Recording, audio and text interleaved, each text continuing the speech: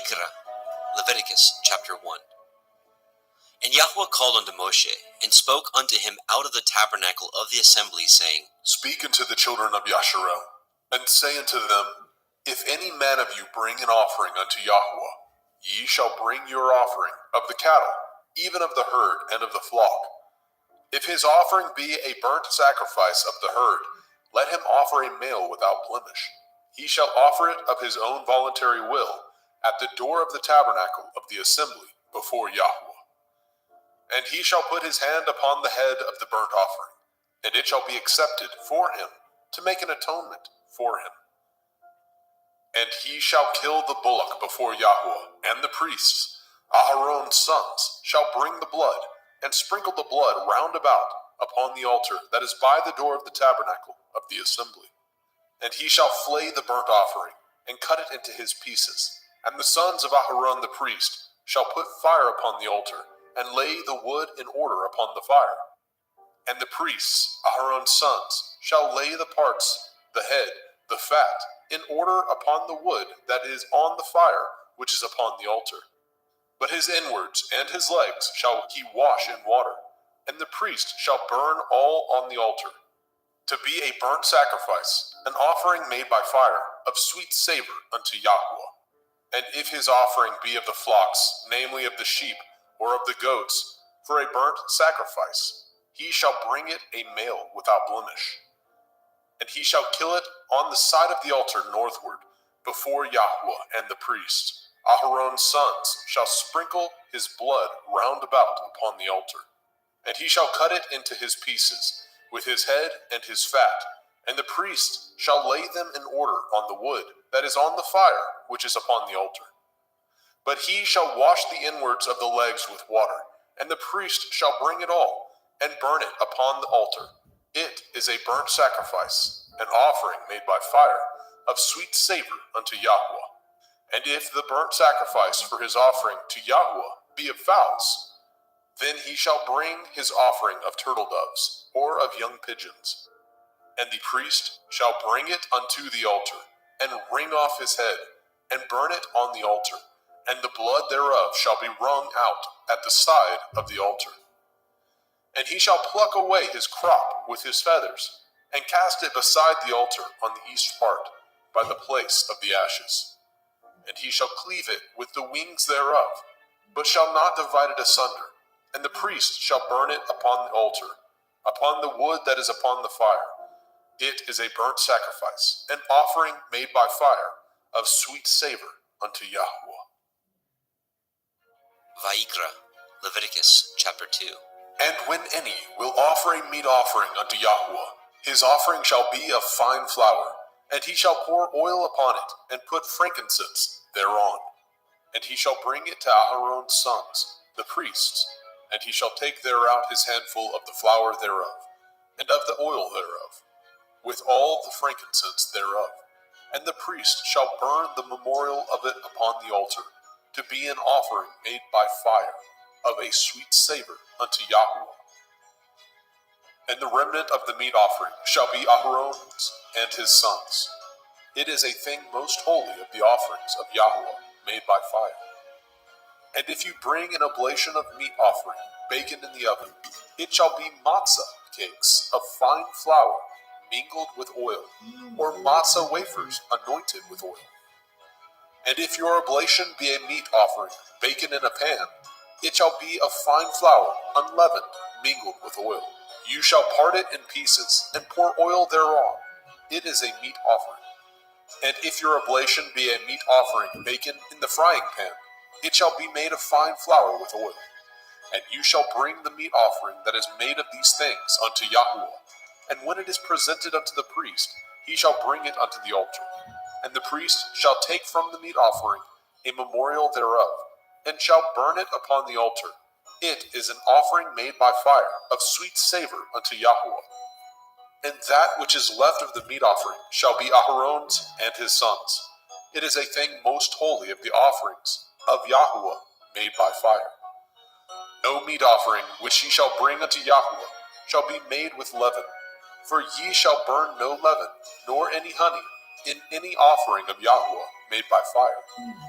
As for the oblation of the firstfruits, ye shall offer them unto Yahweh, but they shall not be burnt on the altar for a sweet savor. And every oblation of your meat offering shall ye season with salt, neither shall ye suffer the salt of the covenant of your Elohim to be lacking from your meat offering. And all your offerings you shall offer salt. And if you offer a meat offering of your firstfruits unto Yahweh, you shall offer the meat offering of your firstfruits, green ears of grain dried by the fire, even grain beaten out of full ears. And you shall put oil upon it, and lay frankincense thereon. It is a meat offering. And the priest shall burn the memorial of it, part of the beaten grain thereof, and part of the oil thereof, with all the frankincense thereof. It is an offering made by fire unto Yahweh. Vayikra, Leviticus chapter 3. And if his oblation be a sacrifice of peace offering, if he offer it of the herd, whether it be a male or a female, he shall offer it without blemish before Yahweh. And he shall lay his hand upon the head of his offering, and kill it at the door of the tabernacle of the assembly. And Aharon's sons, the priests, shall sprinkle the blood upon the altar round about. And he shall offer of the sacrifice of the peace offering an offering made by fire unto Yahweh, the fat that covers the inwards, and all the fat that is upon the inwards, and the 2 kidneys, and the fat that is on them, which is by the flanks, and the caul above the liver, with the kidneys, it shall he take away. And Aharon's sons shall burn it on the altar upon the burnt sacrifice, which is upon the wood that is on the fire. It is an offering made by fire, of sweet savor unto Yahweh. And if his offering for a sacrifice of peace offering unto Yahweh be of the flock, male or female, he shall offer it without blemish. If he offer a lamb for his offering, then shall he offer before Yahweh. And he shall lay his hand upon the head of his offering, and kill it before the tabernacle of the assembly. And Aharon's sons shall sprinkle the blood thereof round about upon the altar. And he shall offer of the sacrifice of the peace offering an offering made by fire unto Yahweh, the fat thereof, and the whole rump. It shall he take off hard by the backbone, and the fat that covers the inwards, and all the fat that is upon the inwards, and the 2 kidneys, and the fat that is upon them, which is by the flanks, and the caul above the liver, and the kidneys, it shall he take away. And the priest shall burn it upon the altar. It is the food of the offering made by fire unto Yahweh.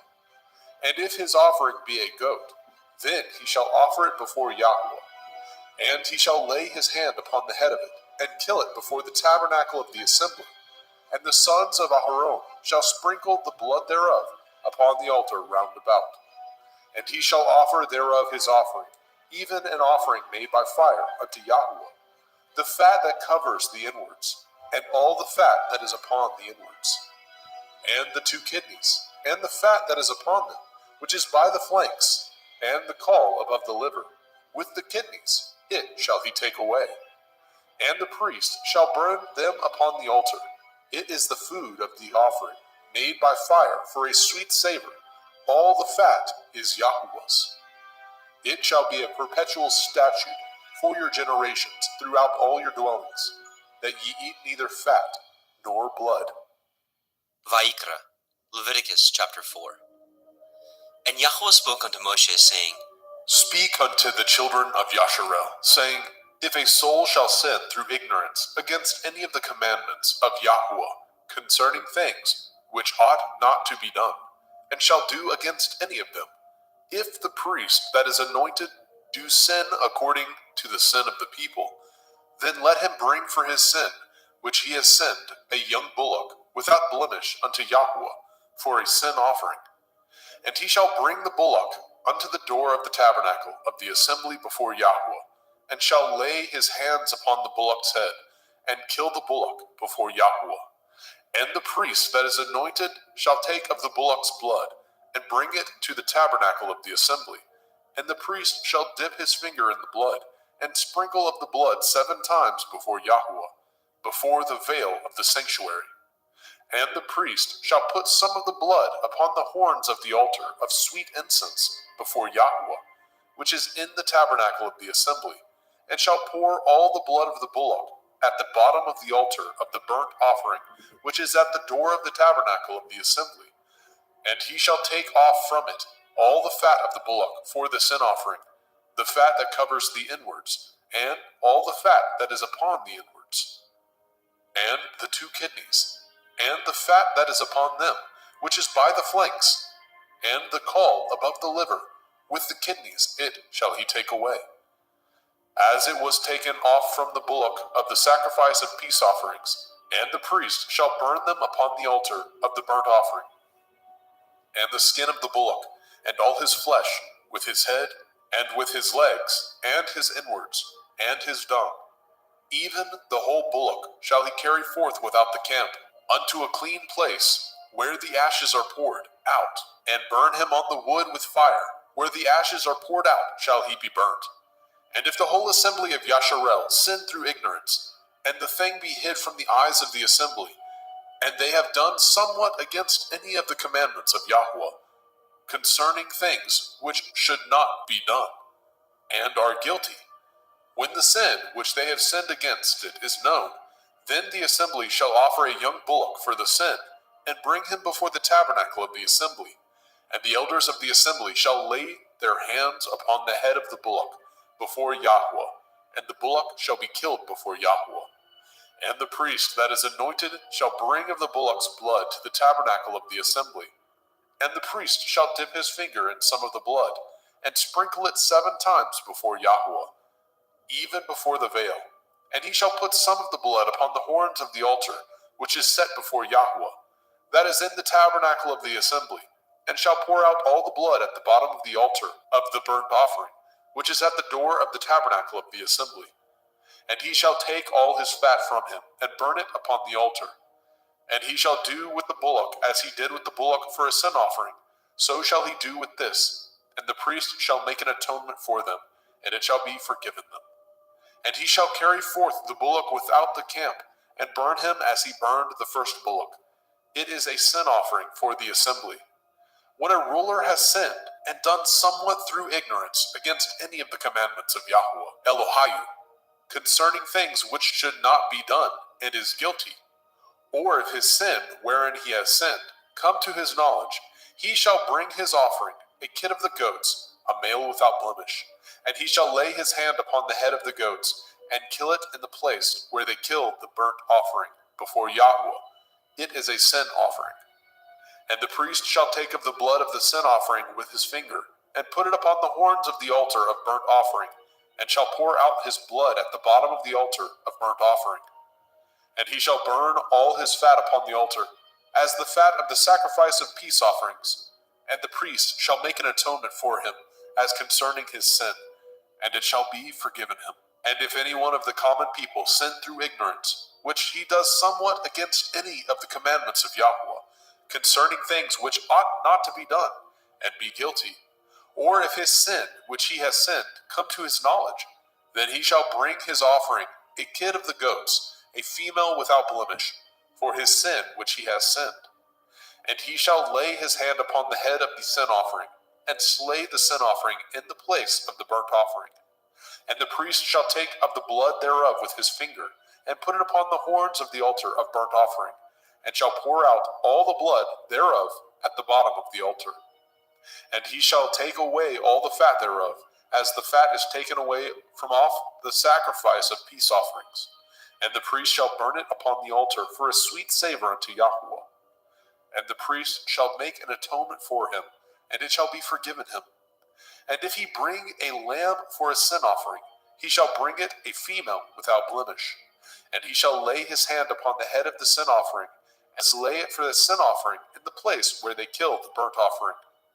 And the priest shall take of the blood of the sin offering with his finger, and put it upon the horns of the altar of burnt offering, and shall pour out all the blood thereof at the bottom of the altar. And he shall take away all the fat thereof, as the fat of the lamb is taken away from the sacrifice of the peace offering. And the priest shall burn them upon the altar, according to the offering made by fire unto Yahweh. And the priest shall make an atonement for his sin that he has committed, and it shall be forgiven him. Vayikra, Leviticus chapter 5. And if a soul sin, and hear the voice of swearing, and is a witness, whether he has seen or known of it, if he do not utter it, then he shall bear his iniquity. Or if a soul touch any unclean thing, whether it be a carcass of an unclean beast, or a carcass of unclean cattle, or the carcass of unclean creeping things, and if it be hidden from him, he also shall be unclean and guilty. Or if he touch the uncleanness of man, whatsoever uncleanness it be, that a man shall be defiled withal, and it be hid from him, when he knows of it, then he shall be guilty. Or if a soul swear, pronouncing with his lips to do evil, or to do good, whatsoever it be that a man shall pronounce with an oath, and it be hid from him, when he knows of it, then he shall be guilty in one of these. And it shall be, when he shall be guilty in one of these things, that he shall confess that he has sinned in that thing. And he shall bring his trespass offering unto Yahweh, for his sin which he has sinned, a female from the flock, a lamb or a kid of the goats, for a sin offering, and the priest shall make an atonement for him concerning his sin. And if he is not able to bring a lamb, then he shall bring for his trespass which he has committed 2 turtle doves, or 2 young pigeons unto Yahweh, one for a sin offering, and the other for a burnt offering. And he shall bring them unto the priest, who shall offer that which is for the sin offering first, and wring off his head from his neck, but shall not divide it asunder. And he shall sprinkle of the blood of the sin offering upon the side of the altar, and the rest of the blood shall be wrung out at the bottom of the altar. It is a sin offering. And he shall offer the second for a burnt offering, according to the manner, and the priest shall make an atonement for him, for his sin which he has sinned, and it shall be forgiven him. But if he be not able to bring 2 turtle doves, or 2 young pigeons, then he that sinned shall bring for his offering the 10th part of an ephah of fine flour for a sin offering. He shall put no oil upon it, neither shall he put any frankincense thereon, for it is a sin offering. Then shall he bring it to the priest, and the priest shall take his handful of it, even a memorial thereof, and burn it on the altar, according to the offerings made by fire unto Yahweh. It is a sin offering. And the priest shall make an atonement for him, as touching his sin, that he has sinned in one of these, and it shall be forgiven him, and the remnant shall be the priest's, as a meat offering. And Yahweh spoke unto Moshe, saying, If a soul commit a trespass, and sin through ignorance, in the holy things of Yahweh, then he shall bring for his trespass unto Yahweh a ram without blemish, out of the flocks, with your estimation by shekels of silver, after the shekel of the sanctuary, for a trespass offering. And he shall make the amends for the harm that he has done in the holy thing, and shall add the 5th part thereto, and give it unto the priest, and the priest shall make an atonement for him with the ram of the trespass offering, and it shall be forgiven him. And if a soul sin, and commit any of these things which are forbidden to be done by the commandment of Yahweh, though he knew it not, yet is he guilty, and shall bear his iniquity. And he shall bring a ram without blemish out of the flock, with your estimation, for a trespass offering, unto the priest. And the priest shall make an atonement for him concerning his ignorance, wherein he erred, and knew it not, and it shall be forgiven him. It is a trespass offering. He has certainly trespassed against Yahweh. Vayikra, Leviticus chapter 6.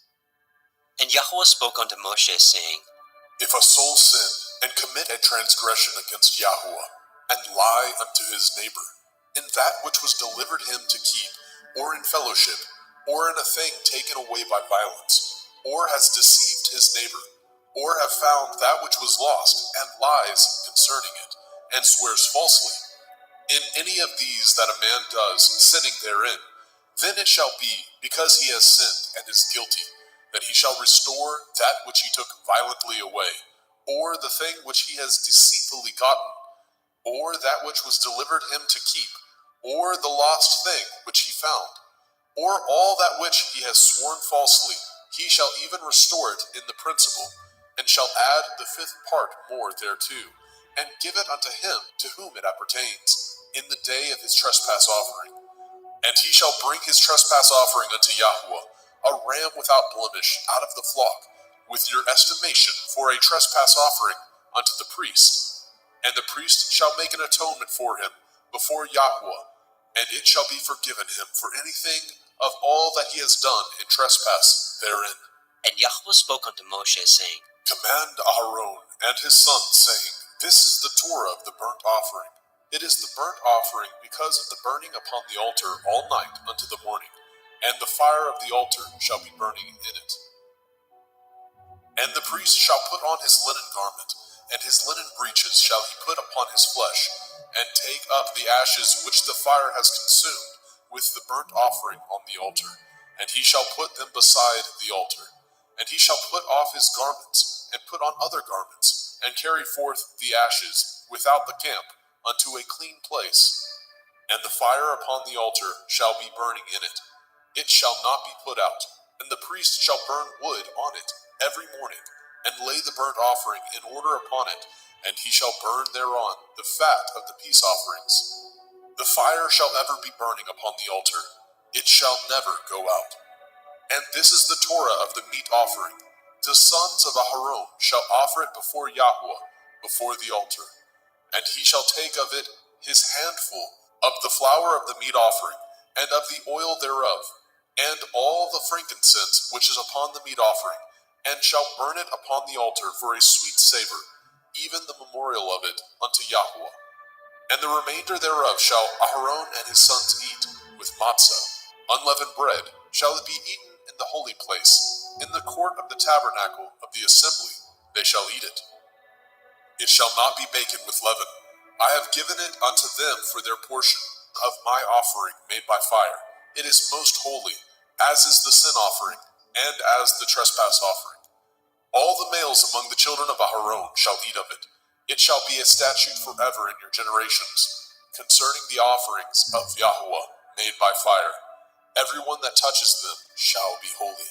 And Yahweh spoke unto Moshe, saying, This is the offering of Aharon and his sons, which they shall offer unto Yahweh in the day when he is anointed. The 10th part of an ephah of fine flour for a meat offering perpetual, half of it in the morning, and half thereof at night.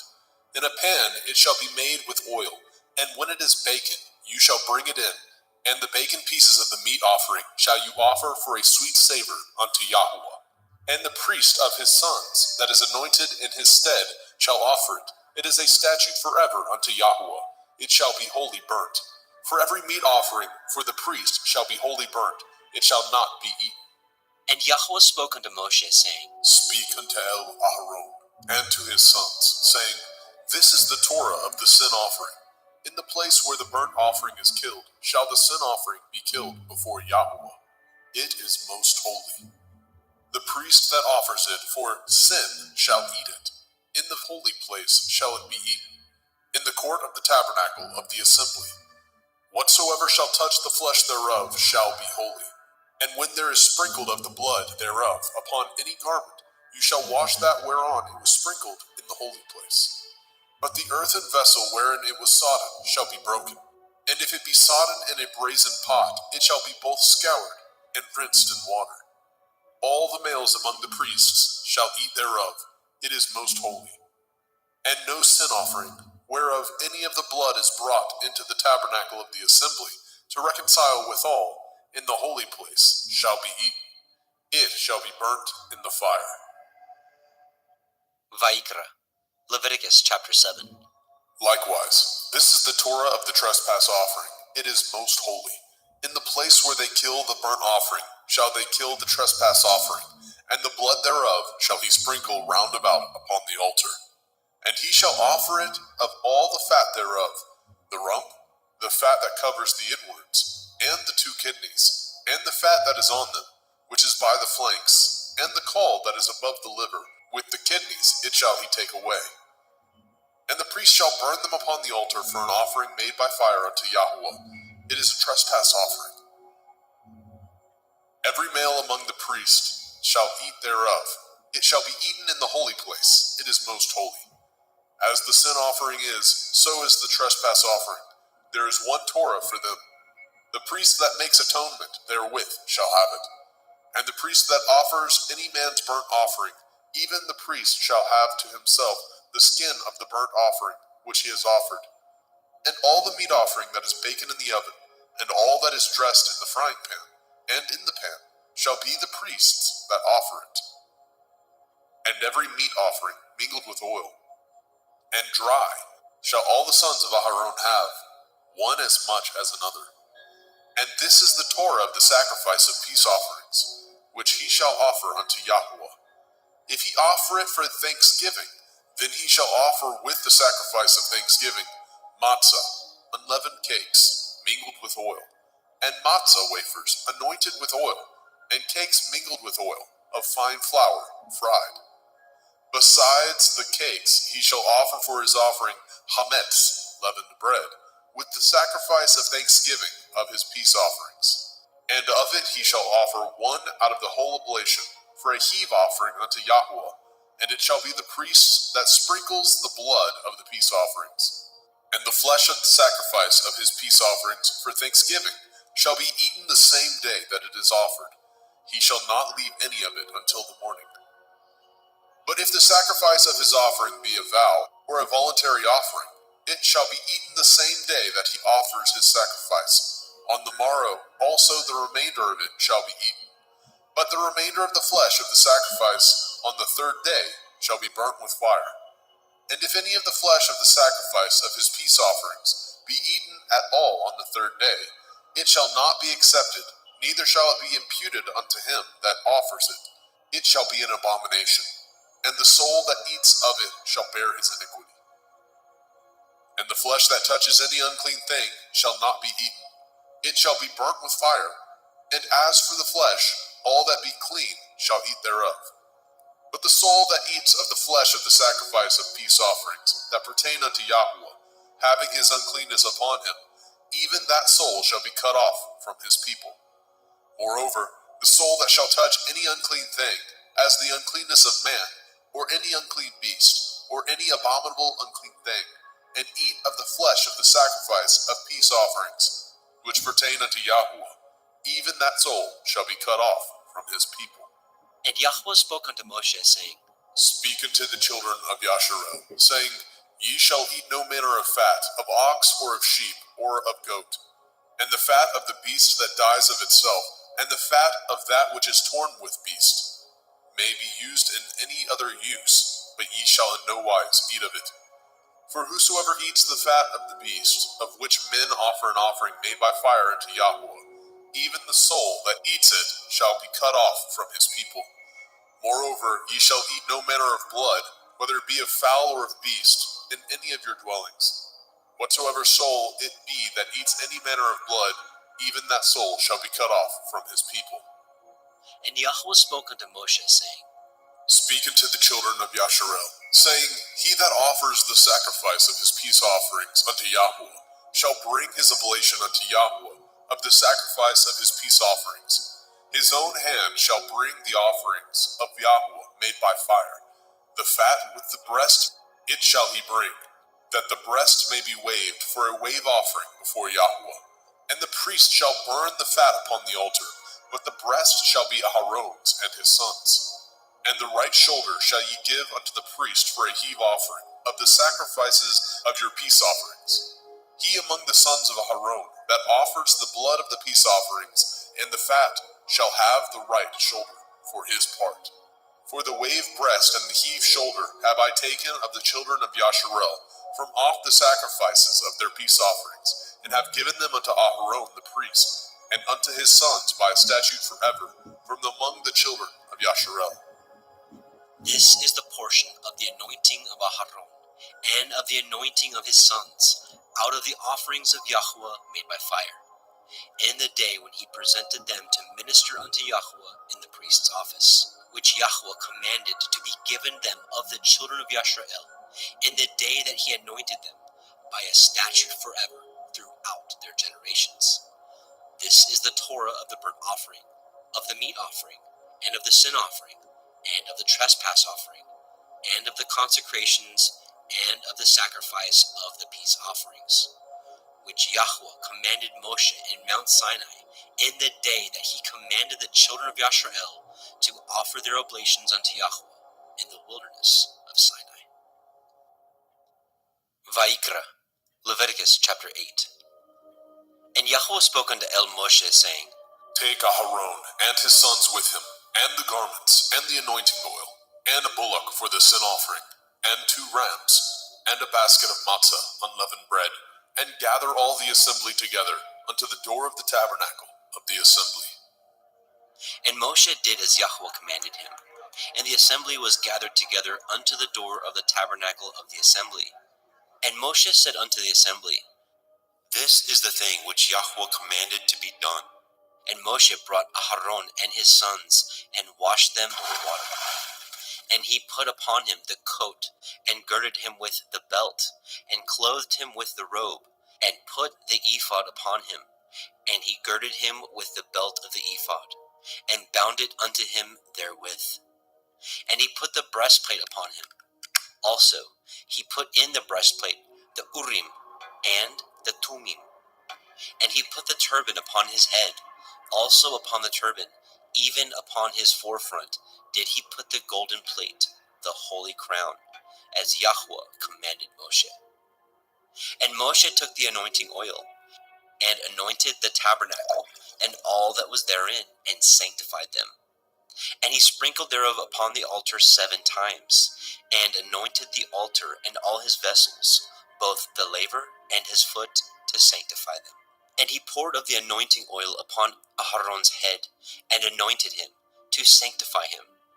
And Moshe brought Aharon's sons, and put coats upon them, and girded them with belts, and put bonnets upon them, as Yahweh commanded Moshe. And he brought the bullock for the sin offering, and Aharon and his sons laid their hands upon the head of the bullock for the sin offering, and he slew it.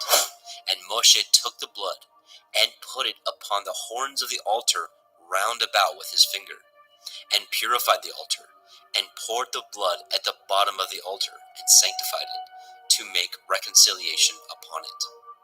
And he took all the fat that was upon the inwards, and the caul above the liver, and the 2 kidneys, and their fat, and Moshe burned it upon the altar.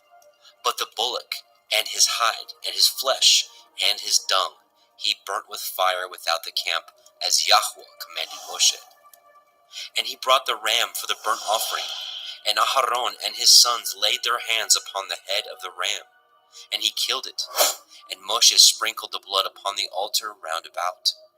And he cut the ram into pieces, and Moshe burnt the head, and the pieces, and the fat. And he washed the inwards and the legs in water, and Moshe burnt the whole ram upon the altar.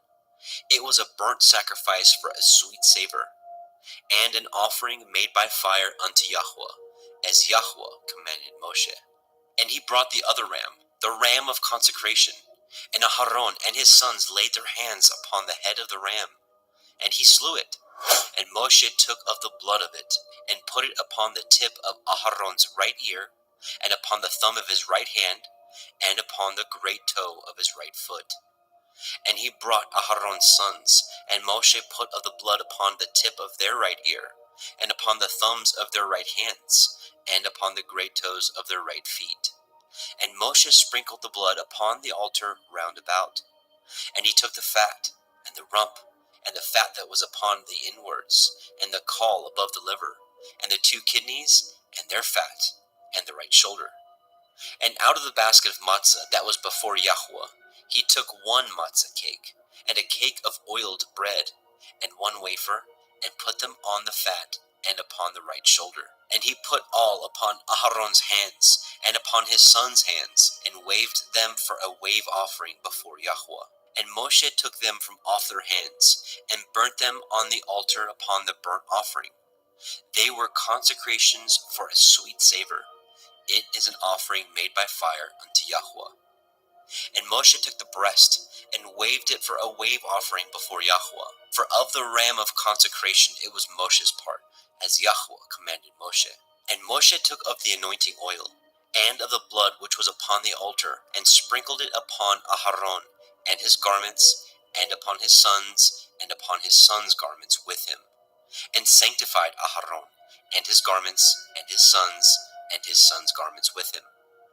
And Moshe said unto Aharon and to his sons, Boil the flesh at the door of the tabernacle of the assembly, and there eat it, with the bread that is in the basket of consecrations, as I commanded, saying, Aharon and his sons shall eat it. And that which remains of the flesh and of the bread shall ye burn with fire. And ye shall not go out of the door of the tabernacle of the assembly in 7 days, until the days of your consecration be at an end. For 7 days shall he consecrate you. As he has done this day, so Yahweh has commanded to do, to make an atonement for you. Therefore shall ye abide at the door of the tabernacle of the assembly day and night 7 days, and guard the watch of Yahweh, that ye die not. For so I am commanded. So Aharon and his sons did all the things which Yahweh commanded by the hand of Moshe. Vayikra, Leviticus chapter 9. And it came to pass on the 8th day that Moshe called Aharon and his sons and the elders of Yisrael. And he said unto Aharon, Take a young calf for a sin offering, and a ram for a burnt offering, without blemish, and offer them before Yahweh. And unto the children of Yisrael you shall speak, saying, Take ye a kid of the goats for a sin offering, and a calf and a lamb, both of the first year, without blemish, for a burnt offering. Also a bullock and a ram for peace offerings, to sacrifice before Yahweh, and a meat offering mingled with oil.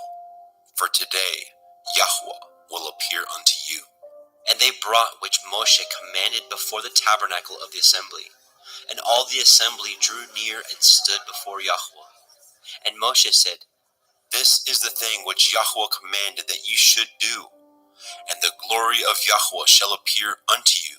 And Moshe said unto Aharon, Go unto the altar, and offer your sin offering, and your burnt offering, and make an atonement for yourself and for the people, and offer the offering of the people, and make an atonement for them, as Yahweh commanded. Aharon therefore went unto the altar, and slew the calf of the sin offering, which was for himself. And the sons of Aharon brought the blood unto him, and he dipped his finger in the blood, and put it upon the horns of the altar, and poured out the blood at the bottom of the altar.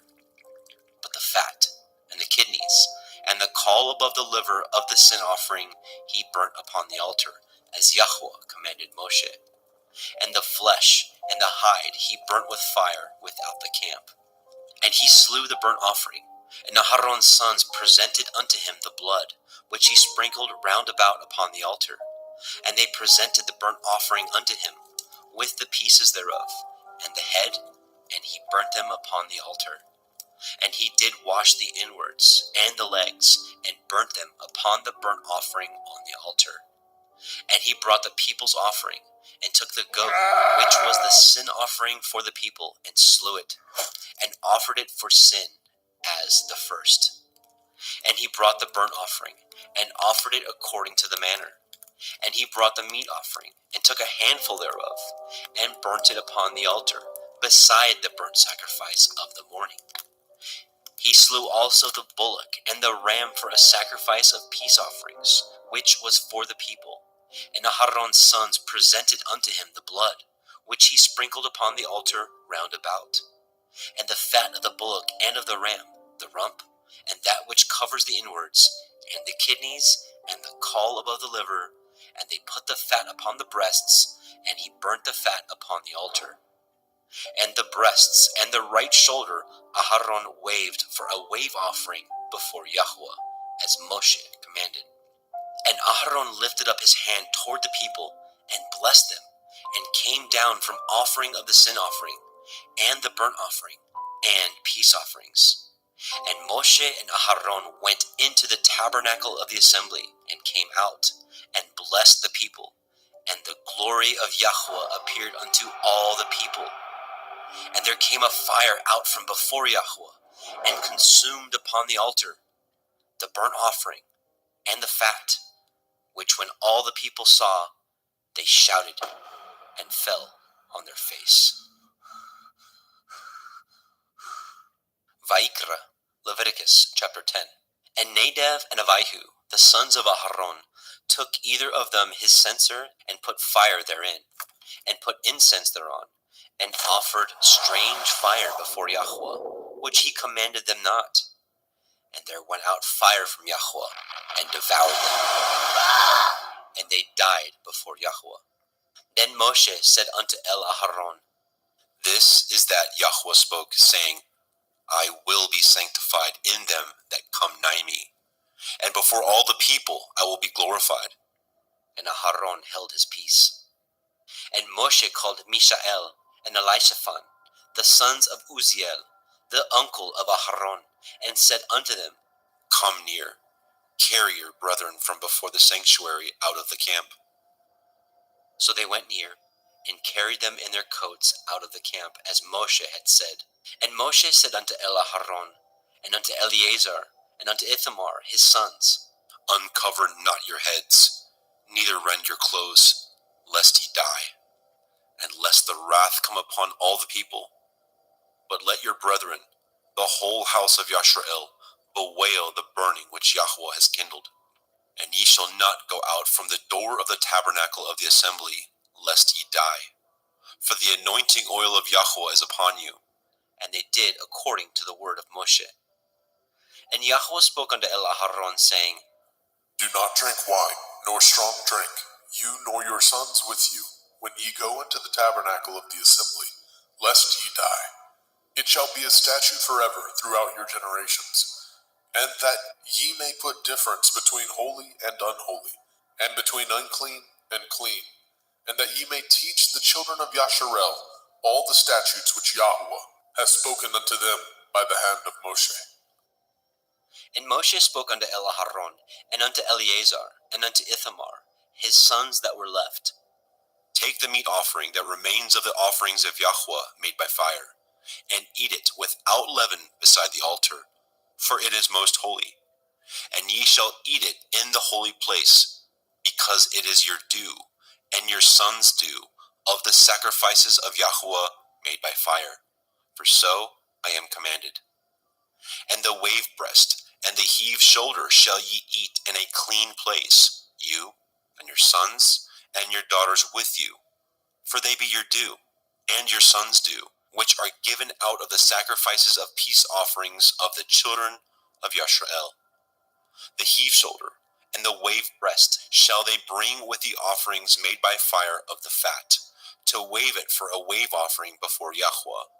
And it shall be yours, and your sons with you, by a statute forever, as Yahweh has commanded.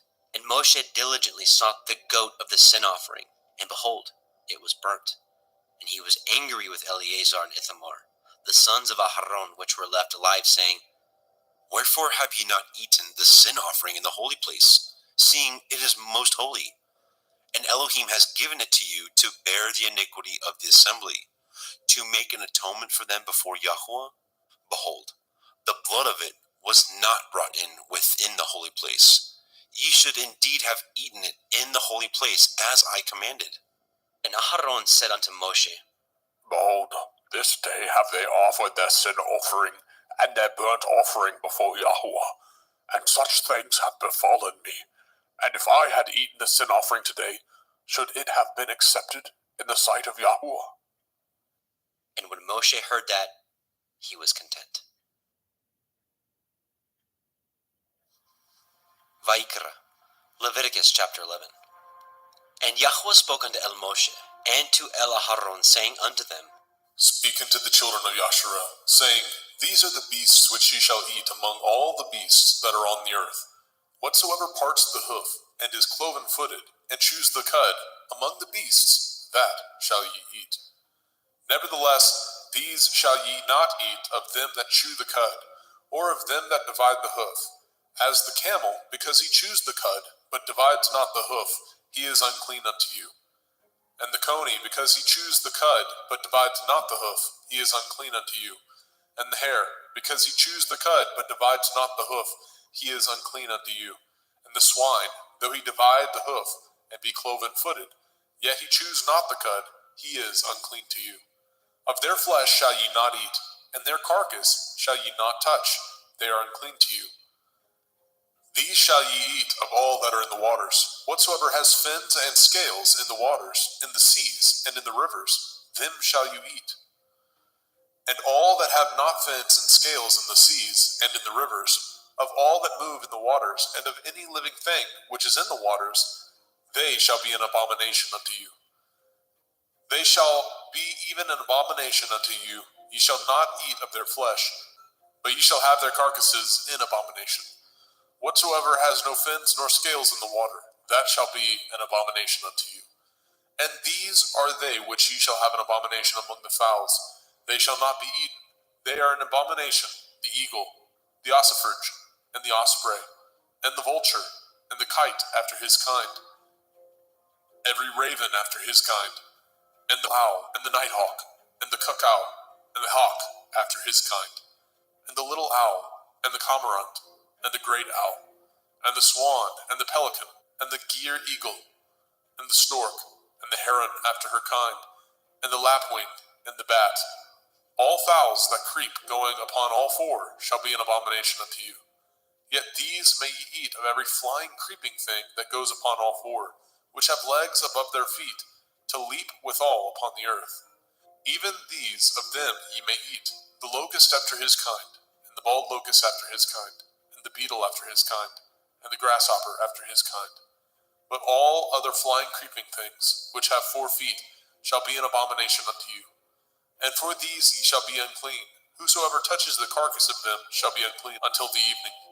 And whosoever bears aught of the carcass of them shall wash his clothes, and be unclean until the evening. The carcass of every beast which divides the hoof, and is not cloven-footed, nor chews the cud, are unclean unto you. Every one that touches them shall be unclean. And whatsoever goes upon his paws, among all manner of beasts that go on all fours, those are unclean unto you. Whoso touches their carcass shall be unclean until the evening. And he that bears the carcass of them shall wash his clothes, and be unclean unto the evening. They are unclean unto you. These also shall be unclean unto you. Among the creeping things that creep upon the earth, the weasel, the mouse, and the tortoise, after his kind, and the ferret, and the chameleon, and the lizard, and the snail, and the mole, these are unclean to you among all that creep. Whosoever touches them, when they be dead, shall be unclean until the evening. And upon whatsoever any of them, when they are dead, does fall, it shall be unclean, whether it be any vessel of wood, or raiment, or skin, or sack. Whatsoever vessel it be, wherein any work is done, it must be put into water, and it shall be unclean until the evening, so it shall be cleansed. And every earthen vessel, where into any of them that falls, whatsoever is in it shall be unclean, and ye shall break it. Of all meat which may be eaten, that on which such water comes shall be unclean, and all drink that may be drunk in every vessel shall be unclean, and everything whereupon any part of their carcass falls shall be unclean, whether it be oven or range for pots, they shall be broken down, for they are unclean, and shall be unclean unto you. Nevertheless, a fountain or pit, wherein there is plenty of water, shall be clean, but that which touches their carcass shall be unclean. And if any part of their carcass falls upon any sowing seed which is to be sown, it shall be clean. But if any water be put upon the seed, and any part of their carcass fall thereon, it shall be unclean unto you. And if any beast of which ye may eat die, he that touches the carcass thereof shall be unclean until the evening. And he that eats of the carcass of it shall wash his clothes, and be unclean until the evening. He also that bears the carcass of it shall wash his clothes, and be unclean until the evening. And every creeping thing that creeps upon the earth shall be an abomination. It shall not be eaten. Whatsoever goes upon the belly, and whatsoever goes upon all fours, or whatsoever has more feet among all creeping things that creep upon the earth, them shall ye not eat, for they are an abomination. Ye shall not make yourselves abominable with any creeping thing that creeps, neither shall ye make yourselves unclean with them, that ye should be defiled thereby. For I am Yahuwah Elohim. Ye shall therefore sanctify yourselves, and ye shall be holy, for I am holy. Neither shall ye defile yourselves with any manner of creeping thing that creeps upon the earth. For I am Yahuwah, that brings you up out of the land of Mitzrayim, to be your Elohim. Ye shall therefore be holy, for I am holy. This is the Torah of the beasts, and of the fowl, and of every living creature that moves in the waters, and of every creature that creeps upon the earth, to make a difference between the unclean and the clean, and between the beast that may be eaten and the beast that may not be eaten. Vaikra, Leviticus chapter 12. And Yahweh spoke unto Moshe, saying, Speak unto the children of Yasharel, saying, If a woman have conceived seed, and born a male child, then she shall be unclean 7 days. According to the days of the separation for her infirmity shall she be unclean. And in the 8th day the flesh of his foreskin shall be circumcised. And she shall then continue in the blood of her purifying 33 days. She shall touch no hallowed thing, nor come into the sanctuary, until the days of her purifying be fulfilled. But if she bear a female child, then she shall be unclean 2 weeks, as in her separation, and she shall continue in the blood of her purifying 66 days. And when the days of her purifying are fulfilled, for a son or for a daughter, she shall bring a lamb of the first year for a burnt offering, and a young pigeon or a turtle dove for a sin offering, unto the door of the tabernacle of the assembly, unto the priest, who shall offer it before Yahweh, and make an atonement for her, and she shall be cleansed from the issue of her blood. This is the Torah for her that has borne a male or a female. And if she be not able to bring a lamb, then she shall bring 2 turtle doves or 2 young pigeons, the one for the burnt offering, and the other for a sin offering. And the priest shall make an atonement for her, and she shall be clean. Vaikra, Leviticus chapter 13. And Yahweh spoke unto El Moshe and El Aharon, saying, When a man shall have in the skin of his flesh a rising, a scab, or a bright spot, and it be in the skin of his flesh, like the plague of leprosy, then he shall be brought unto El Aharon the priest, or unto one of his sons the priests. And the priest shall look on the plague in the skin of the flesh, and when the hair in the plague is turned white, and the plague in sight be deeper than the skin of his flesh, it is a plague of leprosy, and the priest shall look on him and pronounce him unclean.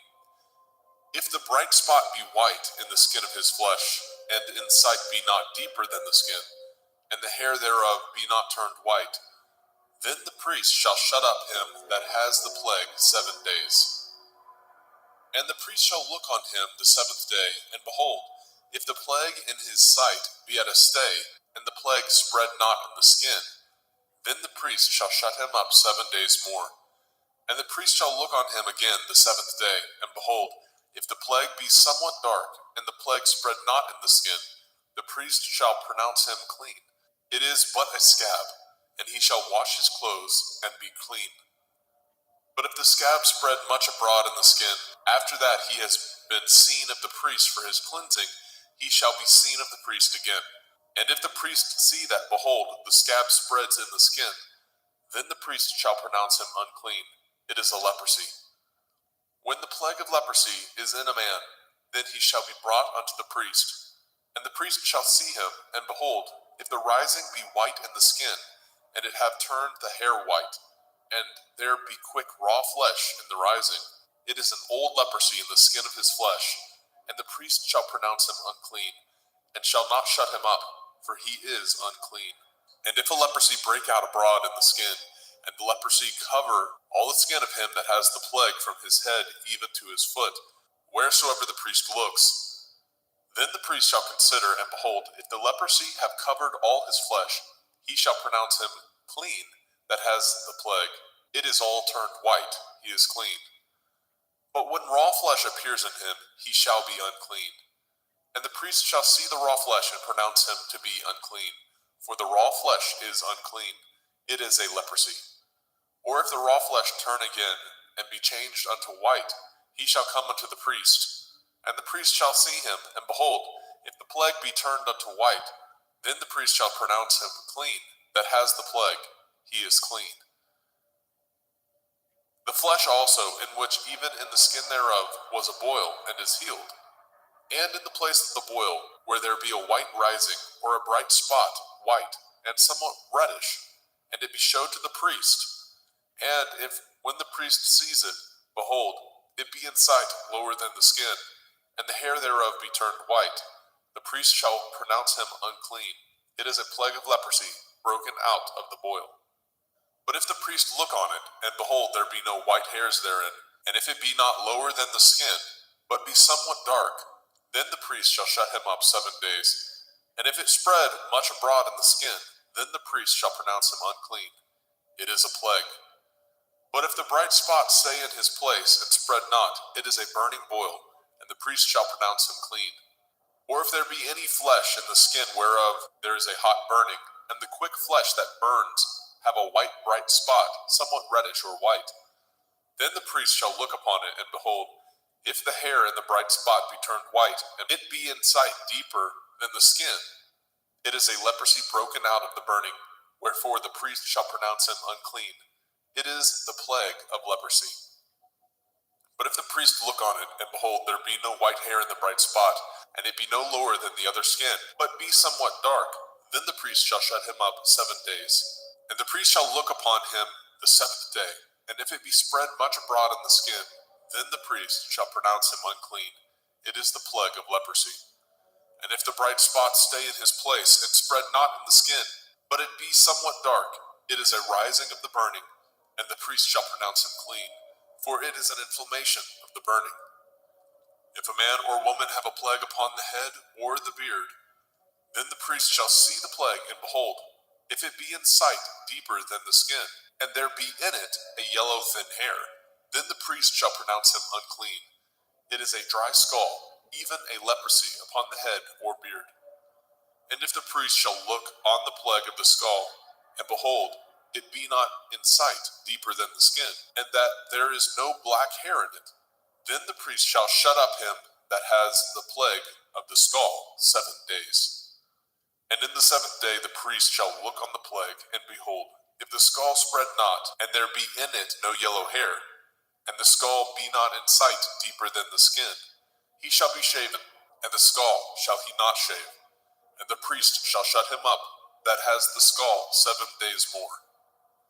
And in the 7th day the priest shall look on the skull, and behold, if the skull be not spread in the skin, nor be in sight deeper than the skin, then the priest shall pronounce him clean, and he shall wash his clothes and be clean.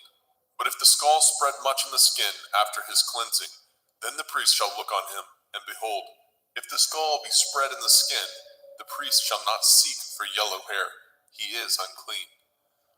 But if the skull be in his sight at a stay, and that there is a black hair grown up therein, the skull is healed, he is clean, and the priest shall pronounce him clean. If a man also or a woman have in the skin of their flesh bright spots, even white bright spots, then the priest shall look, and behold, if the bright spot in the skin of their flesh be darkish white, it is a freckled spot that grows in the skin, he is clean. And the man whose hair is fallen off his head, he is bald, yet is he clean. And he that has his hair fallen off from the part of his head towards his face, he is forehead bald, yet he is clean. And if there be in the bald head or bald forehead a white reddish sore, it is a leprosy sprung up in his bald head or his bald forehead. Then the priest shall look upon it, and behold, if the rising of the sore be white reddish in the bald head or in his bald forehead, as the leprosy appears in the skin of the flesh, he is a leprous man, he is unclean. The priest shall pronounce him utterly unclean, his plague is in his head.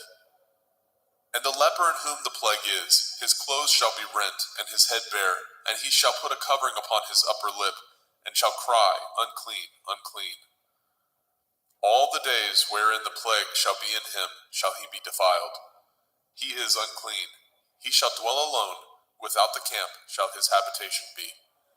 The garment also that the plague of leprosy is in, whether it be a woolen garment or a linen garment, whether it be in the warp, the woof of linen, or of woolen, whether in a skin, or anything made of skin. And if the plague be greenish or reddish in the garment, or in the skin, either in the warp, or in the woof, or in anything of skin, it is a plague of leprosy, and shall be showed unto the priest. And the priest shall look upon the plague, and shut up it that has the plague 7 days. And he shall look on the plague on the 7th day. If the plague be spread in the garment, either in the warp, or in the woof, or in a skin, or in any work that is made of skin. The plague is a fretting leprosy. It is unclean. He shall therefore burn that garment, whether warp or woof, in woolen or in linen, anything of skin wherein the plague is, for it is a fretting leprosy. It shall be burnt in the fire. And if the priest shall look and behold, the plague be not spread in the garment, either in the warp or in the woof, or in anything of skin, then the priest shall command that they wash the thing wherein the plague is, and he shall shut it up 7 days more. And the priest shall look on the plague after that it is washed, and behold, if the plague have not changed his color, and the plague be not spread, it is unclean. You shall burn it in the fire. It is a fret inward, whether it be bare within or without. And if the priest look and behold the plague be somewhat dark after the washing of it, then he shall rend it out of the garment, or out of the skin, or out of the warp, or out of the woof. And if it appear still in the garment, either in the warp or in the woof, or in anything of skin, it is a spreading plague. You shall burn that wherein the plague is with fire. And the garment, either warp or woof, or whatsoever thing of skin it be, which you shall wash, if the plague be departed from them, then it shall be washed the second time, and shall be clean. This is the Torah of the plague of leprosy, in a garment of woolen or linen, either in warp or woof, or in anything of skins, to pronounce it clean, or to pronounce it unclean. Vaikra, Leviticus chapter 14. And Yahweh spoke unto Moshe, saying, This shall be the Torah of the leper in the day of his cleansing. He shall be brought unto the priest, and the priest shall go forth out of the camp. And the priest shall look, and behold, if the plague of leprosy be healed in the leper, then shall the priest command to take for him that is to be cleansed 2 birds alive and clean, and cedar wood, and scarlet, and hyssop.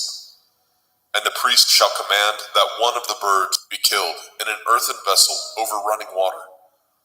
As for the living bird, he shall take it, and the cedar wood, and the scarlet, and the hyssop, and shall dip them, and the living bird in the blood of the bird that was killed over the running water. And he shall sprinkle upon him that is to be cleansed from the leprosy 7 times, and shall pronounce him clean, and shall let the living bird loose into the open field. And he that is to be cleansed shall wash his clothes, and shave off all his hair, and wash himself in water, that he may be clean. And after that he shall come into the camp, and shall tarry abroad out of his tent 7 days.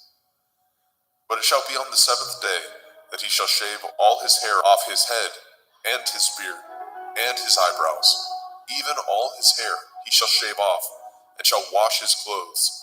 Also shall he wash his flesh in water, and shall be clean. And on the 8th day he shall take 2 he-lambs without blemish, and 1 ewe-lamb of the first year without blemish, and 3/10 deal of fine flour for a meat offering, mingled with oil, and 1 log of oil. And the priest that makes him clean shall present the man that is to be made clean, and those things before Yahweh at the door of the tabernacle of the assembly. And the priest shall take 1 he-lamb, and offer him for a trespass offering, and the log of oil, and wave them for a wave offering before Yahweh.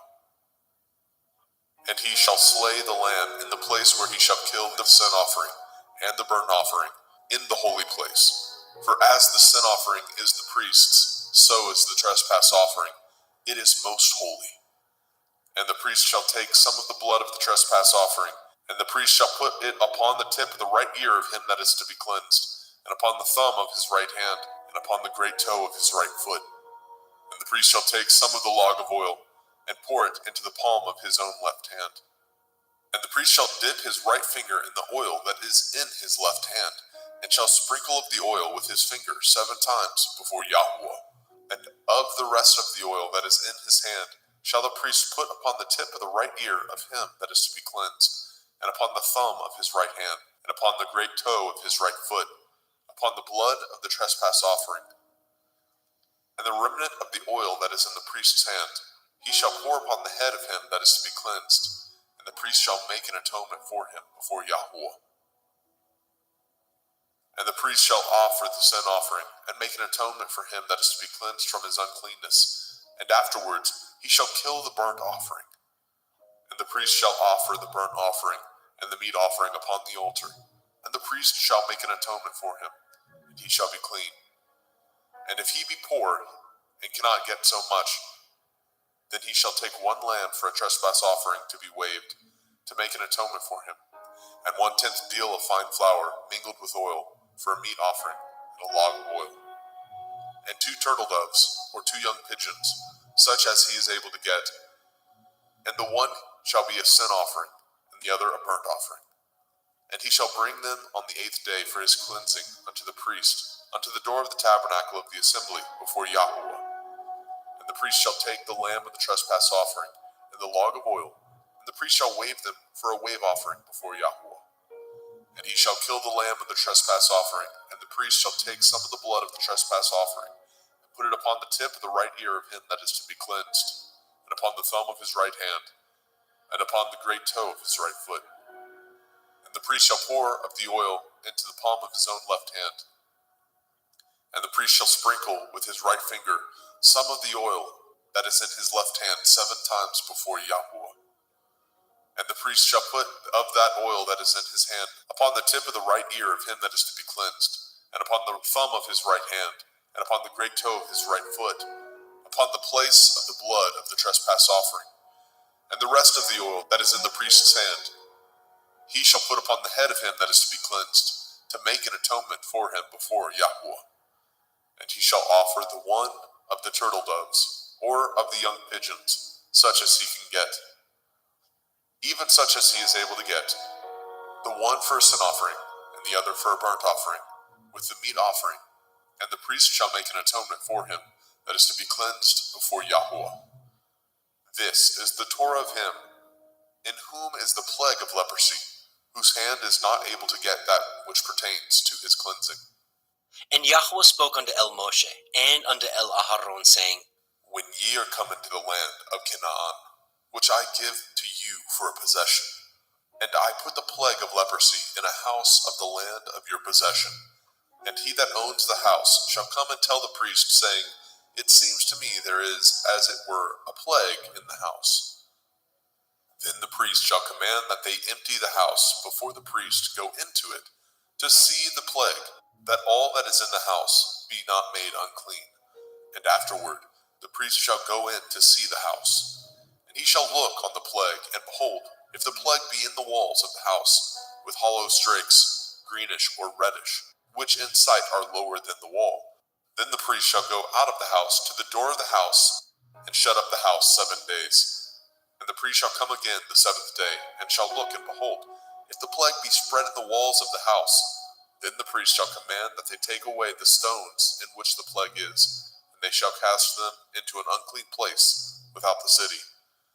And he shall cause the house to be scraped within round about, and they shall pour out the dust that they scrape off without the city into an unclean place. And they shall take other stones, and put them in the place of those stones, and he shall take other mortar, and shall plaster the house. And if the plague come again, and break out in the house, after that he has taken away the stones, and after he has scraped the house, and after it is plastered, then the priest shall come and look, and behold, if the plague be spread in the house, it is a fretting leprosy in the house, it is unclean. And he shall break down the house, the stones of it, and the timber thereof, and all the mortar of the house, and he shall carry them forth out of the city into an unclean place. Moreover, he that goes into the house all the while that it is shut up shall be unclean until the evening. And he that lies in the house shall wash his clothes, and he that eats in the house shall wash his clothes.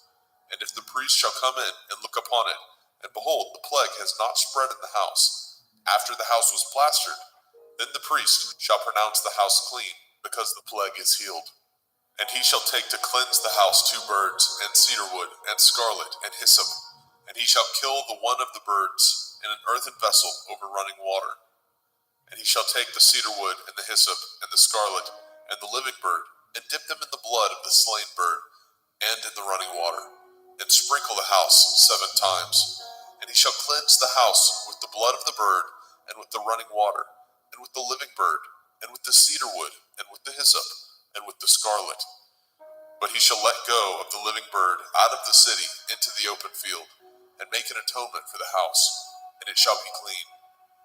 This is the Torah for all manner of plague, of leprosy and scald, and for the leprosy of a garment and of a house, and for a rising, and for a scab, and for a bright spot, to teach when it is unclean and when it is clean. This is the Torah of leprosy. Vayikra, Leviticus chapter 15. And Yahweh spoke unto El Moshe and to El Aharon, saying, Speak unto the children of Yasharel, and say unto them, when any man has a running issue out of his flesh, because of his issue he is unclean. And this shall be his uncleanness in his issue, whether his flesh run with his issue, or his flesh be stopped from his issue. It is his uncleanness.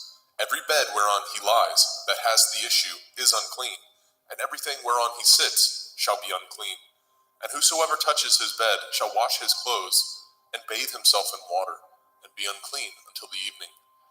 And he that sits on anything whereon he sat that has the issue shall wash his clothes, and bathe himself in water, and be unclean until the evening. And he that touches the flesh of him that has the issue shall wash his clothes, and bathe himself in water, and be unclean until the evening. And if he that has the issue spit upon him that is clean, then he shall wash his clothes, and bathe himself in water, and be unclean until the evening. And what saddle soever he rides upon that has the issue shall be unclean. And whosoever touches anything that was under him shall be unclean until the evening. And he that bears any of those things shall wash his clothes, and bathe himself in water, and be unclean until the evening.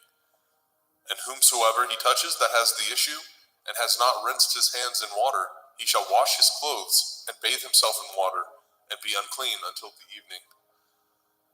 And the vessel of earth that he touches which has the issue shall be broken, and every vessel of wood shall be rinsed in water. And when he that has an issue is cleansed of his issue, then he shall number to himself 7 days for his cleansing, and wash his clothes, and bathe his flesh in running water, and shall be clean. And on the 8th day he shall take to him 2 turtle doves or 2 young pigeons, and come before Yahweh unto the door of the tabernacle of the assembly, and give them unto the priest. And the priest shall offer them, the one for a sin offering, and the other for a burnt offering. And the priest shall make an atonement for him before Yahweh for his issue.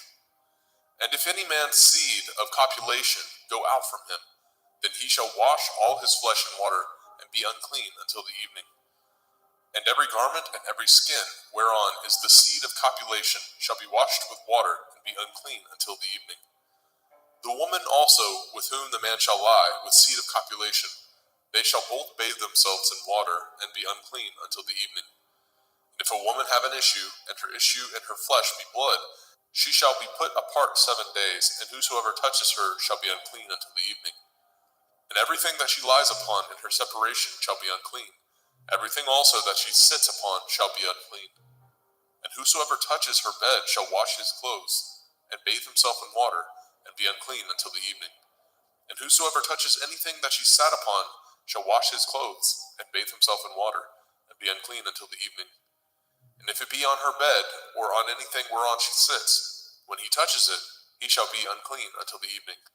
And if any man lie with her at all, and her flower be upon him, he shall be unclean 7 days, and all the bed whereon he lies shall be unclean. And if a woman have an issue of her blood many days out of the time of her separation, or if it run beyond the time of her separation, all the days of the issue of her uncleanness shall be as the days of her separation. She shall be unclean. Every bed whereon she lies, all the days of her issue, shall be unto her as the bed of her separation, and whatsoever she sits upon shall be unclean, as the uncleanness of her separation. And whosoever touches those things shall be unclean, and shall wash his clothes, and bathe himself in water, and be unclean until the evening. But if she be cleansed of her issue, then she shall number to herself 7 days, and after that she shall be clean. And on the 8th day she shall take unto her 2 turtle doves, or 2 young pigeons, and bring them unto the priest to the door of the tabernacle of the assembly. And the priest shall offer the one for a sin offering, and the other for a burnt offering. And the priest shall make an atonement for her before Yahweh for the issue of her uncleanness. Thus shall ye separate the children of Yasharel from their uncleanness, that they die not in their uncleanness, when they defile my tabernacle that is among them. This is the Torah of him that has an issue, and of him whose seed goes from him, and is defiled therewith. and of her that is sick of her flowers, and of him that has an issue, of the man and of the woman, and of him that lies with her that is unclean. Vayikra, Leviticus chapter 16. And Yahweh spoke unto Moshe after the death of the two sons of Aharon, when they offered before Yahweh and died. And Yahweh said unto Moshe, Speak unto Aharon your brother, that he come not at all times into the holy place within the veil before the mercy seat, which is upon the ark, that he die not. For I will appear in the cloud upon the mercy seat. Thus shall Aharon come into the holy place, with a young bullock for a sin offering, and a ram for a burnt offering.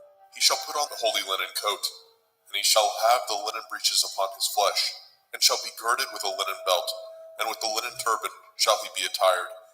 These are holy garments. Therefore shall he wash his flesh in water, and so put them on.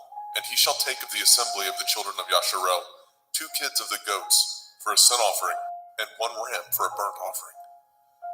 And Aharon shall offer his bullock of the sin offering, which is for himself, and make an atonement for himself and for his house. And he shall take the 2 goats, and present them before Yahweh at the door of the tabernacle of the assembly. And Aharon shall cast lots upon the 2 goats, 1 lot for Yahuwah, and the other lot for Azazel. And Aharon shall bring the goat upon which Yahuwah's lot fell, and offer him for a sin offering. But the goat on which the lot fell to be for Azazel shall be presented alive before Yahuwah, to make an atonement with him, and to let him go for Azazel into the wilderness. And Aharon shall bring the bullock of the sin offering, which is for himself, and shall make an atonement for himself and for his house, and shall kill the bullock of the sin offering, which is for himself. And he shall take a censer full of burning coals of fire from off the altar before Yahuwah, and his hands full of sweet incense beaten small, and bring it within the veil. And he shall put the incense upon the fire before Yahuwah, that the cloud of the incense may cover the mercy seat that is upon the testimony, that he die not. And he shall take of the blood of the bullock, and sprinkle it with his finger upon the mercy seat eastward. And before the mercy seat shall he sprinkle of the blood with his finger 7 times. Then shall he kill the goat of the sin offering that is for the people, and bring his blood within the veil, and do with that blood as he did with the blood of the bullock, and sprinkle it upon the mercy seat, and before the mercy seat. And he shall make an atonement for the holy place, because of the uncleanness of the children of Yasharel, and because of their transgressions, in all their sins. And so shall he do for the tabernacle of the assembly, that remains among them in the midst of their uncleanness. And there shall be no man in the tabernacle of the assembly, when he goes to make an atonement in the holy place, until he comes out, and have made an atonement for himself, and for his household, and for all the assembly of Yasharel. And he shall go out unto the altar that is before Yahuwah, and make an atonement for it, and shall take of the blood of the bullock, and of the blood of the goat, and put it upon the horns of the altar round about. And he shall sprinkle the blood upon it with his finger 7 times, and cleanse it, and hallow it from the uncleanness of the children of Yasharel. And when he has made an end of reconciling the holy place, and the tabernacle of the assembly, and the altar, he shall bring the live goat. And Aharon shall lay both his hands upon the head of the live goat, and confess over him all the iniquities of the children of Yasharel, and all their transgression in all their sins, putting them upon the head of the goat, and shall send him away by the hand of a fit man into the wilderness. And the goat shall bear upon him all their iniquities, unto a land not inhabited, and he shall let go the goat in the wilderness. And Aharon shall come into the tabernacle of the assembly, and shall put off the linen garments which he put on when he went into the holy place, and shall leave them there. And he shall wash his flesh with water in the holy place, and put on his garments, and come forth, and offer his burnt offering, and the burnt offering of the people, and make an atonement for himself and for the people. And the fat of the sin offering shall he burn upon the altar. And he that let go the goat for Azazel shall wash his clothes, and bathe his flesh in water, and afterwards come into the camp. And the bullock for the sin offering, and the goat for the sin offering, and whose blood was brought in to make an atonement in the holy place, shall one carry forth without the camp, and they shall burn in the fire their skins, and their flesh, and their dung. And he that burns them shall wash his clothes, and bathe his flesh in water, and afterwards he shall come into the camp. And this shall be a statute forever unto you, that in the 7th month, on the 10th day of the month, ye shall afflict your souls, and do no work at all, whether it be one of your own country, or a stranger that sojourns among you. For on that day shall the priest make an atonement for you, to cleanse you, that ye may be clean from all your sins before Yahweh. It shall be a Sabbath of rest unto you, and ye shall afflict your souls by a statute forever. And the priest, whom he shall anoint, and whom he shall consecrate to minister in the priest's office in his father's stead, shall make the atonement, and shall put on the linen clothes, even the holy garments. And he shall make an atonement for the holy sanctuary, and he shall make an atonement for the tabernacle of the assembly, and for the altar, and he shall make an atonement for the priests, and for all the people of the assembly. And this shall be an everlasting statute unto you, to make an atonement for the children of Yasharel for all their sins once a year. And he did as Yahweh commanded Moshe.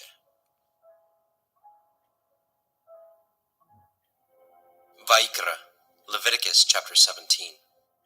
And Yahweh spoke unto Moshe, saying, Speak unto Aharon and unto his sons, and unto all the children of Yasharel, and say unto them, This is the thing which Yahweh has commanded, saying, What man soever there be of the house of Yasharel, that kills an ox, or lamb, or goat, in the camp, or that kills it out of the camp, and brings it not unto the door of the tabernacle of the assembly, to offer an offering unto Yahweh before the tabernacle of Yahweh, blood shall be imputed unto that man. He has shed blood, and that man shall be cut off from among his people. To the end that the children of Yasharel may bring their sacrifices, which they offer in the open field, even that they may bring them unto Yahweh, unto the door of the tabernacle of the assembly, unto the priest, and offer them for peace offerings unto Yahweh.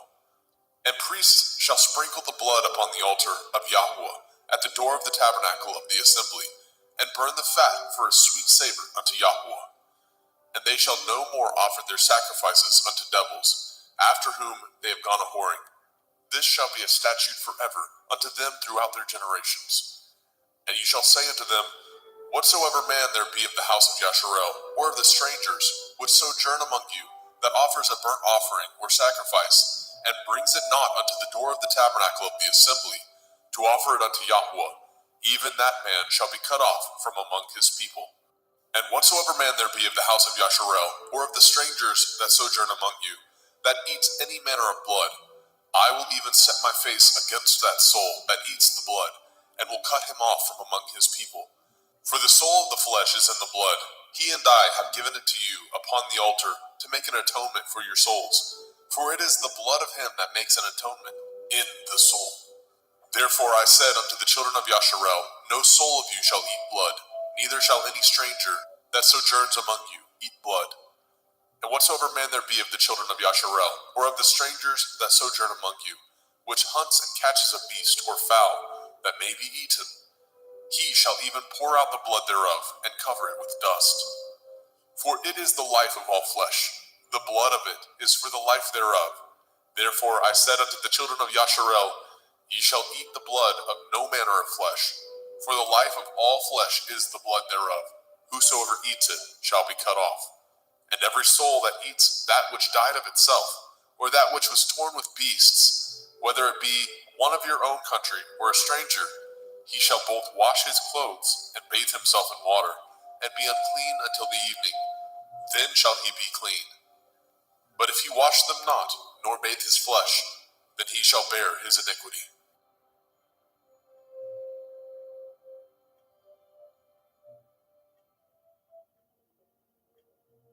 Vayikra, Leviticus chapter 18. And Yahweh spoke unto Moshe, saying, Speak unto the children of Yasharel, and say unto them, I am Yahweh Elohim. After the doings of the land of Mitzrayim, where ye dwell, shall ye not do. And after the doings of the land of Canaan, whither I bring you, shall ye not do. Neither shall ye walk in their ordinances. Ye shall do my judgments, and guard my ordinances, to walk therein. I am Yahuwah Elohim. Ye shall therefore guard my statutes and my judgments, which if a man do, he shall live in them. I am Yahuwah. None of you shall approach to any that is near of kin to him, to uncover their nakedness. I am Yahuwah. The nakedness of your father, or the nakedness of your mother, shall you not uncover. She is your mother. You shall not uncover her nakedness. The nakedness of your father's woman shall you not uncover. It is your father's nakedness. The nakedness of your sister, the daughter of your father, the daughter of your mother, whether she be born at home or born abroad, even their nakedness you shall not uncover. The nakedness of your son's daughter, or of your daughter's daughter, even their nakedness you shall not uncover, for theirs is your own nakedness. The nakedness of your father's woman's daughter, begotten of your father, she is your sister.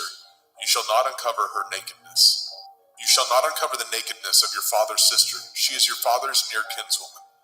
You shall not uncover the nakedness of your mother's sister, for she is your mother's near kinswoman. You shall not uncover the nakedness of your father's brother. You shall not approach to his woman. She is your aunt. You shall not uncover the nakedness of your daughter-in-law. She is your son's woman. You shall not uncover her nakedness. You shall not uncover the nakedness of your brother's woman. It is your brother's nakedness. You shall not uncover the nakedness of a woman and her daughter. Neither shall you take her son's daughter or her daughter's daughter to uncover her nakedness, for they are your near kinswoman. It is wickedness. Neither shall you take a woman to her sister to vex her, to uncover her nakedness, beside the other in her lifetime.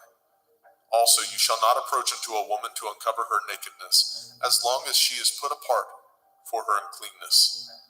Moreover, you shall not lie carnally with your neighbor's woman to defile yourself with her. And you shall not let any of your seed pass through the fire to Molech, neither shall you profane the name of your Elohim. I am Yahuwah. You shall not lie with mankind as with womankind. It is an abomination. Neither shall you lie with any beast to defile yourself therewith. Neither shall any woman stand before a beast to lie down thereto. It is confusion. Defile not ye yourselves in any of these things, for in all these the nations are defiled, which I cast out before you. And the land is defiled, therefore I do visit the iniquity thereof upon it, and the land itself vomits out her inhabitants. Ye shall therefore guard my statutes and my judgments, and shall not commit any of these abominations, neither any of your own nation, nor any stranger that sojourns among you. For all these abominations have the men of the land done, which were before you, and the land is defiled, that the land spew not you out also, when ye defile it, as it spewed out the nations that were before you. For whosoever shall commit any of these abominations, even the souls that commit them shall be cut off from among their people. Therefore shall ye guard my ordinance, that ye commit not any of these abominable customs, which were committed before you, and that ye defile not yourselves therein. I am Yahuwah Elohaikum.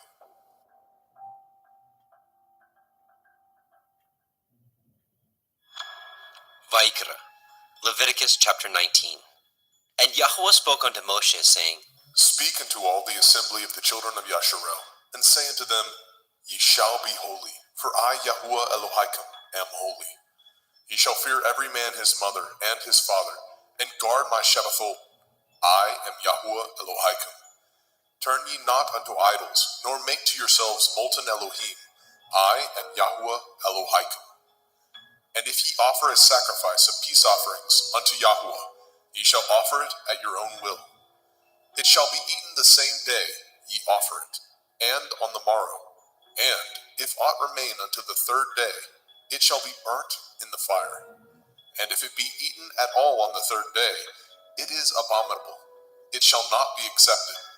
Therefore everyone that eats it shall bear his iniquity, because he has profaned the hallowed thing of Yahuwah, and that soul shall be cut off from among his people. And when ye reap the harvest of your land, ye shall not wholly reap the corners of your field, neither shall you gather the gleanings of your harvest. And you shall not glean your vineyard, neither shall you gather every grape of your vineyard. You shall leave them for the poor and stranger. I am Yahuwah Elohaikum. Ye shall not steal, neither deal falsely, neither lie one to another. And ye shall not swear by my name falsely, neither shall you profane the name of your Elohim. I am Yahuwah.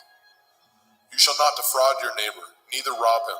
The wages of him that is hired shall not abide with you all night until the morning. You shall not curse the deaf, nor put a stumbling block before the blind, but shall fear your Elohim. I am Yahuwah. Ye shall do no unrighteousness in judgment. You shall not respect the person of the poor, nor honor the person of the mighty, but in righteousness shall you judge your neighbor. You shall not go up and down as a talebearer among your people, neither shall you stand against the blood of your neighbor. I am Yahuwah. You shall not hate your brother in your heart. You shall in any wise rebuke your neighbor, and not suffer sin upon him. You shall not avenge, nor bear any grudge against the children of your people, but you shall love your neighbor as yourself. I am Yahuwah. Ye shall guard my statutes. You shall not let your cattle gender with a diverse kind. You shall not sow your field with mingled seed, neither shall a garment mingled of linen and woolen come upon you. And whosoever lies carnally with a woman that is a bondmaid, betrothed to a man, and not at all redeemed, nor freedom given her, she shall be scourged. They shall not be put to death, because she was not free.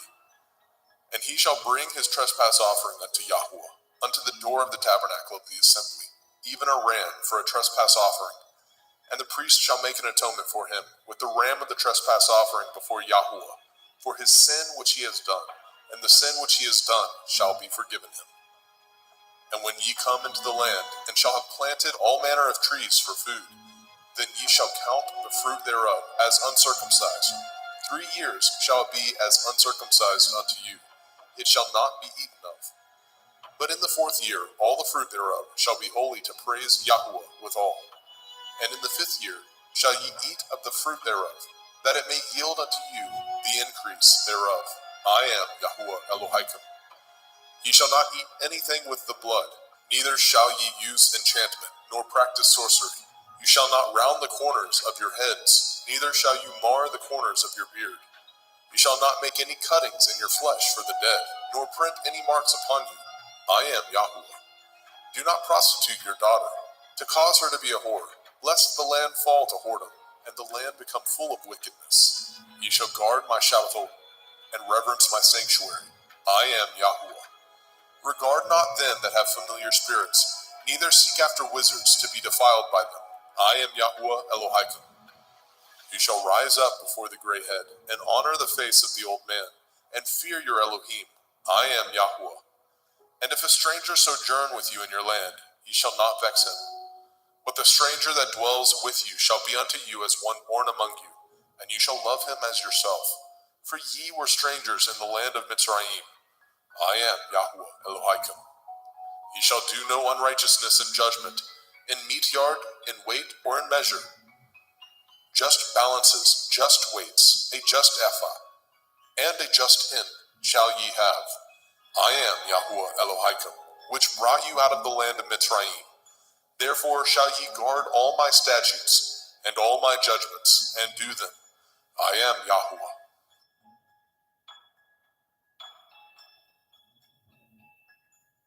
Vaikra, Leviticus chapter 20. And Yahuwah spoke unto Moshe, saying, Again you shall say to the children of Yasharel, whosoever he be of the children of Yasharel, or of the strangers that sojourn in Yasharel, that gives any of his seed unto Molech, he shall surely be put to death. The people of the land shall stone him with stones. And I will set my face against that man, and I will cut him off from among his people, because he has given of his seed unto Molech, to defile my sanctuary, and to profane my holy name. And if the people of the land do any ways hide their eyes from the man, when he gives of his seed unto Molech, and kill him not, then I will set my face against that man, and against his family, and will cut him off, and all that go a-whoring after him, to commit whoredom with Molech, from among their people. And the soul that turns after such as have familiar spirits, and after wizards, to go a-whoring after them, I will even set my face against that soul, and will cut him off from among his people. Sanctify yourselves therefore, and be ye holy, for I am Yahuwah Elohim, and ye shall guard my statutes, and do them. I am Yahuwah Mekodishkim. For everyone that curses his father or his mother shall surely be put to death. he has cursed his father or his mother, his blood shall be upon him. And the man that breaks wedlock with another man's woman, even he that breaks wedlock with his neighbor's woman, the man and the woman that breaks wedlock shall surely be put to death.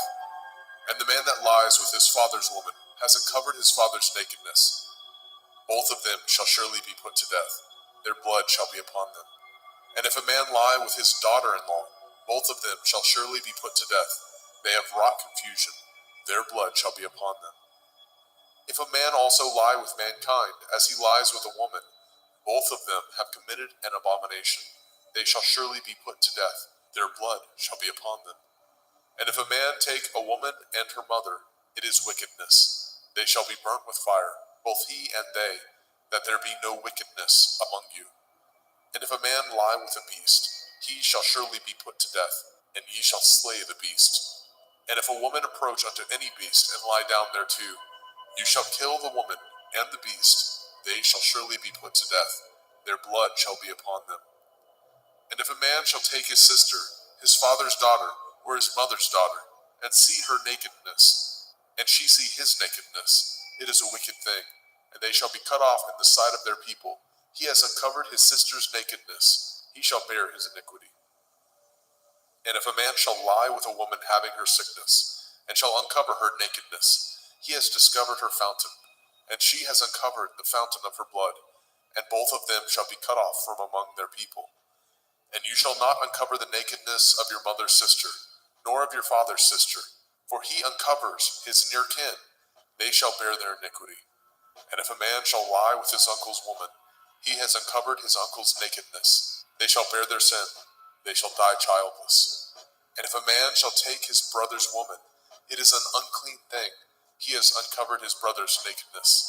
They shall be childless. Ye shall therefore guard all my statutes and all my judgments, and do them, that the land whither I bring you to dwell therein spew you not out. And ye shall not walk in the manner of the nation which I cast out before you. For they committed all these things, and therefore I abhorred them. But I have said unto you, ye shall inherit their land, and I will give unto you to possess it, a land that flows with milk and honey. I am Yahweh Elohim, which have separated you from other people. Ye shall therefore put difference between clean beasts and unclean, and between unclean fowls and clean. And ye shall not make your souls abominable by beast, or by fowl, or by any manner of living thing that creeps on the ground, which I have separated from you as unclean. And ye shall be holy unto me, for I, Yahweh, am holy, and have severed you from other people, that ye should be mine. A man also, or a woman that has a familiar spirit, or that is a wizard, shall surely be put to death. They shall stone them with stones. Their blood shall be upon them. Vayikra, Leviticus chapter 21. And Yahweh said unto Moshe, Speak unto the priests, the sons of Aharon, and say unto them, There shall none be defiled for the dead among his people, but for his kin that is near unto him, that is, for his mother, and for his father, and for his son, and for his daughter, and for his brother, and for his sister a virgin, that is nigh unto him, which has had no man, for her may he be defiled. But he shall not defile himself, being a chief among his people, to profane himself. They shall not make baldness upon their head, neither shall they shave off the corners of their beard, nor make any cuttings in their flesh. They shall be holy unto their Elohim, and not profane the name of their Elohim. For the offerings of Yahweh made by fire, and the bread of their Elohim they do offer. Therefore they shall be holy. They shall not take a woman that is a whore, or profane, neither shall they take a woman put away from her man, for he is holy unto his Elohim. You shall sanctify him therefore, for he offers the bread of your Elohim. He shall be holy unto you, for I, Yahweh, which sanctify you, am holy. And the daughter of any priest, if she profane herself by playing the whore, she profanes her father, she shall be burnt with fire. And he that is high priest among his brethren, upon whose head the anointing oil was poured, and that is consecrated to put on the garments, shall not uncover his head, nor rend his clothes. Neither shall he go in to to any dead body, nor defile himself for his father, or for his mother. Neither shall he go out of the sanctuary, nor profane the sanctuary of his Elohim, for the crown of the anointing oil of his Elohim is upon him. I am Yahuwah. And he shall take a woman in her virginity, a widow or a divorced woman, or profane, or a harlot, these shall he not take, but he shall take a virgin of his own people to be his woman. Neither shall he profane his seed among his people, for I, Yahuwah, do sanctify him. And Yahweh spoke unto Moshe, saying, Speak unto El-Aharon, saying, Whosoever he be of your seed in their generations, that has any blemish, let him not approach to offer the bread of his Elohim. For whosoever man he be that has a blemish, he shall not approach, a blind man or a lame, or he that has a flat nose, or anything superfluous, or a man that is broken-footed, or broken-handed, or crook-backed, or a dwarf, or that has a blemish in his eye, or be scurvy, or scabbed, or has his stones broken. No man that has a blemish of the seed of Aharon the priest shall come nigh to offer the offerings of Yahuwah, made by fire. He has a blemish. He shall not come nigh to offer the bread of his Elohim. He shall not eat the bread of his Elohim, both of the most holy and of the holy. Only he shall not go in unto the veil, nor come nigh unto the altar, because he has a blemish, that he profane not my sanctuaries, for I, Yahuwah, do sanctify them. And Moshe told it unto El-Aharon, and to his sons, and to all the children of Yashrael. Vayikra, Leviticus chapter 22. And Yahweh spoke unto Moshe, saying, Speak unto El-Aharon and to his sons, that they separate themselves from the holy things of the children of Yasharel, and that they profane not my holy name in those things, which they hallow unto me. I am Yahuwah. Say unto them, Whosoever he be of all your seed among your generations, that goes unto the holy things, which the children of Yasharel hallow unto Yahuwah, having his uncleanness upon him, that soul shall be cut off from my presence. I am Yahuwah. What man soever of the seed of Aharon is a leper, or has a running issue, he shall not eat of the holy things until he be clean. And whoso touches anything that is unclean by the dead, or a man whose seed goes from him, or whosoever touches any creeping thing whereby he may be made unclean, or a man of whom he may take uncleanness, whatsoever uncleanness he has, the soul which has touched any such thing shall be unclean until evening, and shall not eat of the holy things, unless he wash his flesh with water. And when the sun is down, he shall be clean, and shall afterward eat of the holy things, because it is his food. That which dies of itself, or is torn with beasts, he shall not eat, to defile himself therewith. I am Yahuwah. They shall therefore guard my ordinance, lest they bear sin for it, and die therefore. If they profane it, I, Yahuwah, do sanctify them. There shall no stranger eat of the holy thing.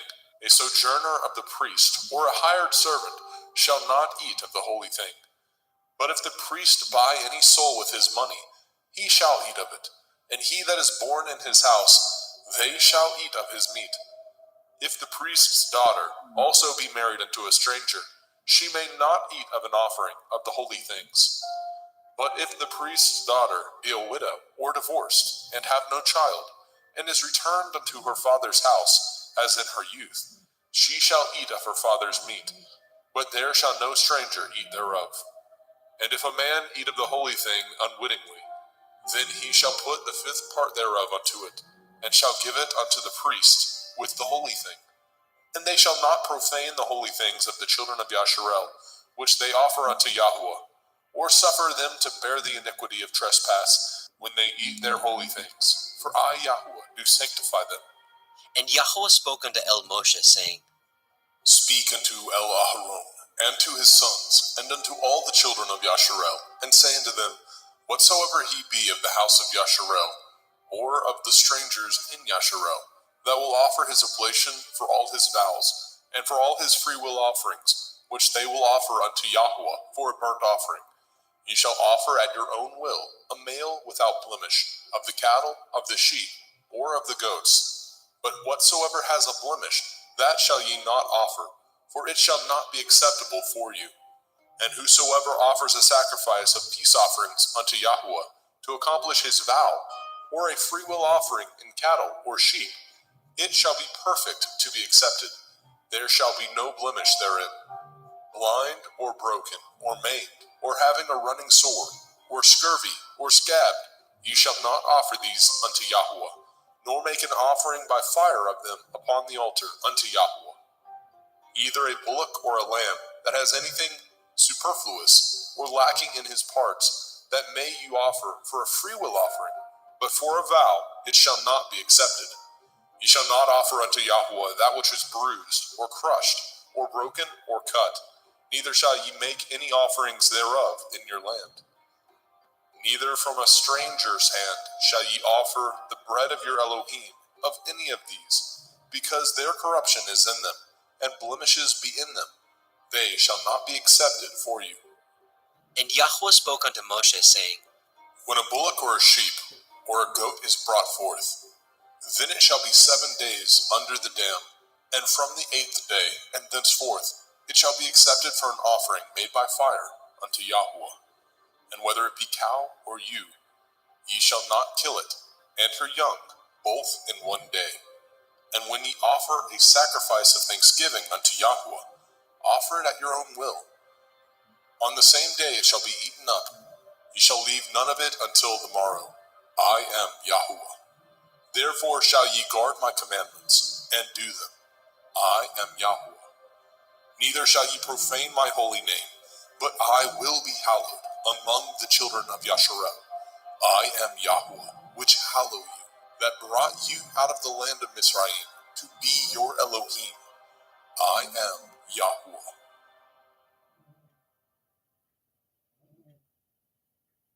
Vayikra, Leviticus chapter 23.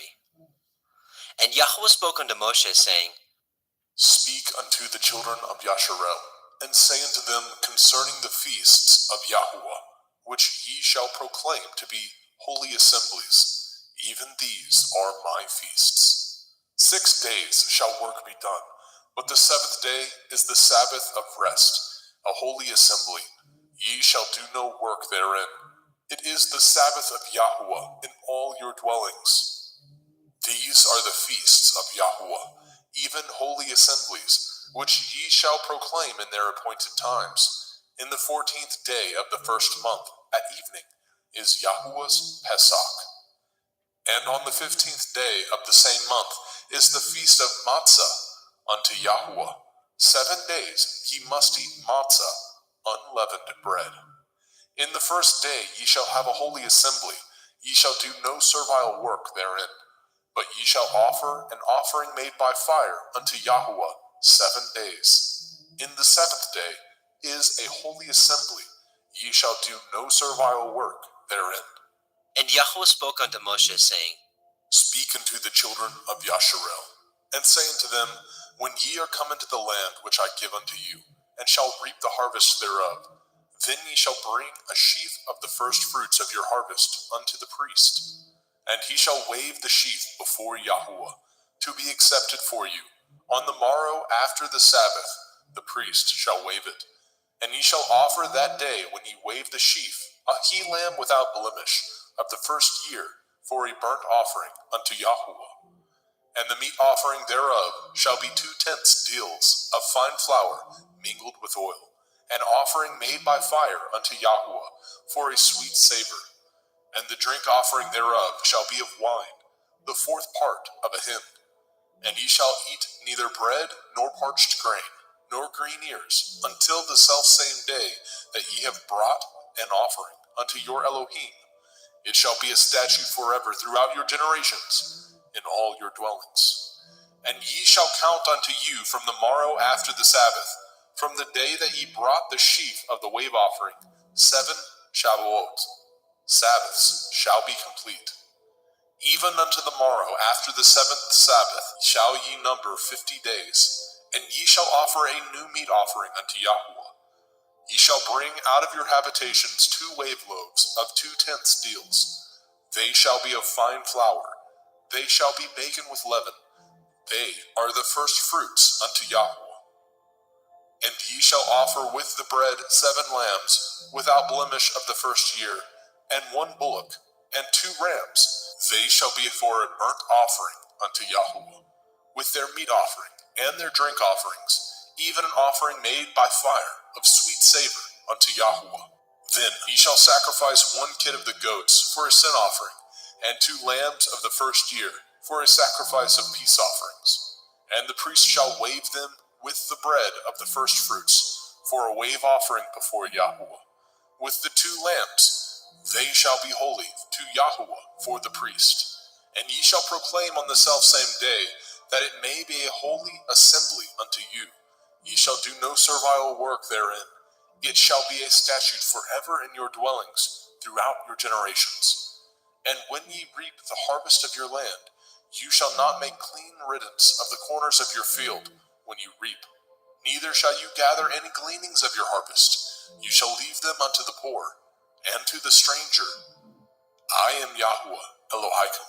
And Yahuwah spoke unto Moshe, saying, Speak unto the children of Yasharel, saying, In the 7th month, on the first day of the month, shall ye have a Sabbath, a memorial of blowing of shofarot, Yom Teruah, the feast of trumpets, the day of the awakening blast, a holy assembly. Ye shall do no servile work therein, but ye shall offer an offering made by fire unto Yahuwah. And Yahuwah spoke unto Moshe, saying, Also on the 10th day of this 7th month is Yom Kippurim, the day of atonement. It shall be a holy assembly unto you, and ye shall afflict your souls, and offer an offering made by fire unto Yahuwah. And ye shall do no work in that same day, for it is Yom Kippurim, to make an atonement for you before Yahuwah Elohim. For whatsoever soul it be that shall not be afflicted in that same day, he shall be cut off from among his people. And whatsoever soul it be that does any work in that same day, the same soul will I destroy from among his people. Ye shall do no manner of work. It shall be a statute forever throughout your generations, in all your dwellings. It shall be unto you a Sabbath of rest, and ye shall afflict your souls in the 9th day of the month at evening. From evening unto evening shall ye celebrate your Sabbath. And Yahuwah spoke unto Moshe, saying, Speak unto the children of Yasharel, saying, The 15th day of this 7th month shall be the feast of Sukkot, tabernacles, for 7 days unto Yahuwah. On the first day shall be a holy assembly. Ye shall do no servile work therein. 7 days ye shall offer an offering made by fire unto Yahuwah. On the 8th day shall be a holy assembly unto you, and ye shall offer an offering made by fire unto Yahuwah. It is a solemn assembly, and ye shall do no servile work therein.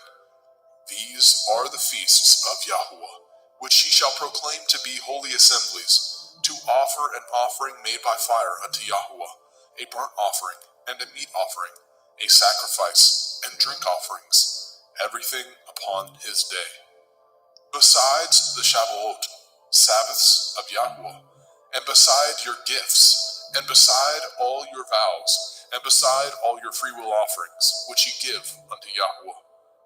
Also in the 15th day of the 7th month, when ye have gathered in the fruit of the land, ye shall keep a feast unto Yahuwah 7 days. On the first day shall be a Sabbath, and on the 8th day shall be a Sabbath. And ye shall take you on the first day the boughs of goodly trees, branches of palm trees, and the boughs of thick trees, and willows of the brook. And ye shall rejoice before Yahuwah Elohim 7 days. And ye shall keep it a feast unto Yahuwah 7 days in the year. It shall be a statute forever in your generations. Ye shall celebrate it in the 7th month. Ye shall dwell in sukkahs, booths, 7 days. All that are Yasharel born shall dwell in sukkahs. That your generations may know that I made the children of Yasharel to dwell in sukkahs, when I brought them out of the land of Mitzrayim. I am Yahuwah Elohim. And Moshe declared unto the children of Yasharel the feasts of Yahuwah.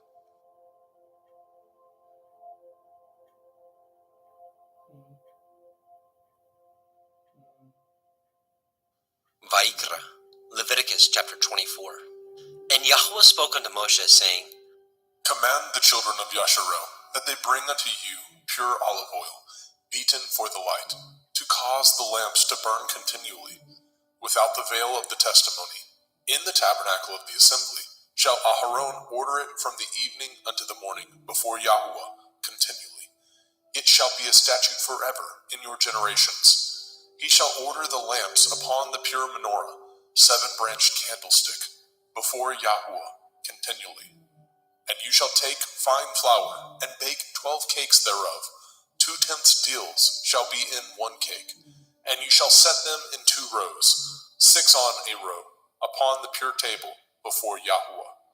And you shall put pure frankincense upon each row, that it may be on the bread for a memorial, even a memorial made by fire unto Yahweh. Every Sabbath he shall set it in order before Yahweh continually, being taken from the children of Yasharel by an everlasting covenant. And it shall be Aharon and his sons, and they shall eat it in the holy place, for it is most holy unto him of the offerings of Yahweh made by fire, by a perpetual statute. And the son of a Yashareliteth woman, whose father was a Mitzri, went out among the children of Yasharel. And this son of the Yashareliteth woman and a man of Yasharel strove together in the camp. And the Yashareliteth woman's son blasphemed the name of Yahweh, and cursed. And they brought him unto Moshe, and his mother's name was Shelomith, the daughter of Divri, of the tribe of Dan. And they put him in ward, that the mind of Yahweh might be showed them. And Yahweh spoke unto Moshe, saying, Bring forth him that has cursed without the camp, and let all that heard him lay their hands upon his head, and let all the assembly stone him. And you shall speak unto the children of Yasharel, saying, Whosoever curses his Elohim shall bear his sin. And he that blasphemes the name of Yahweh, he shall surely be put to death. And all the assembly shall certainly stone him, as well the stranger, as he that is born in the land, when he blasphemes the name of Yahweh, shall be put to death. And he that kills any man shall surely be put to death. And he that kills a beast shall make it good, beast for beast. And if a man cause a blemish in his neighbor, as he has done, so shall it be done to him. Breach for breach, eye for eye, tooth for tooth. As he has caused a blemish in a man, so shall it be done to him again. And he that kills a beast, he shall restore it. And he that kills a man, he shall be put to death. Ye shall have one manner of law, as well for the stranger, as for one of your own country. For I am Yahweh Elohim. And Moshe spoke to the children of Yasharel, that they should bring forth him that had cursed out of the camp, and stone him with stones. And the children of Yasharel did as Yahweh commanded Moshe.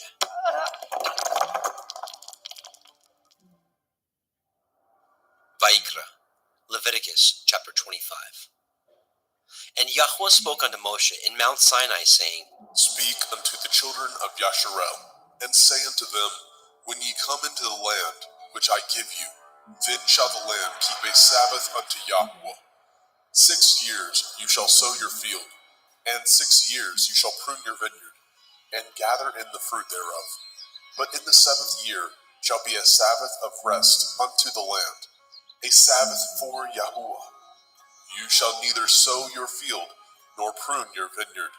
That which grows of its own accord of your harvest you shall not reap, neither gather the grapes of your vine undressed, for it is a year of rest unto the land. And the Sabbath of the land shall be food for you and for your servant, and for your maid, and for your hired servant, and for your stranger that sojourns with you, and for your cattle, and for the beasts that are in your land, shall all the increase thereof be meat. And you shall number 7 Shabbathot, Sabbaths of years unto you, 7 times 7 years, and the space of the 7 Shabbathot of years shall be unto you 49 years. Then shall you cause the shofar of the Jubilee to sound on the 10th day of the 7th month, In Yom Kippurim, the Day of Atonement, shall ye make the shofar sound throughout all your land. And ye shall hallow the 50th year, and proclaim liberty throughout all the land unto all the inhabitants thereof. It shall be a jubilee unto you, and ye shall return every man unto his possession, and ye shall return every man unto his family. A jubilee shall that 50th year be unto you. Ye shall not sow, neither reap that which grows of itself in it, nor gather the grapes in it of your vine undressed. For it is the jubilee, it shall be holy unto you. Ye shall eat the increase thereof out of the field. In the year of this jubilee, ye shall return every man unto his possession. And if ye sell aught unto your neighbor, or buy aught of your neighbor's hand, ye shall not oppress one another. According to the number of years after the jubilee, you shall buy of your neighbor, and according unto the number of years of the fruits, he shall sell unto you. According to the multitude of years, you shall increase the price thereof, and according to the fewness of years, you shall diminish the price of it.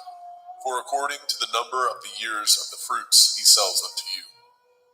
Ye shall not therefore oppress one another, but you shall fear your Elohim, for I am Yahuwah Elohaikum. Wherefore ye shall do my statutes, and guard my judgments, and do them, and ye shall dwell in the land in safety. And the land shall yield her fruit, and ye shall eat your fill, and dwell therein in safety. And if ye say, what shall we eat the 7th year? Behold, we shall not sow, nor gather in our increase. Then I will command my blessing upon you in the 6th year, and it shall bring forth fruit for 3 years. And ye shall sow the 8th year, and eat yet of old fruit until the 9th year. Until her fruits come in, ye shall eat of the old store. The land shall not be sold forever, for the land is mine, and ye are strangers and sojourners with me. And in all the land of your possession ye shall grant a redemption for the land. If your brother be waxen poor, and has sold away some of his possession, and if any of his kin come to redeem it, then shall he redeem that which his brother sold. And if the man have not to redeem it, and himself be able to redeem it, then let him count the years of the sale thereof, and restore the overplus unto the man whom he sold it, that he may return unto his possession. But if he be not able to restore it to him, then that which is sold shall remain in the hand of him that has bought it until the year of Jubilee. And in the Jubilee it shall go out, and he shall return unto his possession.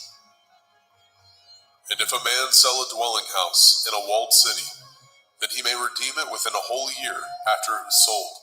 Within a full year may he redeem it. And if it be not redeemed within the space of a full year, then the house that is in the walled city shall be established forever to him, that brought it throughout his generations. It shall not go out in the Jubilee. But the houses of the villages which have no wall round about them shall be counted as the fields of the country. They may be redeemed, and they shall go out in the Jubilee. Notwithstanding, the cities of the Leviim, of the houses of the cities of their possession, may the Leviim redeem at any time.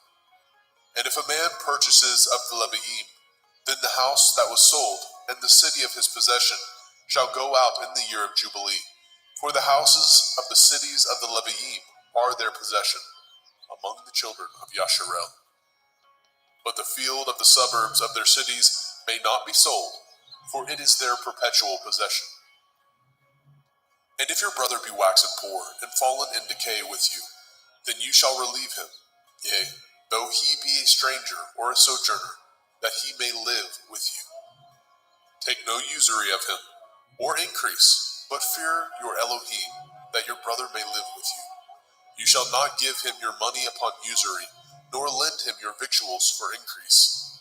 I am Yahuwah Elohaikum, which brought you forth out of the land of Mitzrayim, to give you the land of Canaan, and to be your Elohim.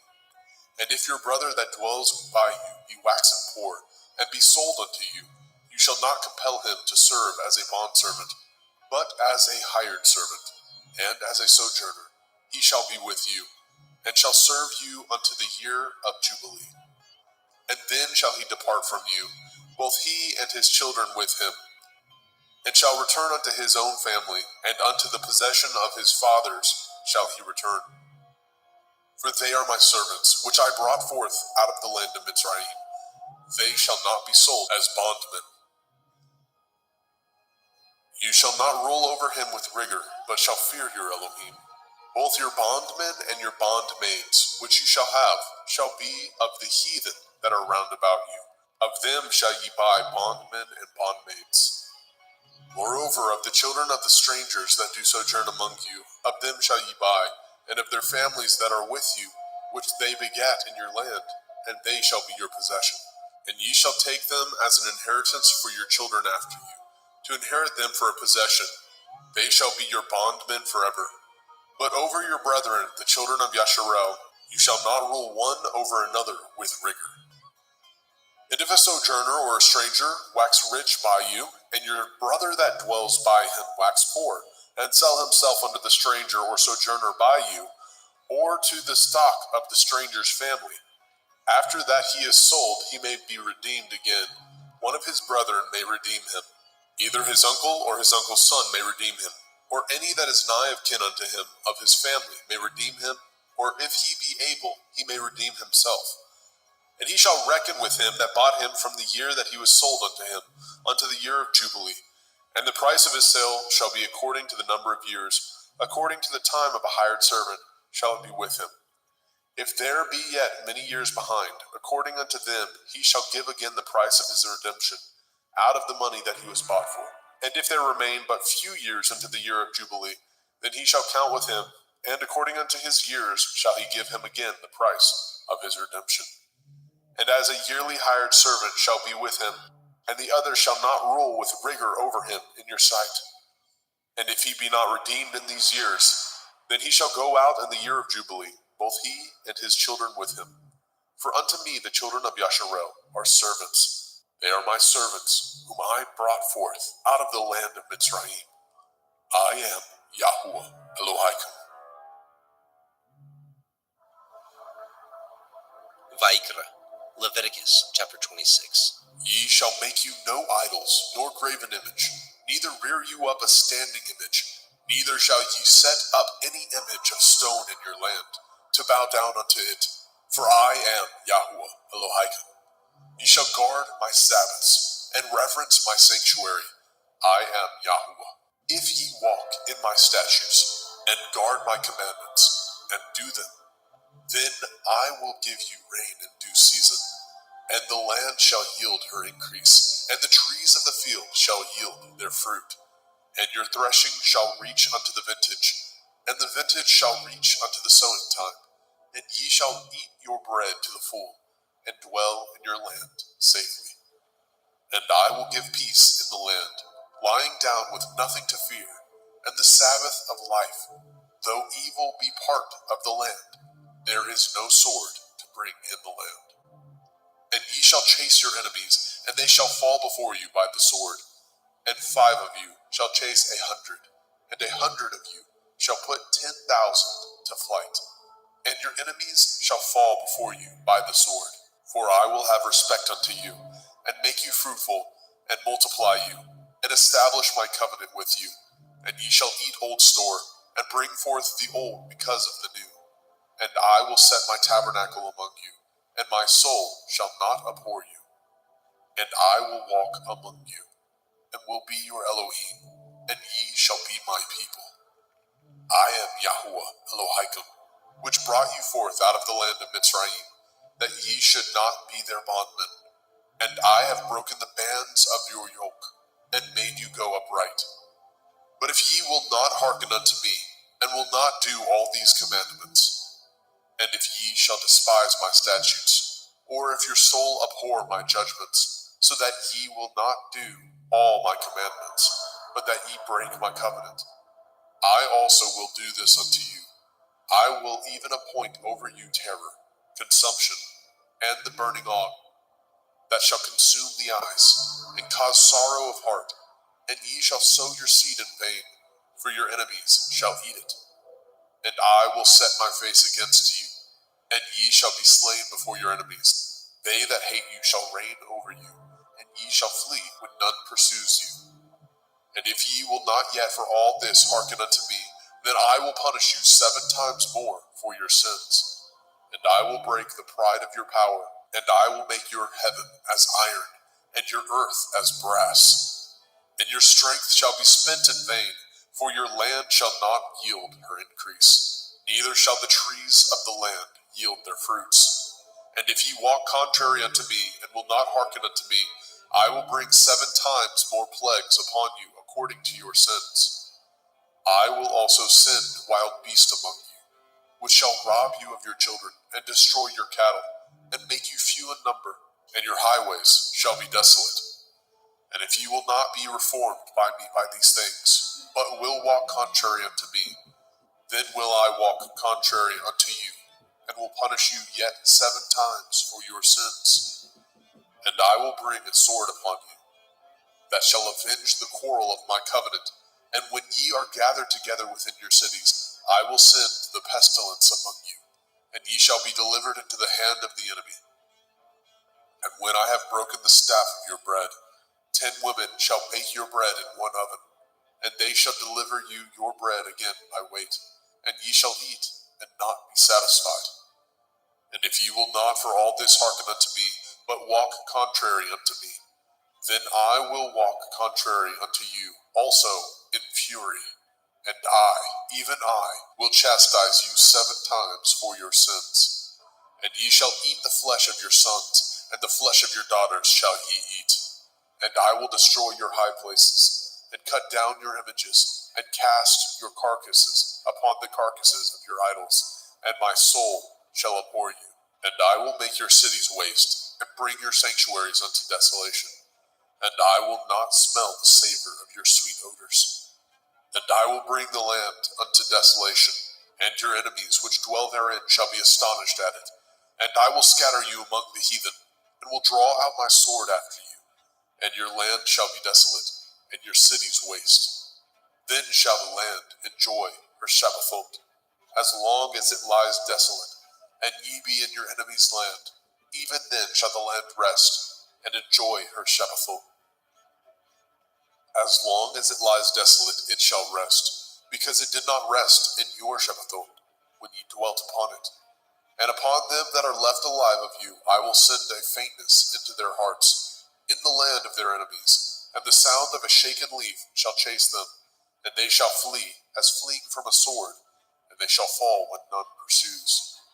And they shall fall one upon another, as it were before a sword, when none pursues, and ye have no power to stand before your enemies. And ye shall perish among the heathen, and the land of your enemies shall eat you up. And they that are left of you shall pine away in their iniquity, in your enemies' lands, and also in the iniquities of their fathers shall they pine away with them. If they shall confess their iniquity, and the iniquity of their fathers, with their transgressions which they transgressed against me, and that also they have walked contrary unto me, and that I also have walked contrary unto them, and have brought them into the land of their enemies, if then their uncircumcised heart be humbled, and they then accept of the punishment of their iniquity, then I will remember my covenant with Yaakov, and also my covenant with Yitzhak, and also my covenant with Abraham will I remember, and I will remember the land. The land also shall be left of them, and shall enjoy her Shabbathot, while she lies desolate without them. And they shall accept of the punishment of their iniquity, because they despised my judgments, and because their soul abhorred my statutes. And yet, for all that, when they be in the land of their enemies, I will not cast them away, neither will I abhor them, to destroy them utterly, and to break my covenant with them. For I am Yahweh Elohim. But I will for their sakes remember the covenant of their ancestors, whom I brought forth out of the land of Mitzrayim, in the sight of the heathen, that I might be their Elohim. I am Yahweh. These are the commandments and judgments and Torah, which Yahweh made between him and the children of Yisrael in Mount Sinai by the hand of Moshe.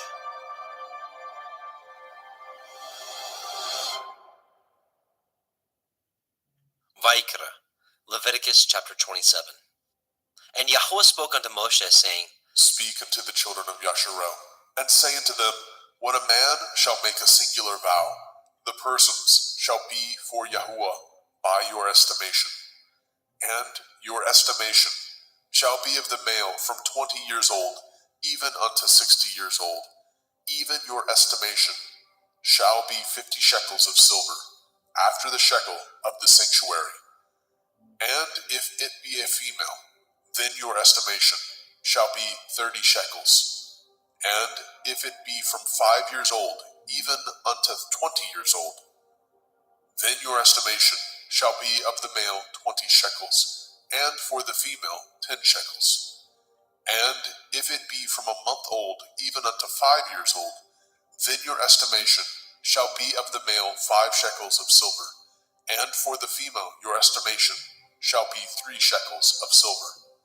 And if it be from 60 years old and above, if it be a male, then your estimation shall be 15 shekels, and for the female 10 shekels. But if he be poorer than your estimation, then he shall present himself before the priest, and the priest shall value him according to his ability. That vowed shall the priest value him. And if it be a beast, whereof men bring an offering unto Yahuwah, all that any man gives of such unto Yahuwah shall be holy. He shall not alter it, nor change it, a good for a bad, or a bad for a good. And if he shall at all change beast for beast, then it and the exchange thereof shall be holy. And if it be any unclean beast, of which they do not offer a sacrifice unto Yahuwah, then he shall present the beast before the priest. And the priest shall value it, whether it be good or bad, as you value it. Who are the priest, so shall it be. But if he will at all redeem it, then he shall add a 5th part thereof unto your estimation. And when a man shall sanctify his house to be holy unto Yahuwah, then the priest shall estimate it, whether it be good or bad. As the priest shall estimate it, so shall it stand. And if he that sanctified it will redeem his house, then he shall add the 5th part of the money of your estimation unto it, and it shall be his. And if a man shall sanctify unto Yahuwah some part of a field of his possession, then your estimation shall be according to the seed thereof. A omer of barley seed shall be valued at 50 shekels of silver. If he sanctify his field from the year of Jubilee, according to your estimation, it shall stand. But if he sanctify his field after the Jubilee, then the priest shall reckon unto him the money according to the years that remain, even unto the year of Jubilee, and it shall be abated from your estimation. And if he that sanctified the field will in any wise redeem it, then he shall add the 5th part of the money of your estimation unto it, and it shall be assured to him. And if he will not redeem the field, or if he have sold the field to another man, it shall not be redeemed any more. But the field, when it goes out in the Jubilee, shall be holy unto Yahuwah. As a field devoted, the possession thereof shall be the priest's. And if a man sanctify unto Yahuwah a field which he has bought, which is not of the fields of his possession, then the priest shall reckon unto him the worth of your estimation, even unto the year of the Jubilee. And he shall give your estimation in that day as a holy thing unto Yahuwah. In the year of the Jubilee, the field shall return unto him of whom it was bought, even to him to whom the possession of the land did belong. And all your estimation shall be according to the shekel of the sanctuary. 20 gerahs shall be the shekel. Only the firstling of the beasts, which should be Yahuwah's firstling. No man shall sanctify it, whether it be ox or sheep. It is Yahuwah's. And if it be of an unclean beast, and he shall redeem it according to your estimation, and shall add a 5th part of it thereto, or if it be not redeemed, then it shall be sold according to your estimation. Notwithstanding, no devoted thing that a man shall devote unto Yahuwah of all that he has, both of man and beast, and of the field of his possession, shall be sold or redeemed. Every devoted thing is most holy unto Yahuwah. None devoted, which shall be devoted of men, shall be redeemed, but shall surely be put to death. And all the tithe of the land, whether of the seed of the land, or of the fruit of the tree, is Yahuwah's. It is holy unto Yahuwah. And if a man shall at all redeem aught of his tithes, he shall add thereto the fifth part thereof. And concerning the tithe of the herd, or of the flock, even of whatsoever passes under the rod, the 10th shall be holy unto Yahuwah. He shall not search whether it be good or bad, neither shall he change it. And if he change it at all, then both it and the change thereof shall be holy. It shall not be redeemed. These are the commandments which Yahuwah commanded Moshe for the children of Yisrael in Mount Sinai.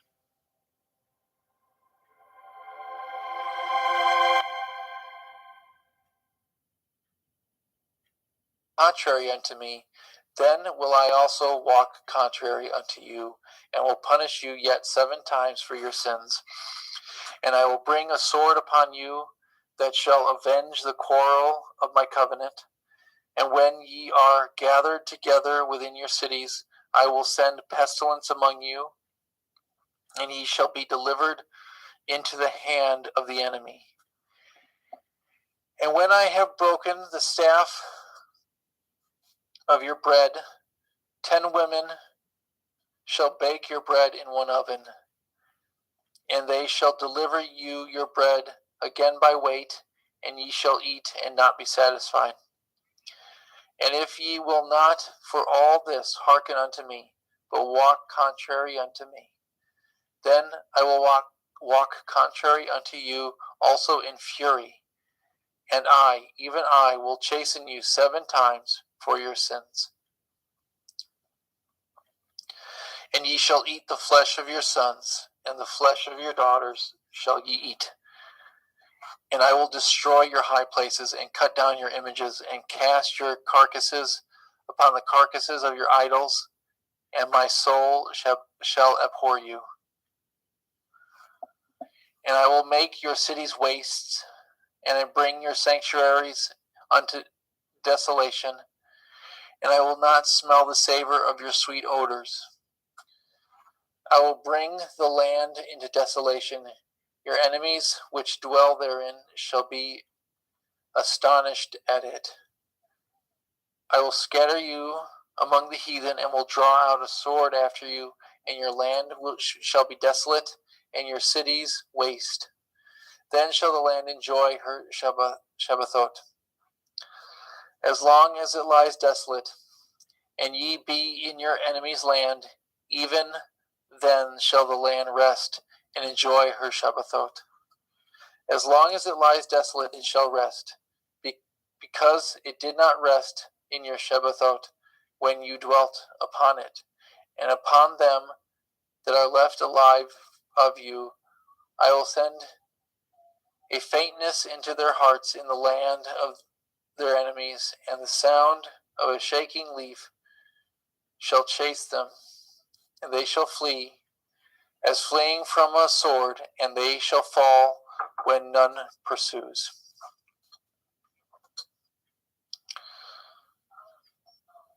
And they shall, too far, sorry. And they shall fall one after another, as it were before a sword, when none pursues, and ye shall have no power to stand before your enemies.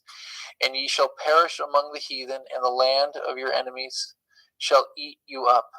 And they that are left of you shall pine away in their iniquity in your enemies' lands, and also in the iniquities of their fathers shall they pine away. If they confess their iniquity and the iniquity of their fathers with their transgressions which they transgressed against me, that also they have walked contrary unto me, and that I also have walked contrary unto them, and have brought them into the land of their enemies.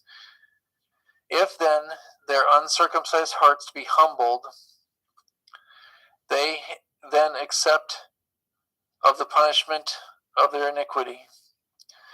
Then I will remember my covenant with Yaakov, and also my covenant with Yitzhak, and also my covenant with Abraham will I remember, and I will remember the land, and the land also shall be left of them, and shall enjoy her Shabbathot, while she lies desolate without them. And they shall accept the punishment and their iniquity, because they despise my judgments, and because their souls abhorred my statutes. And yet, for all that, when they be in the land of their enemies, I will not chase them away, neither will I abhor them, to destroy them utterly, and to break my covenant with them. For I am Yahuwah Elohechem. But I will, for their sakes, remember the covenant of their ancestors, whom I brought forth out of the land of Mitzrayim in the sight of the heathen, that I might be their Elohim. I am Yahuwah. These are the commandments and the judgments and Torah which Yahuwah made between him and the children of Yasharel in Mount Sinai by the hand of Moshe. And Yahuwah spoke unto Moshe, saying, Speak unto the children of Yasharel, and say unto them, When a man shall make a singular vow, that person shall be for Yahuwah by your estimation. And your estimation shall be of the male from 21 years even unto 60 years old. Even your estimation shall be 50 shekels of silver, after the shekel of the sanctuary. And if it be a female, your estimation shall be 30 shekels. And if it be from 5 years old even unto 20 years old, your estimation shall be of the male 20 shekels, and of the female 10 shekels. And if it be and if it be from a month old, even unto 5 years old, then your estimation shall be of the male 5 shekels of silver, and for the female your estimation shall be 3 shekels of silver. And if it be from 60 years old and above, if it be a male, your estimation shall be 15 shekels, and for the female 10 shekels. But if he be poorer than your estimation, then he shall present himself before the priest, and the priest shall value him according to his value, according to his ability that vowed shall the priest value him. And if it be a beast thereof, men bring an offering unto Yahuwah. All that any man gives of such unto Yahuwah shall be holy. He shall not alter it, nor change it, a good for a bad, or a bad for a good. If he shall at all change beast for beast, then it and the exchange thereof shall be holy. And if it be any unclean beast, of which they do not offer a sacrifice unto Yahuwah, then he shall present the beast before the priest. And the priest shall value it, whether it be good or bad, as you value it, who are the priest, so shall it be. But if he will at all redeem it, then he shall add a 5th part thereof unto your estimation. Then a man shall sanctify his house to be holy unto Yahuwah. Then the priest shall estimate it, whether it be good or bad, as the priest shall estimate it, so shall it stand. And if he that sanctified it shall redeem his house, then he shall add the 5th part of the money of your estimation unto it, and it shall be his. And if a man shall sanctify unto Yahuwah some part of a field of his possession, that your estimation shall be according to the seed thereof, a an omer of barley seed shall be valued at 50 shekels of silver. If he sanctify his field from the year of Jubilee, according to your estimation, it shall stand. But if he sanctify his field after the Jubilee, then the priest shall reckon unto him the money according to the years that remain, even unto the year of the Jubilee, and it shall abate from your estimation. And if he that sanctified the field will be in any wise redeemed, then he shall add the fifth part of the money of your estimation unto it, and it shall be assured to him. And if he will not redeem the field, or if he have sold the field to another man, it shall not be redeemed any more. But the field, when it goes out in the Jubilee, shall be holy unto Yahweh, a field devoted. The possession thereof shall be the priest's. And if a man sanctify unto Yahweh a field which he has bought, that which is not of the fields of his possession,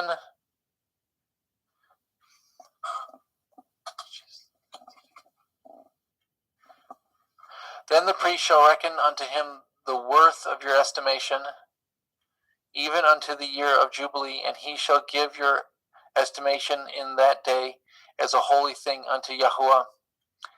In the year of Jubilee, the field shall return unto him of whom it was bought, even to him whom the possession of the land did belong. And all your estimations shall be according to the shekel of the sanctuary. 20 gerahs shall be the shekel. Only the firstling of beasts, which should be Yahweh's firstlings, no man shall sanctify it, whether it be ox or sheep, it is Yahweh's. And if it be an unclean beast, then he shall redeem it according to your estimation, and shall add a fifth part of it thereto. And if it be not redeemed, then it shall be sold according to your estimation. Notwithstanding, no devoted thing that a man shall devote unto Yahweh of all that he has, both of man and beast, and a field of his possession, shall be sold or redeemed. Every devoted thing is most holy unto Yahweh. None devoted which shall be devoted to men shall be redeemed, but shall surely be put to death. And all the tithe of the land, whether of the seed of the land or of the fruit of the tree, is Yahweh's. It is holy unto Yahweh. And if a man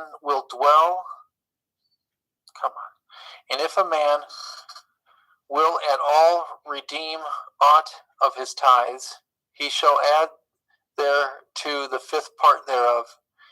And concerning the tithe of the herd and the flock, even whatsoever passes under the rod, the 10th shall be holy unto Yahweh. He shall not search whether it be good or bad, neither shall he change it. And if he change it at all, then both it and the change thereof shall be holy. It shall not be redeemed. These are the commandments which Yahweh commanded of Moshe and the children of Yasharel in Mount Sinai. Thank you, brother. And brothers and sisters, those of you that are watching this as a live stream, please join us in the next room, which there should be links in the chat right now, and it's also on the homepage on Parable of the Vineyard. Those of you that are watching this as a recording, there should be links in the description box and in the comment section below. So we will get started with part 2 after this.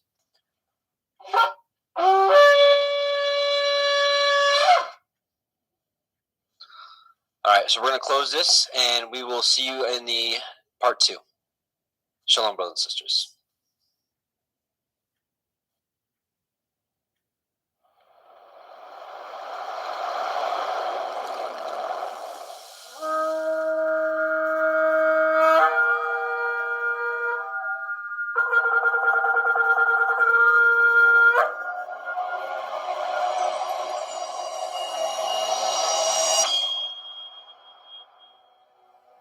Shemot. Exodus, chapter 1. Now these are the names of the children of Yasharel, which came into Mitzrayim. Every man and his household came with Jacob: Reuben, Shimon, Levi, Yehudah, Issachar, Zebulun, and Benjamin, Dan, Naphtali, Gad, and Asher. And all the souls that came out of the loins of Jacob were 70 souls, for Joseph was in Mitzrayim already. And Joseph died, and all his brethren, and all that generation. And the children of Yasharel were fruitful, and increased abundantly, and multiplied, and waxed exceeding mighty, and the land was filled with them. Now there arose up a new king over Mitzrayim, which knew not Joseph. And he said unto his people, Behold, the people of the children of Yasharel are more and mightier than we. Come on, let us deal wisely with them, lest they multiply. And it come to pass, that when there falls out any war, they join also unto our enemies, and fight against us, and so get them up out of the land. Therefore they did set over them taskmasters, to afflict them with their burdens. And they built for Pharaoh treasure cities, Pithom and Ramesses. But the more they afflicted them, the more they multiplied and grew, and they were grieved because of the children of Yasharel. And the Mitzrayim made the children of Yasharel to serve with rigor, and they made their lives bitter with hard bondage, in mortar, and in brick, and in all manner of service in the field. All their service, wherein they made them to serve, was with rigor. And the king of Mitzrayim spoke to the Ivri midwives, of which the name of the one was Shiphrah, and the name of the other Puah. And he said, When ye do the office of a midwife to the Ivrith woman, and see them upon the stools, if it be a son, then ye shall kill him. But if it be a daughter, then she shall live. But the midwives feared Elohim, and did not as the king of Mitzrayim commanded them, but saved the men children alive. And the king of Mitzrayim called for the midwives, and said unto them, Why have you done this thing, and have saved the men children alive? And the midwives said unto Pharaoh, Because the Ivrith women are not as the Mitzrith women, for they are lively, and are delivered ere the midwives come in unto them. Therefore Elohim dealt well with the midwives, and the people multiplied, and waxed very mighty. And it came to pass, because the midwives feared Elohim, that he made them houses. And Pharaoh charged all his people, saying, Every son that is born ye shall cast into the river, and every daughter ye shall save alive. Shemot, Exodus, chapter 2. And there went a man of the house of Levi, and took to be his woman a daughter of Levi. And the woman conceived, and bore a son. And when she saw him that he was a goodly child, she hid him 3 months. And when she could no longer hide him, she took for him an ark of bulrushes, and daubed it with slime and with pitch, and put the child therein, and she laid it in the reeds by the river's brink. And his sister stood afar off, to wit what would be done to him. And the daughter of Pharaoh came down to wash herself at the river, and her maidens walked along by the river's side. And when she saw the ark among the reeds, she sent her maid to fetch it. And when she had opened it, she saw the child, and behold, the babe wept. And she had compassion on him, and said, This is one of the Ivrim children. Then said his sister to Pharaoh's daughter, Shall I go and call to you a nurse of the Ivrith women, that she may nurse the child for you? And Pharaoh's daughter said to her, Go. And the maid went, and called the child's mother. And Pharaoh's daughter said unto her, Take this child away and nurse it for me, and I will give you your wages. And the woman took the child, and nursed it. And the child grew, and she brought him unto Pharaoh's daughter, and became her son. And she called his name Moshe. And she said, Because I drew him out of the water. And it came to pass in those days, when Moshe was grown, that he went out unto his brethren, and looked on their burdens. And he spied a Mitzri smiting an Ivri, one of his brethren. And he looked this way, and that way. And when he saw that there was no man, he slew the Mitzri, and hid him in the sand. And when he went out the second day, behold, 2 men of the Ivrim strove together.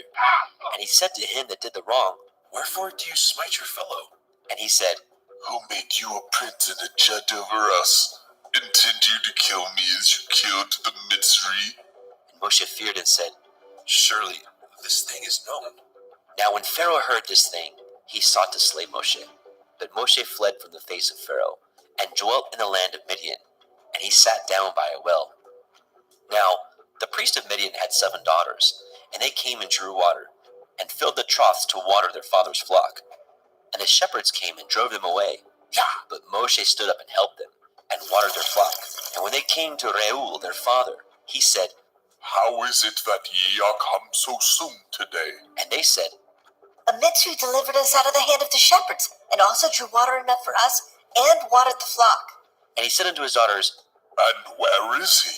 Why is it that ye have left the man? Call him that he may eat bread. And Moshe was content to dwell with the man. And he gave Moshe Zipporah his daughter, and she bore to him a son. And he called his name Gershom, for he said, I have been a stranger in a strange land. And it came to pass in the process of time that the king of Mitzrayim died. And the children of Yasharel sighed by reason of the bondage, and they cried. And their cry came up unto Elohim by reason of the bondage. And Elohim heard their groaning. And Elohim remembered his covenant with Abraham, with Yitzchak, and with Yaakov. And Elohim looked upon the children of Yasharel, and Elohim had respect unto them.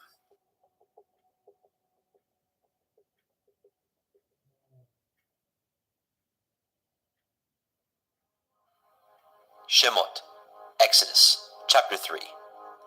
Now Moshe kept the flock of Yitro his father-in-law, the priest of Midian, and he led the flock to the backside of the desert, and came to the mountain of Elohim, even to Horeb. And the angel of Yahweh appeared unto him in a flame of fire, out of the midst of a thorn bush.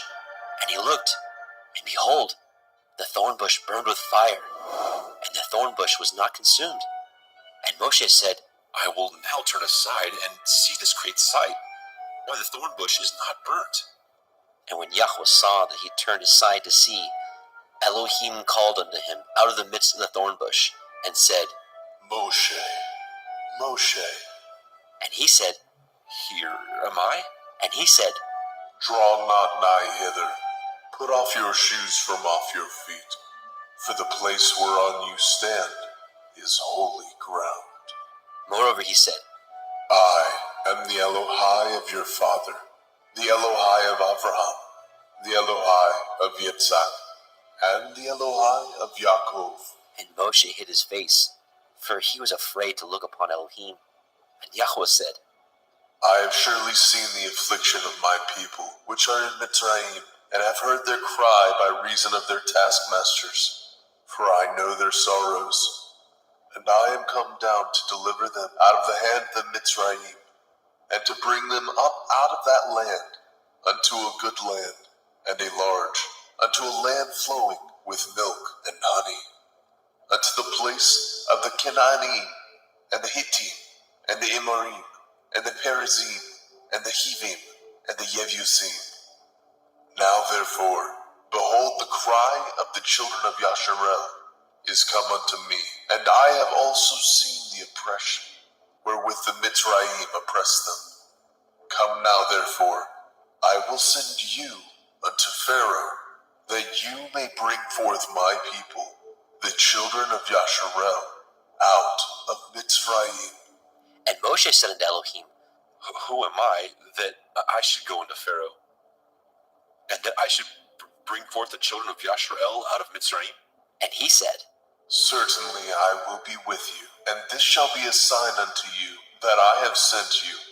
When you have brought forth the people out of Mitzrayim, ye shall serve Elohim upon this mountain. And Moshe said unto Elohim, Behold, when I come unto the children of Yasharel, and say unto them, The Elohai of your fathers has sent me unto you, and they shall say unto me, What is his name? What shall I say unto them? And Elohim said unto El Moshe, Ahaya Asher Ahaya, I am that I am. And he said, Thus shall you say unto the children of Yasharel, Ahaya I am has sent me unto you.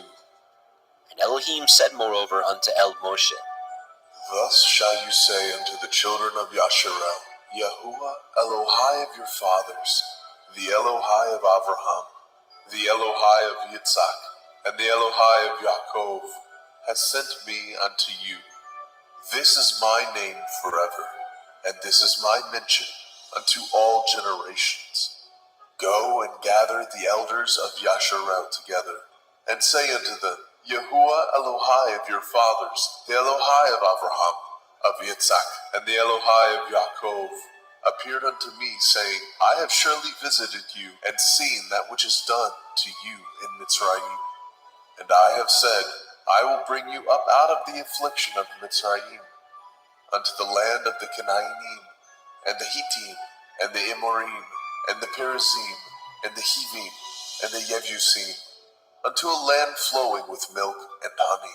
And they shall hearken to your voice, and you shall come, you and the elders of Yasharel, unto the king of Mitzrayim, and ye shall say unto him, Yahuwah Elohai of the Ephraim has met us. And now let us go, we beseech you, 3 days' journey into the wilderness, that we may sacrifice to Yahuwah Eloheinu. And I am sure that the king of Mitzrayim will not let you go, no, not by a mighty hand. And I will stretch out my hand, and smite Mitzrayim with all my wonders, which I will do in the midst thereof. And after that he will let you go, and I will give this people favor in the sight of the Mitzrayim. And it shall come to pass, that when ye go, ye shall not go empty. But every woman shall borrow of her neighbor, and of her that sojourns in her house, jewels of silver, and jewels of gold, and raiment. And ye shall put them upon your sons, and upon your daughters, and ye shall spoil the Mitzrayim.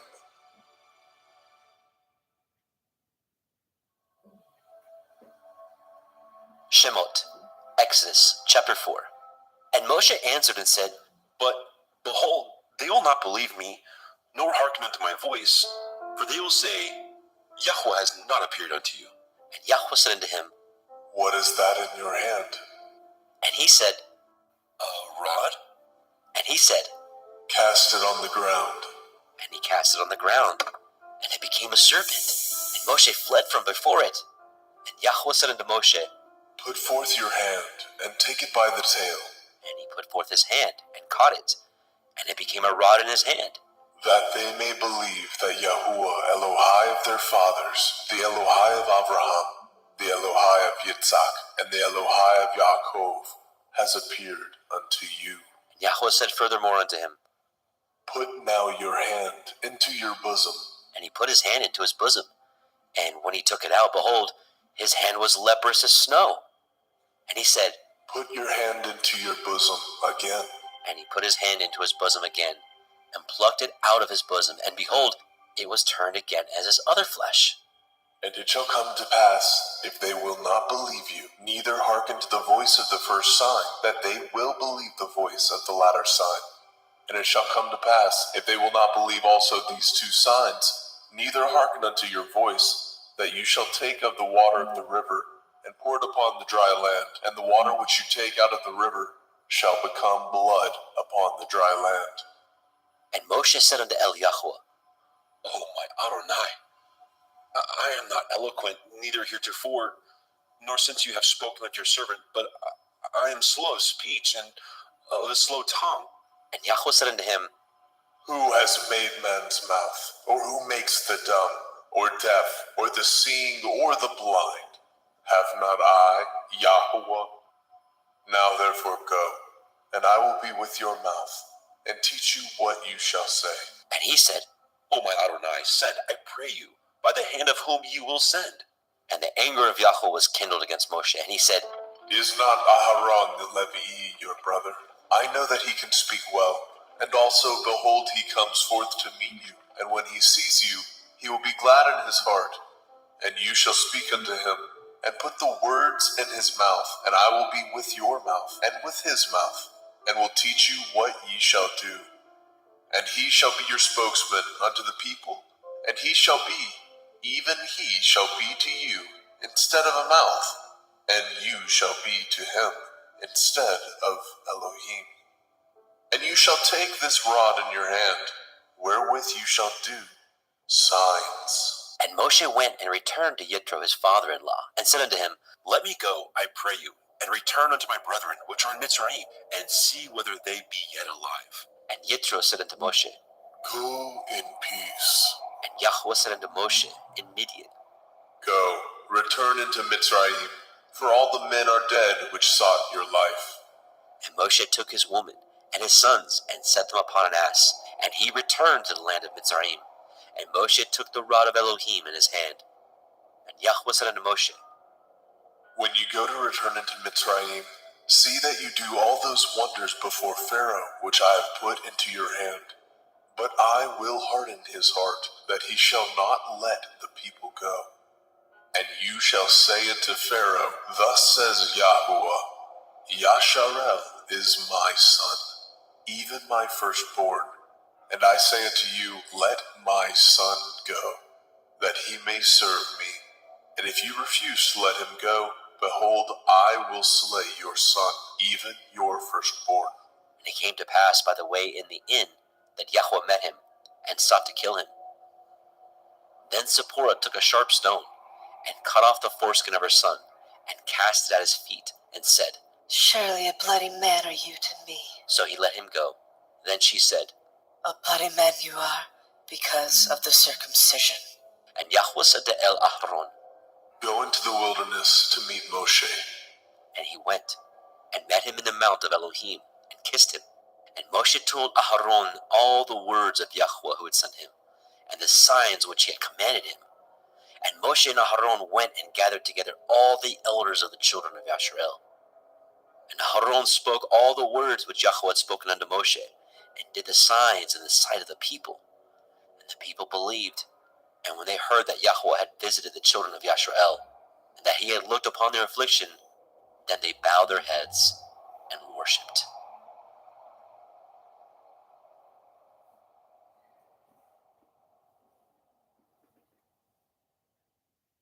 Shemot, Exodus, chapter 5.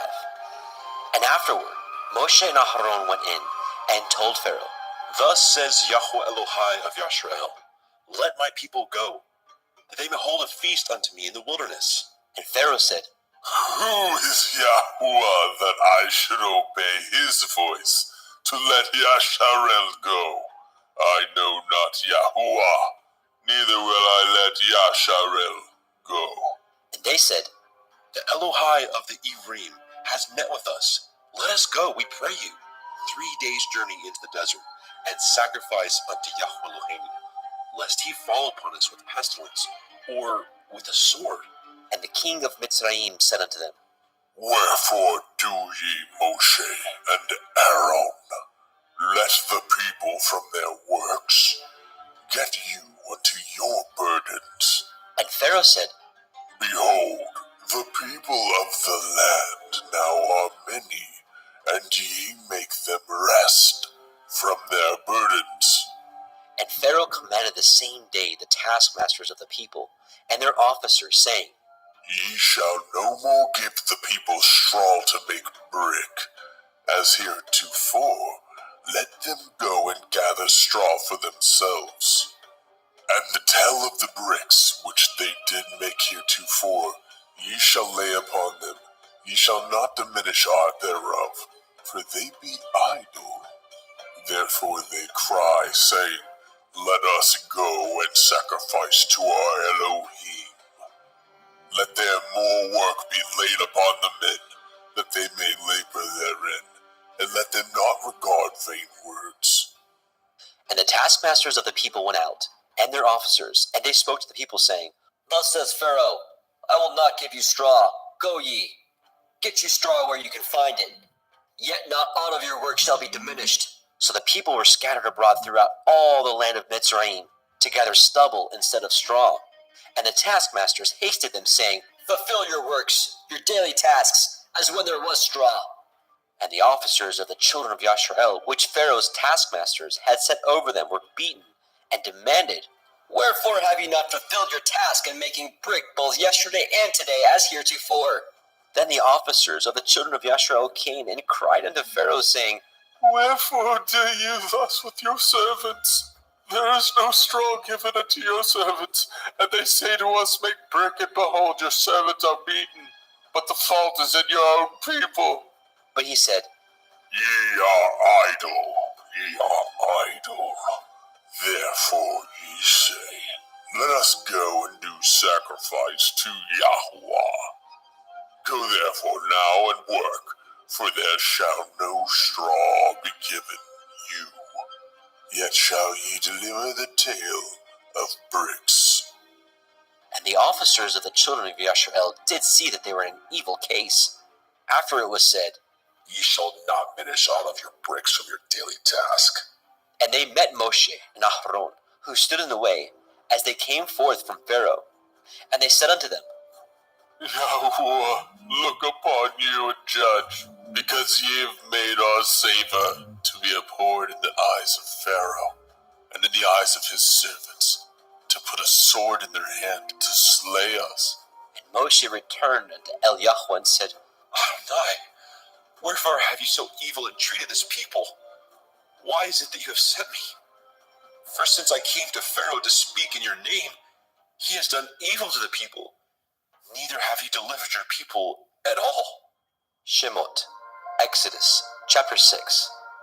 Then Yahweh said unto Moshe, Now shall you see what I will do to Pharaoh, for with a strong hand shall he let them go, and with a strong hand shall he drive them out of his land. And Elohim spoke unto Moshe, and said unto him, I am Yahweh, and I appeared unto El Abraham, unto El Yitzhak, and unto El Yaakov, by El Shaddai. But by my name Yahuwah was I not known to them. And I have also established my covenant with them, to give them the land of Canaan, the land of their pilgrimage, wherein they were strangers. And I have also heard the groanings of the children of Yasharel, whom the Mitzrayim keep in bondage, and I have remembered my covenant.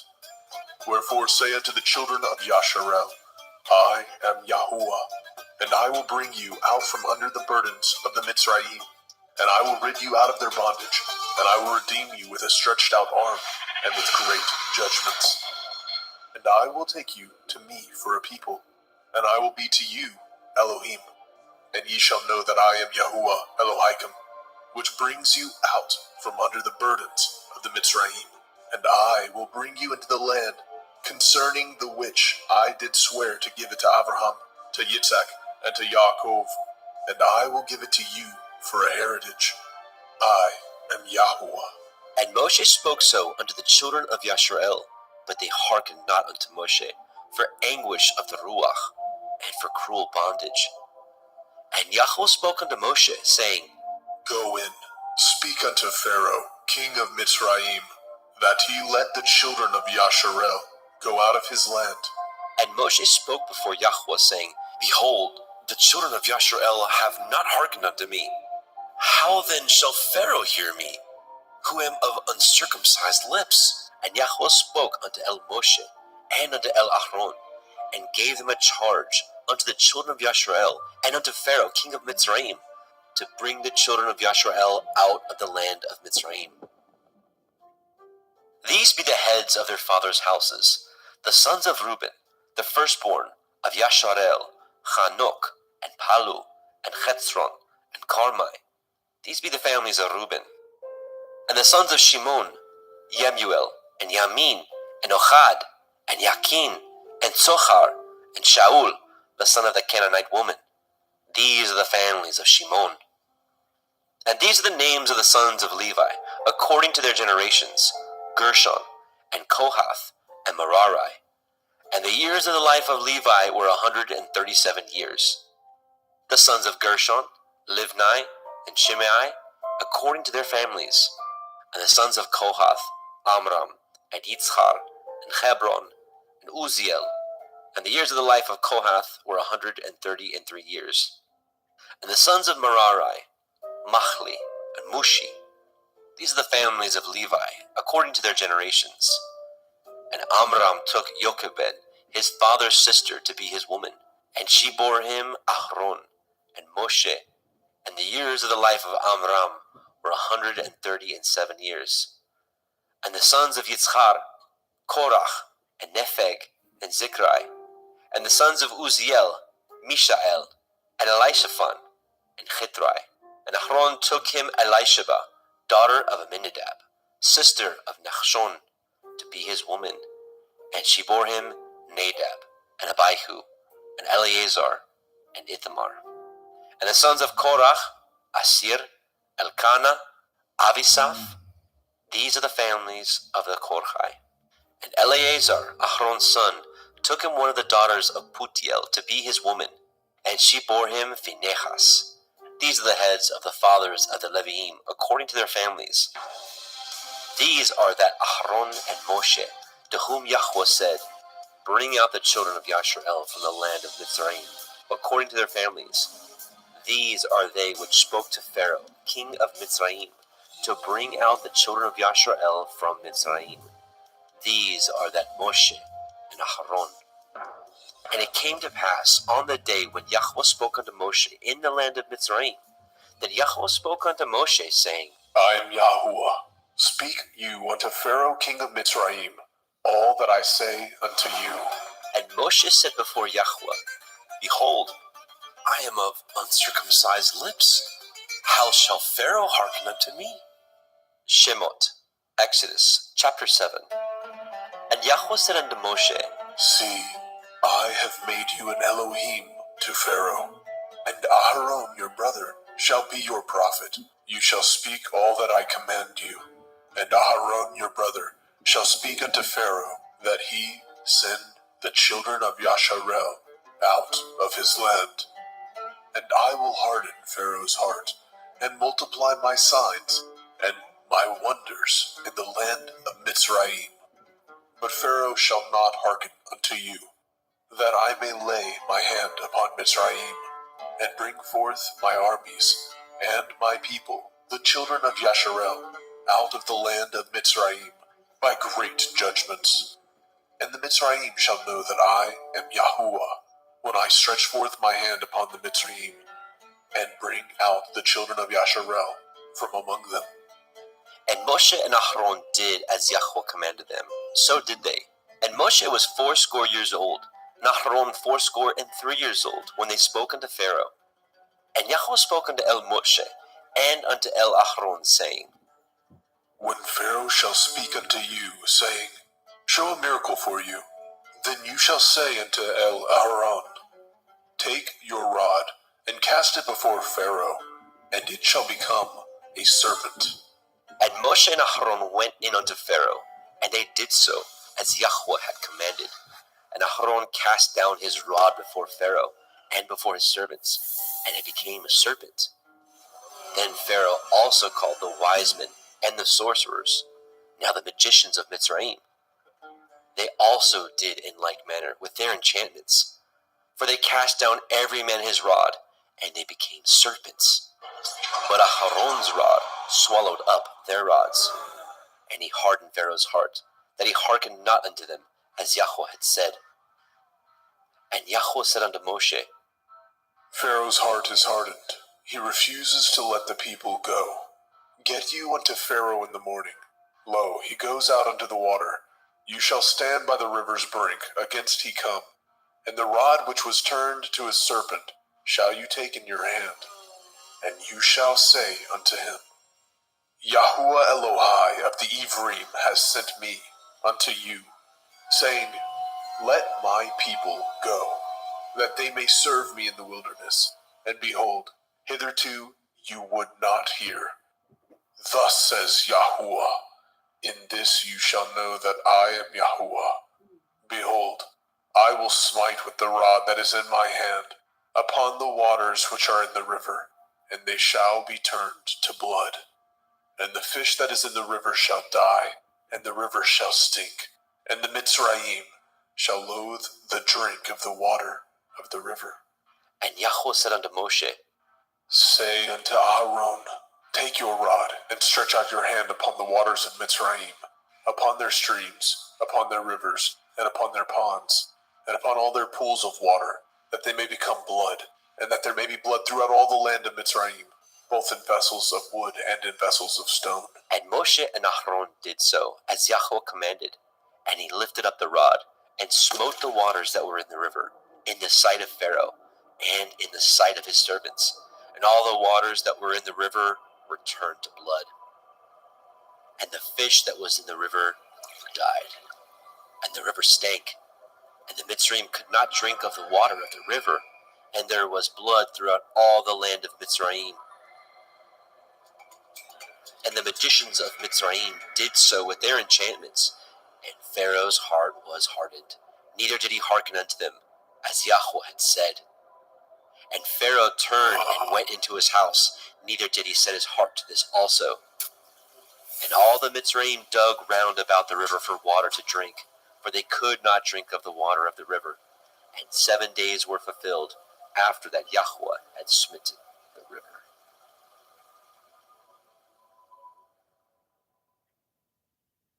Shemot, Exodus, chapter 8.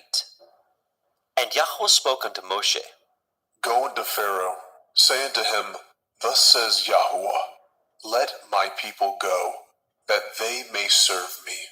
And if you refuse to let them go, behold, I will smite all your borders with frogs. And the river shall bring forth frogs abundantly, which shall go up and come into your house, and into your bedchamber, and upon your bed, and into the house of your servants, and upon your people, and into the ovens, and into your kneading troughs. And the frogs shall come up, both on you and upon your people, and upon all your servants. And Yahweh spoke unto El Moshe, Say unto El Aharon, Stretch forth your hand with your rod over the streams, over the rivers, and over the ponds, and cause the frogs to come up upon the land of Mitzrayim.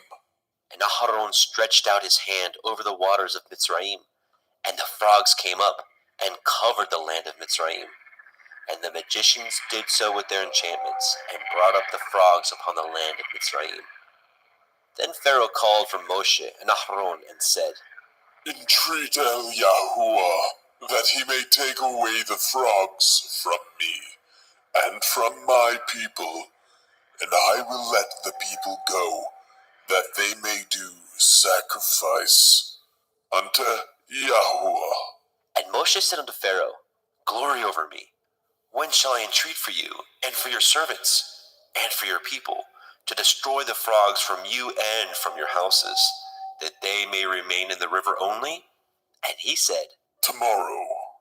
And he said, Be it according to your word, that you may know that there is none like unto Yahweh Eloheinu. And the frogs shall depart from you, and from your houses, and from your servants, and from your people. They shall remain in the river only. And Moshe and Aharon went out from Pharaoh, and Moshe cried unto Yahweh because of the frogs which he had brought against Pharaoh. And Yahweh did according to the word of Moshe, and the frogs died out of the houses, out of the villages, and out of the fields. And they gathered them together upon heaps, and the land stank. But when Pharaoh saw that there was respite, he hardened his heart, and hearkened not unto them, as Yahweh had said. And Yahweh said unto El Moshe, Say unto El Aharon, Stretch out your rod, and smite the dust of the land, that it may become lice throughout all the land of Mitzrayim. And they did so. For Aharon stretched out his hand with his rod, and smote the dust of the earth, and it became lice in man and in beast. All the dust of the land became lice throughout all the land of Mitzrayim. And the magicians did so with their enchantments to bring forth the lice, but they could not. So there were lice upon man and upon beasts. Then the magicians said unto Pharaoh, This is the finger of Elohim. And Pharaoh's heart was hardened, and he hearkened not unto them, as Yahweh had said. And Yahweh said unto Moshe, Rise up early in the morning, stand before Pharaoh. Lo, he comes forth to the water. And say unto him, Thus says Yahweh, Let my people go, that they may serve me.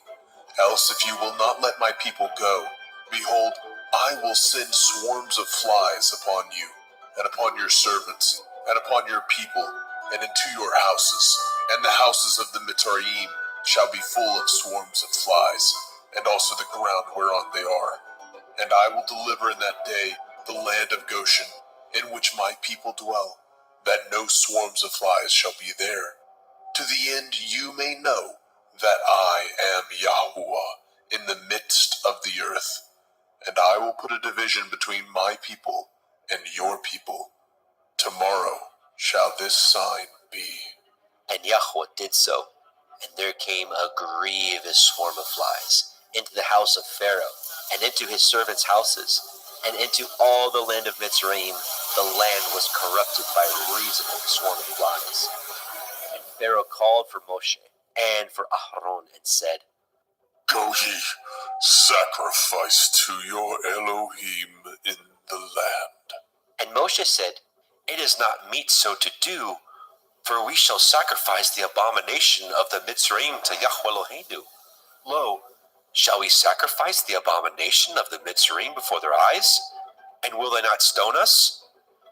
We will go 3 days' journey into the wilderness, and sacrifice to Yahweh Eloheinu, as he shall command us. And Pharaoh said, I will let you go, that ye may sacrifice to Yahuwah Elohika in the wilderness. Only ye shall not go very far away.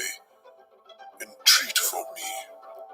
And Moshe said, Behold, I go out from you, and I will entreat El Yahweh, that the swarms of flies may depart from Pharaoh, from his servants, and from his people, tomorrow. But let not Pharaoh deal deceitfully any more, in not letting the people go to sacrifice to Yahweh. And Moshe went out from Pharaoh, and entreated Yahweh. And Yahweh did according to the word of Moshe, and he removed the swarms of flies from Pharaoh, from his servants, and from his people. There remained not one.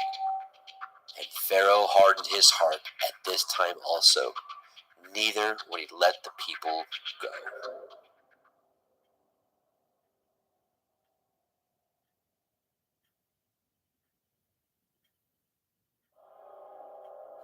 Shemot, Exodus, chapter 9. Then Yahweh said unto El Moshe, Go in unto Pharaoh, and tell him, Thus says Yahuwah Elohai of the Ephraim, Let my people go, that they may serve me. For if you refuse to let them go, and will hold them still, behold, the hand of Yahuwah is upon your cattle, which is in the field, upon the horses, upon the asses, upon the camels, upon the oxen, upon the sheep. There shall be a very grievous pestilence, and Yahuwah shall sever between the cattle of Yasharel and the cattle of Mitzrayim, and there shall nothing die of all that is the children's of Yasharel. And Yahweh appointed a set time, saying, Tomorrow Yahuwah shall do this thing in the land. And Yahweh did that thing on the morrow, and all the cattle of Mitzrayim died, but of the cattle of the children of Yasharel died not one. And Pharaoh sent, and behold, there was not one of the cattle of Yasharel dead. And the heart of Pharaoh was hardened, and he did not let the people go. And Yahweh said unto El Moshe, and unto El Aharon, Take to you handfuls of ashes of the furnace, and let Moshe sprinkle it towards the heavens in the sight of Pharaoh. And it shall become small dust in all the land of Mitzrayim, and shall be a boil breaking forth with blains upon man, and upon beast throughout all the land of Mitzrayim. And they took the ashes of the furnace, and stood before Pharaoh. And Moshe sprinkled it up toward the heavens, and it became a boil, breaking forth with blains upon man, and upon beast. And the magicians could not stand before Moshe because of the boils, for the boil was upon the magicians, and upon all the Mitzrayim. And Yahweh hardened the heart of Pharaoh, and he hearkened not unto them, as Yahweh had spoken unto El Moshe. And Yahweh said unto El Moshe, Rise up early in the morning, and stand before Pharaoh, and say unto him, Thus says Yahuwah Elohai of the Ephraim, Let my people go, that they may serve me. For I will at this time send all my plagues upon your heart, and upon your servants, and upon your people, that you may know that there is none like me in all the earth. For now I will stretch out my hand, that I may smite you and your people with pestilence, and you shall be cut off from the earth. And in very deed for this cause have I raised you up, for to show in you my power, that my name may be declared throughout all the earth. As yet exalt you yourself against my people, that you will not let them go? Behold, tomorrow about this time I will cause it to rain a very grievous hail, such as has not been in Mitzrayim since the foundation thereof even until now. Send therefore now and gather your cattle, and all that you have in the field, for upon every man and beast which shall be found in the field, and shall not be brought home, the hail shall come down upon them, and they shall die. He that feared the word of Yahweh among the servants of Pharaoh made his servants and his cattle flee into the houses. And he that regarded not the word of Yahweh left his servants and his cattle in the field. And Yahweh said unto Moshe, Stretch forth your hand towards the heavens, that there may be hail in all the land of Mitzrayim, upon man and upon beast, and upon every herb of the field, throughout the land of Mitzrayim. And Moshe stretched forth his rod toward the heavens, and Yahweh sent thunder and hail, and the fire ran along upon the ground, and Yahweh rained hail upon the land of Mitzrayim. So there was hail, and fire mingled with the hail, very grievous, such as there was none like it in all the land of Mitzrayim since it became a nation. And the hail smote throughout all the land of Mitzrayim, all that was in the field, both man and beast, and the hail smote every herb of the field, and broke every tree of the field. Only in the land of Goshen, where the children of Yashar'el were, was there no hail. And Pharaoh sent and called for Moshe and Aharon, and said unto them, I have sinned this time. Yahuwah is righteous, and I and my people are wicked. Entreat Yahuwah, for it is enough that there be no more mighty thunderings and hail, for I will let you go. Ye shall stay no longer. And Moshe said unto him, As soon as I am gone out of the city, I will spread abroad my hands unto Yahweh, and the thunder shall cease, neither shall there be any more hail, that you may know how that the earth is Yahweh's. But as for you and your servants, I know that you will not fear Yahweh Elohim. And the flax and the barley was smitten, for the barley was in the ear, and the flax was bold. But the wheat and the rye were not smitten, for they were not grown up.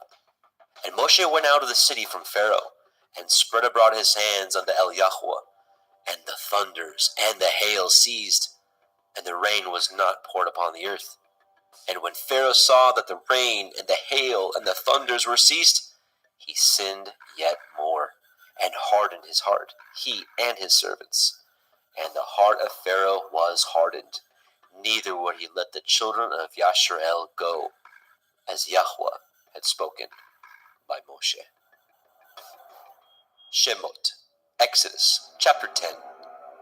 And Yahweh said unto Moshe, Go in unto Pharaoh, for I have hardened his heart, and the heart of his servants, that I might show these my signs before him, and that you may tell in the ears of your son, and of your son's son, what things I have wrought in Mitzrayim, and my signs which I have done among them, that ye may know how that I am Yahuwah. And Moshe and Aharon came in unto Pharaoh, and said unto him, Thus says Yahweh Elohai of the Ephraim, How long will you refuse to humble yourselves before me? Let my people go, that they may serve me. Else, if you refuse to let my people go, behold, tomorrow I will bring the locusts into your coast, and they shall cover the face of the earth, that one cannot be able to see the earth, and they shall eat the remnant of that which is escaped. which remains unto you from the hail, and shall eat every tree which grows for you out of the field. And they shall fill your houses, and the houses of all your servants, and the houses of all the Mitzrayim, which neither your fathers nor your fathers' fathers have seen, since the day that they were upon the earth unto this day. And he turned himself and went out from Pharaoh. And Pharaoh's servants said unto him, How long shall this man be a snare unto us? Let the men go, that they may serve Yahweh Elohim. Know you not that Mizraim is destroyed? And Moshe and Aharon were brought again unto Pharaoh. And he said unto them, Go, serve Yahuwah Elohim. But who are they that shall go? And Moshe said, We will go with our young and with our old, with our sons and with our daughters, with our flocks and with our herds. We will go. For we must hold a feast unto Yahuwah. And he said unto them, Let Yahuwah be so with you, as I will let you go, and your little ones. Look to it, for evil is before you. Not so. Go now, ye that are men, and serve Yahuwah, for that ye did desire. And they were driven out from Pharaoh's presence. And Yahuwah said unto Moshe, Stretch out your hand over the land of Mizraim for the locusts, that they may come up upon the land of Mizraim, and eat every herb of the land, even all that the hail has left. And Moshe stretched forth his rod over the land of Mitzrayim. And Yahuwah brought an east wind upon the land all that day, and all that night. And when it was morning, the east wind brought the locusts. And the locusts went up over all the land of Mitzrayim, and rested in all the coast of Mitzrayim. Very grievous were they. Before them there were no such locust as they, neither after them shall be such. For they covered the face of the whole earth, so that the land was darkened, and they did eat every herb of the land, and all the fruit of the trees which the hail had left, and there remained not any green thing in the trees, or in the herbs of the field, through all the land of Mitzrayim. Then Pharaoh called for Moshe and Aharon in haste, and he said, I have sinned against Yahuwah Elohim, and against you. Now therefore forgive, I pray you, my sin only this once, and entreat Yahuwah Elohim, that he may take away from me this death only. And he went out from Pharaoh, and entreated Yahuwah. And Yahuwah turned a mighty strong west wind, which took away the locusts, and cast them into the Red Sea.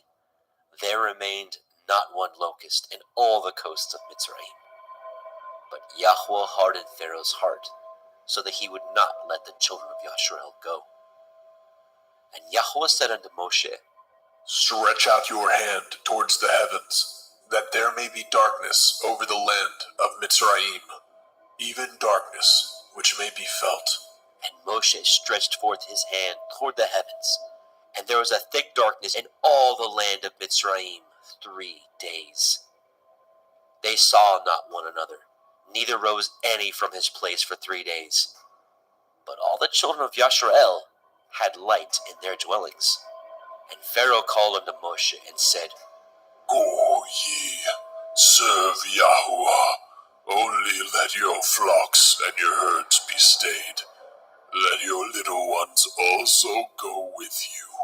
And Moshe said, You must give us also sacrifices and burnt offerings, that we may sacrifice unto Yahweh Eloheinu. Our cattle also shall go with us. There shall not a hoof be left behind. For thereof must we take to serve Yahweh Eloheinu, and we know not with what we must serve Yahweh until we come thither. But Yahweh hardened Pharaoh's heart, and he would not let them go. And Pharaoh said unto him, Get you from me, take heed to yourself, see my face no more. For in that day you see my face, you shall die. And Moshe said, "You have spoken well. I will see your face again no more."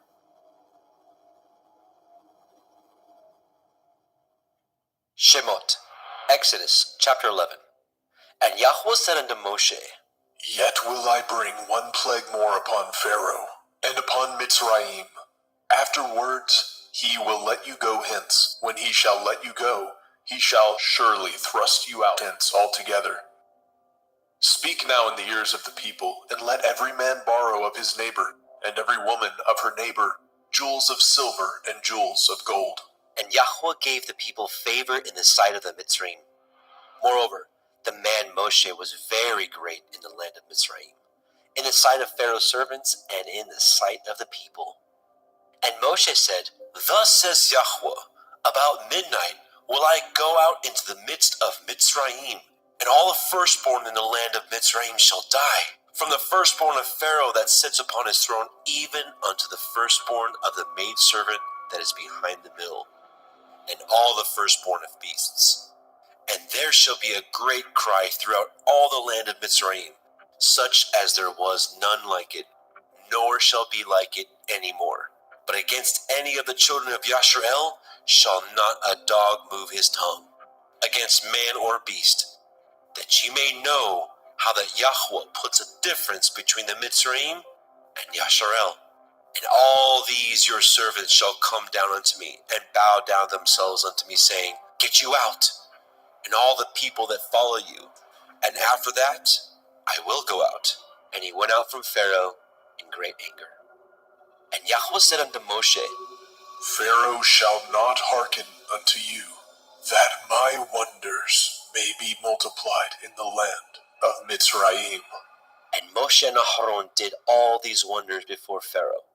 And Yahweh hardened Pharaoh's heart, so that he would not let the children of Yasharel go out of his land. Shemot, Exodus chapter 12.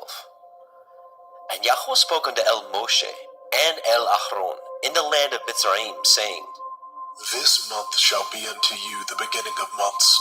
It shall be the first month of the year to you. Speak ye unto all the assembly of Yasharel, saying, In the 10th day of this month they shall take to them every man a lamb, according to the house of their fathers, a lamb for a house.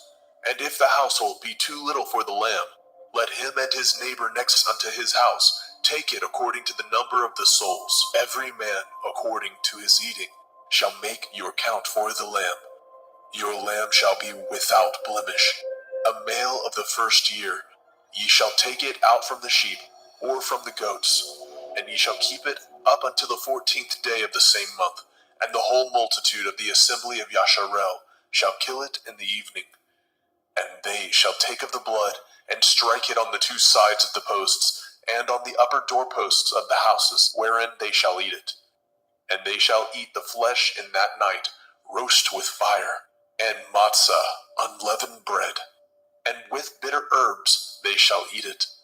Eat not of it raw, nor sodden at all with water, but roast with fire, his head with his legs, and with the purtenance thereof. And ye shall let nothing of it remain until the morning, and that which remains of it until the morning ye shall burn with fire. And thus shall ye eat it, with your loins girded, your shoes on your feet, and your staff in your hand. And ye shall eat it in haste. It is Yahuwah's Pesach. For I will pass through the land of Mitzrayim this night, and will smite all the firstborn in the land of Mitzrayim, both man and beast. And against all the Elohai of Mitzrayim I will execute judgment. I am Yahuwah. And the blood shall be to you for a mark upon the houses where ye are. And when I see the blood, I will pass over you. And the plague shall not be upon you to destroy you, when I smite the land of Mitzrayim. And this day shall be unto you for a memorial, and ye shall keep it a feast to Yahuwah throughout your generations. Ye shall keep it a feast by an ordinance forever. 7 days shall ye eat matzah. Even the first day ye shall put away leaven out of your houses. For whoever eats hametz, leavened bread, from the first day unto the 7th day, that soul shall be cut off from Yasharel. And in the first day there shall be a holy assembly, and in the 7th day there shall be a holy assembly to you. No manner of work shall be done in them, save that which every man must eat, that only may be done of you. And ye shall guard the feast of matzah, unleavened bread. For in this selfsame day have I brought your armies out of the land of Mitzrayim. Therefore shall ye guard this day in your generations by an ordinance forever. In the 1st day, on the 14th day of the month at evening, ye shall eat matzah, until the 21st day of the month at evening. 7 days shall there be no hametz found in your houses, for whosoever eats that which is with hametz, leaven, even that soul shall be cut off from the assembly of Yasharel, whether he be a stranger or born in the land. Ye shall eat nothing with hametz. In all your habitations shall ye eat matzah. Then Moshe called for all the elders of Yasharel, and said unto them, Draw out, and take you a lamb according to your families, and kill the Pesach. And ye shall take a bunch of hyssop, and dip it in the blood that is in the basin, and strike the lintel and the 2 side posts with the blood that is in the basin. And none of you shall go out at the door of his house until the morning. For Yahweh will pass through to smite the Mitzrayim.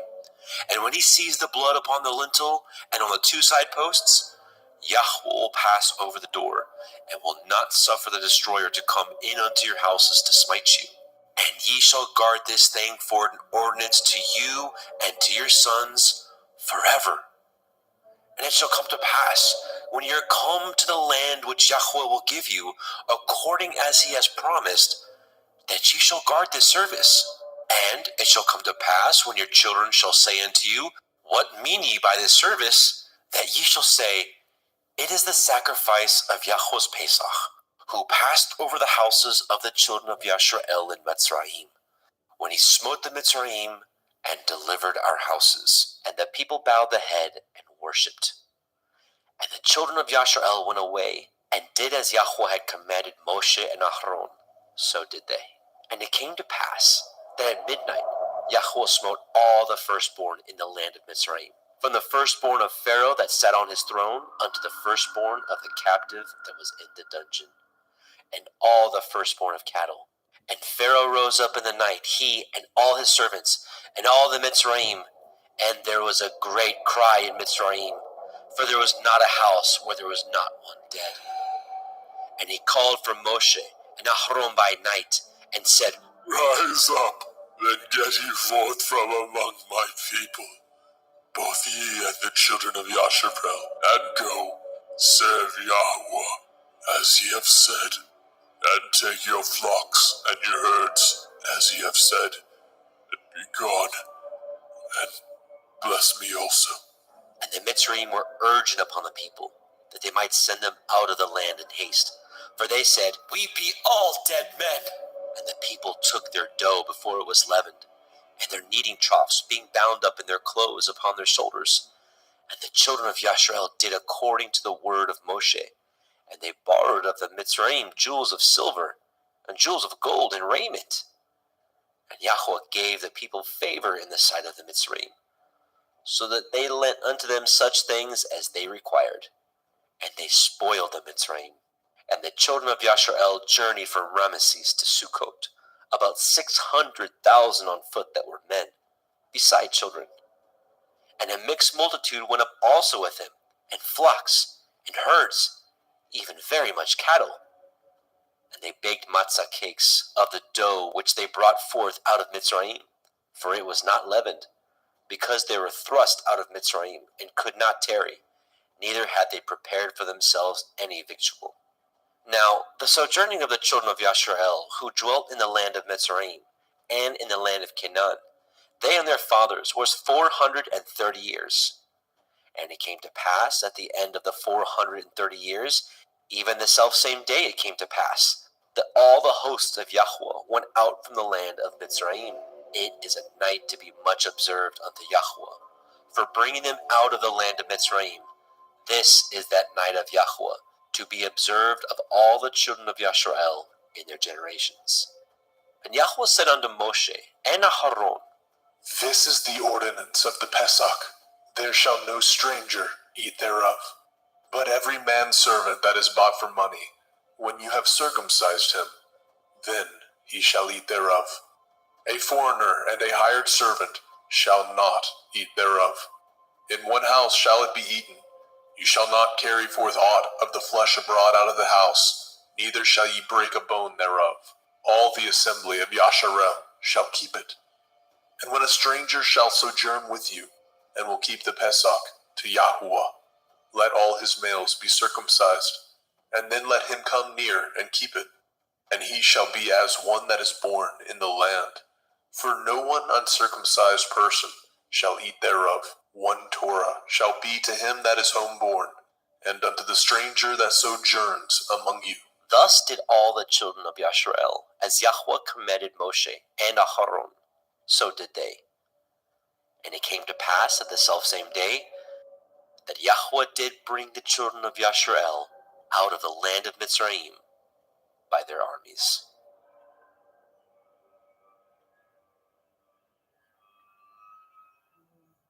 Shemot, Exodus chapter 13. And Yahweh spoke unto Moshe, saying, Sanctify unto me all the firstborn, whatsoever opens the womb among the children of Yasharel, both of man and of beast, it is mine. And Moshe said unto the people, Remember this day, in which you came out from Mitzrayim, out of the house of bondage, for by strength of hand Yahweh brought you out from this place. There shall no chametz be eaten. This day came ye out in the month Abib. And it shall be, when Yahweh shall bring you into the land of the Canaanim, and the Hittim, and the Amorim, and the Chivim, and the Yebusim, which he swore unto your fathers to give you, a land flowing with milk and honey, that you shall keep this service in this month. 7 days you shall eat matzah, and in the 7th day shall be a feast unto Yahweh. Matzah shall be eaten 7 days, and there shall no chametz be seen with you, neither shall there be leaven seen with you in all your quarters. And ye shall show your son in that day, saying, This is done because of that which Yahweh did unto me, when I came forth out of Mitzrayim. And it shall be for a sign unto you upon your hand, and for a memorial between your eyes, that Yahweh's Torah may be in your mouth. For with a strong hand has Yahweh brought you out of Mitzrayim. You shall therefore guard this ordinance in his appointed time from year to year. And it shall be, when Yahweh shall bring you into the land of the Canaanim, as he swore unto you and to your fathers, and shall give it you, that you shall set apart unto Yahweh all that open the womb, and every firstling that comes of a beast which you have. The males shall be Yahweh's. And every firstling of an ass you shall redeem with a lamb, and if you will not redeem it, then you shall break his neck. And all the firstborn of man among your children shall you redeem. And it shall be, when your son asks you in time to come, saying, What is this? That you shall say unto him, By strength of hand Yahweh brought us out from Mitzrayim, from the house of bondage. And it came to pass, when Pharaoh would hardly let us go, that Yahweh slew all the firstborn in the land of Mitzrayim, both of the firstborn of man and the firstborn of beast. Therefore I sacrifice to Yahweh all that opens the womb, being males, but all the firstborn of my children I redeem. And it shall be for a mark upon your hand, and for frontlets between your eyes. For by strength of hand Yahweh brought us forth out of Mitzrayim. As when Pharaoh had let the people go, the Elohim led them not through the way of the land of the Palestine, though that was near. For Elohim said, Lest perchance the people repent when they see war, and they return to Mitzrayim. But Elohim led the people about through the way of the wilderness of the Red Sea, and the children of Yasharel went up harnessed out of the land of Mitzrayim. And Moshe took the bones of Joseph with him, for he had straitly sworn the children of Yasharel, saying, Elohim will surely visit you, and you will carry up my bones away hence with you. They took their journey from Sukkot, and encamped in Etham, in the edge of the wilderness. And Yahweh went before them by day in a pillar of cloud, to lead them in the way, and by night in a pillar of fire, to give them light, to go by day and night. He took not away the pillar of the cloud by day, nor the pillar of fire by night, from before the people.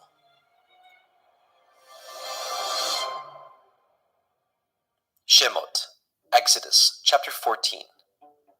And Yahweh spoke unto Moshe, saying, Speak unto the children of Yasharel, that they turn and encamp before Pi Hachiron, between Migdol and the sea, over against Baal Zephon.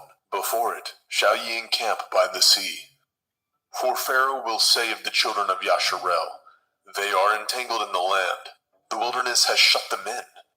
And I will harden Pharaoh's heart, that he shall follow after them, and I will be honored upon Pharaoh, and upon all his host, that the Mitzrayim may know that I am Yahuwah.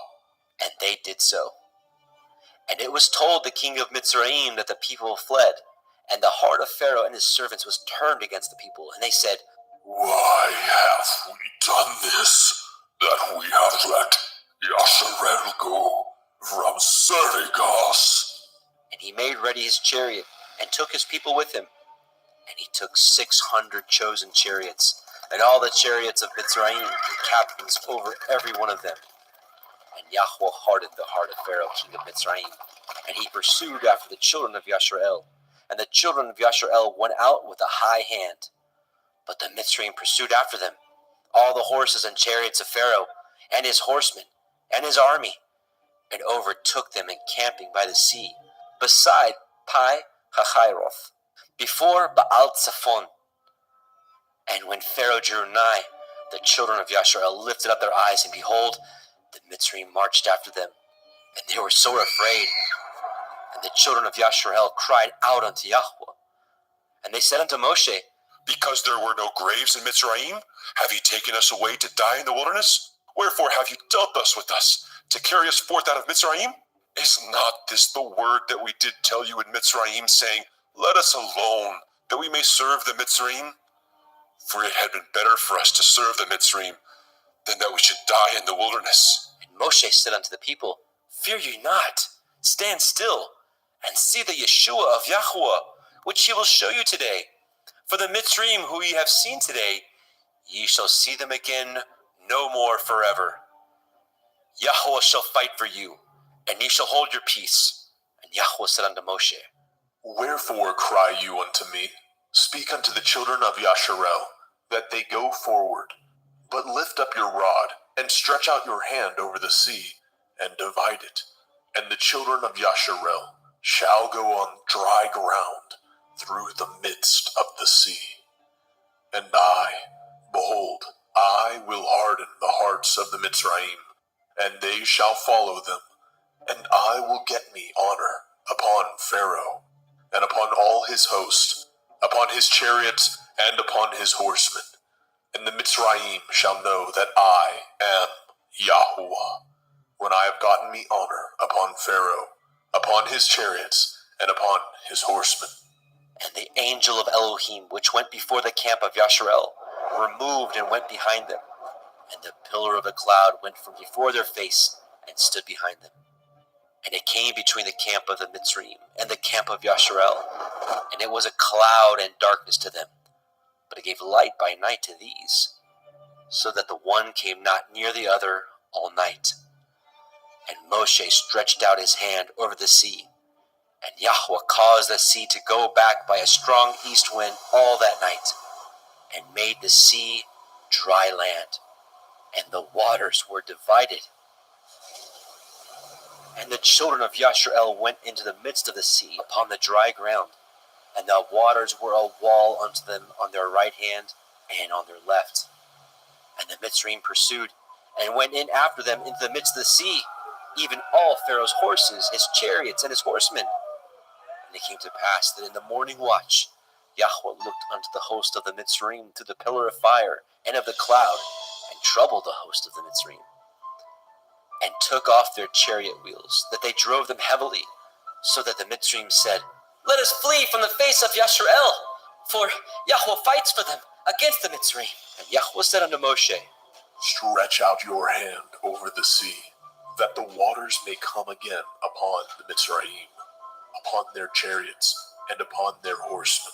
And Moshe stretched forth his hand over the sea, and the sea returned to his strength when the morning appeared, and the Mitzrayim fled against it. Yahweh overthrew the Mitzrayim in the midst of the sea, and the waters returned and covered the chariots and the horsemen and all the host of Pharaoh that came into the sea after them.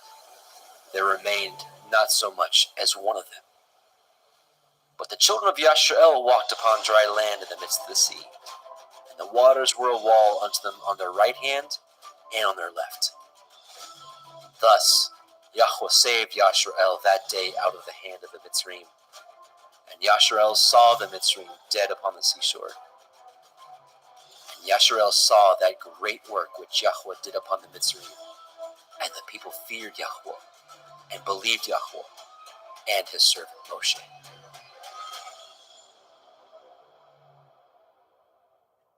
Shemot, Exodus, chapter 15. Then sang Moshe and the children of Yashrael this song unto Yahweh, saying, I will sing unto Yahweh, for he has triumphed gloriously. The horse and the rider has he thrown into the sea. Yah is my strength and song, and he has become my Yeshua. He is my El, and I will prepare him a habitation. My father's Elohai, and I will exalt him. Yahweh is a man of war. Yahweh is his name. Pharaoh's chariots and his host has he cast into the sea. His chosen captains also are drowned in the Red Sea. The depths have covered them. They sank into the bottom as a stone. Your right hand, O Yahweh, is become glorious in power. Your right hand, O Yahweh, has dashed in pieces the enemy, and in the greatness of your excellency, you have overthrown them that rose up against you. You sent forth your wrath, which consumed them as stubble. And with the blast of your nostrils, the waters were gathered together. The flood stood upright as a heap, and the depths were congealed in the heart of the sea. The enemy said, I will pursue, I will overtake, I will divide the spoil. My lust shall be satisfied upon them. I will draw my sword, my hand shall destroy them. You blew with your ruach, the sea covered them. They sank as lead in the mighty waters.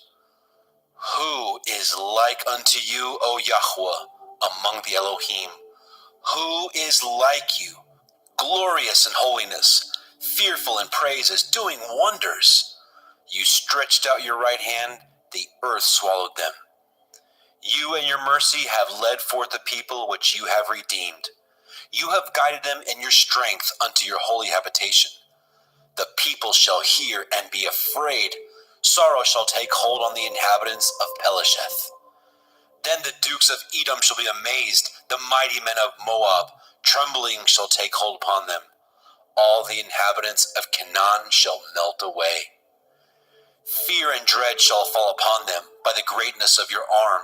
They shall be as still as a stone, till your people pass over, O Yahweh, till the people pass over which you have purchased. You shall bring them in and plant them in the mountain of your inheritance, in the place, O Yahweh, which you have made for you to dwell in the sanctuary, O Adonai, which your hands have established. Yahweh shall reign forever and ever. For the horse of Pharaoh went in with his chariots and with his horsemen into the sea, and Yahweh brought again the waters of the sea upon them. But the children of Yashrael went on dry land in the midst of the sea. And Miriam, the prophetess, the sister of Aharon, took a timbrel in her hand, and all the women went out after her with timbrels and dances. And Miriam answered them, Sing ye to Yahweh, for he has triumphed gloriously. The horse and his rider has he thrown into the sea. So Moshe brought Yashrael from the Red Sea, and they went out into the wilderness of Shur. And they went 3 days in the wilderness and found no water. And when they came to Marah, they could not drink of the waters of Marah, for they were bitter. Therefore the name of it was called Marah. And the people murmured against Moshe, saying, What shall we drink? And he cried unto El Yahweh. And Yahweh showed him a tree, which, when he had cast into the waters were made sweet. There he made for them a statute and an ordinance, and there he proved them, and said, If you will diligently hearken to the voice of Yahweh Elohim, and will do that which is right in his sight, and will give ear to his commandments, and guard all his statutes, I will put none of these diseases upon you, which I have brought upon the Mitzrayim, for I am Yahweh Ropheka. And they came to Elim, where there were 12 wells of water, and 70 palm trees, and they encamped there by the waters.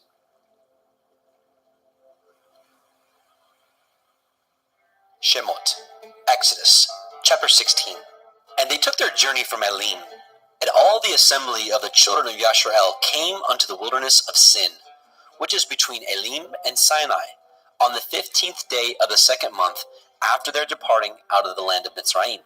And the whole assembly of the children of Yashrael murmured against Moshe and Aharon in the wilderness. And the children of Yashrael said unto them, Would to Elohim we had died by the hand of Yahweh in the land of Mitzrayim. But we sat by the flesh pots, and when we did eat bread to the full. For ye have brought us forth into this wilderness to kill this whole assembly with hunger.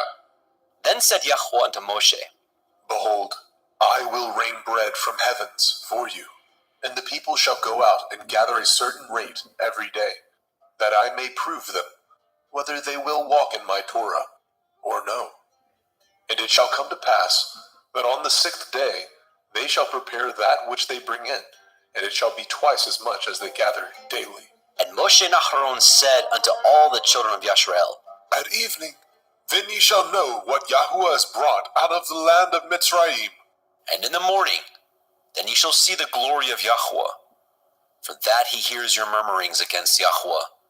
And what are we, that ye murmur against us? And Moshe said, This shall be, when Yahweh shall give you in the evening flesh to eat, and in the morning bread to the full, for that Yahweh hears your murmurings which you murmur against him. And what are we? Your murmurings are not against us, but against Yahweh. And Moshe spoke unto Aharon, Say unto all the assembly of the children of Yashrael, Come near before Yahweh, for he has heard your murmurings. And it came to pass, as Aharon spoke unto the whole assembly of the children of Yashrael, that they looked toward the wilderness, and behold, the glory of Yahweh appeared in the cloud. And Yahweh spoke unto Moshe, saying, I have heard the murmurings of the children of Yasharel. Speak unto them, saying, At evening ye shall eat flesh, and in the morning ye shall be filled with bread, and ye shall know that I am Yahweh Elohim. And it came to pass that at evening the quails came up and covered the camp, and in the morning the dew lay round about the host. And when the dew that lay was gone up, behold, upon the face of the wilderness there lay a small round thing, as small as the hoarfrost on the ground. And when the children of Yashrael saw it, they said one to another, It is manna, for they knew not what it was. And Moshe said unto them, This is the bread which Yahweh has given you to eat. This is the thing which Yahweh has commanded. Gather of it every man according to his eating, an omer for every man, according to the number of your persons. Take you every man for them which are in his tents. And the children of Yashrael did so, and gathered some more, some less. And when they did meet it with an omer, he that gathered much had nothing over, and he that gathered little had no lack. They gathered every man according to his eating. And Moshe said, Let no man leave of it till the morning. Notwithstanding they hearkened not unto Moshe. But some of them left of it until the morning, and it bred worms, and stank. And Moshe was wroth with them. And they gathered it every morning, every man according to his eating. And when the sun waxed hot, it melted. And it came to pass that on the 6th day they gathered twice as much bread, 2 omers for one man. And all the rulers of the assembly came and told Moshe. And he said unto them, This is that which Yahweh has said. Tomorrow is the rest of the holy Shabbat unto Yahweh. Bake that which you will bake today, and seethe that you will seethe, and that which remains over lay up for you to be kept until the morning. And they laid it up until the morning as Moshe bade, and it did not stink, neither was there any worm therein. And Moshe said, Eat that today, for today is a Shabbat unto Yahweh. Today you shall not find it in the field. 6 days shall ye gather it, but on the 7th day, which is the Shabbat, in it there shall be none. And it came to pass that there went out some of the people on the 7th day for to gather, and they found none. And Yahweh said unto Moshe, How long refuse ye to guard my commandments and my Torah? See for that Yahuwah has given you the Sabbath.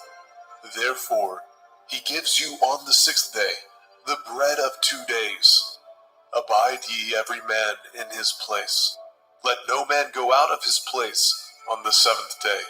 So the people rested on the 7th day. And the house of Yashrael called the name thereof manna. And it was like coriander seed, white, and the taste of it was like wafers made with honey.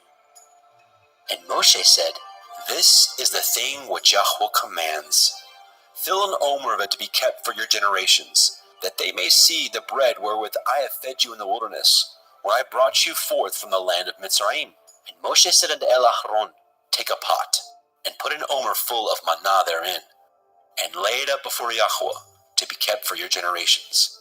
As Yahweh commanded Moshe, so Aaron laid it up before the testimony to be kept. And the children of Yashrael did eat manna 40 years, until they came to a land inhabited. They did eat manna until they came unto the borders of the land of Canaan. Now, an omer is a 10th part of an ephah. Shemot, Exodus, chapter 17. And all the assembly of the children of Yashrael journeyed from the wilderness of Sin, after their journeys, according to the commandment of Yahweh, and pitched in Rephidim, and there was no water for the people to drink. Wherefore the people did chide with Moshe, and said, Give us water, that we may drink. And Moshe said unto them, Why chide ye with me? Wherefore do you tempt Yahweh? And the people thirsted there for water. And the people murmured against Moshe, and said, Wherefore is it that you brought us up out of Mitzrayim, to kill us and our children and our cattle with thirst? And Moshe cried unto Yahweh, saying, What shall I do unto this people? They be almost ready to stone me. And Yahweh said unto Moshe, Go on before the people, and take with you the elders of Yasharel, and your rod, wherewith you smote the river, take in your hand, and go. Behold, I will stand before you there upon the rock in Horeb, and you shall smite the rock, and there shall come water out of it, that people may drink. And Moshe did so in the sight of the elders of Yashrael. And he called the name of the place Massa and Meribah, because of the chiding of the children of Yashrael, and because they tempted Yahweh, saying, Is Yahweh among us or not? Then came Amalek, and fought with Yashrael and Rephidim. And Moshe said unto Yahusha, Choose us out men, and go out, fight with Amalek. Tomorrow I will stand on the top of the hill with the rod of Elohim in my hand. So Yahusha did as Moshe had said to him, and fought with Amalek. And Moshe and Aharon and Hur went up to the top of the hill. And it came to pass, when Moshe held up his hand, that Yashrael prevailed. And when he let down his hand, Amalek prevailed. But Moshe's hands were heavy, and he took a stone and put it under him, and he sat thereon. And Aharon and Hur stayed up his hands, the one on the one side, and the other on the other side. And his hands were steady until the going down of the sun. And Yahusha discomfited Amalek and his people with the edge of the sword. And Yahweh said unto Moshe, Write this for a memorial in a sefer, and rehearse it in the ears of Yahusha, for I will utterly put out the remembrance of Amalek from under the heavens. And Moshe built an altar, and called the name of it Yahweh Nisai. For he said, Because Yah has sworn that Yahweh will have war with Amalek from generation to generation. Shemot, Exodus, chapter 18.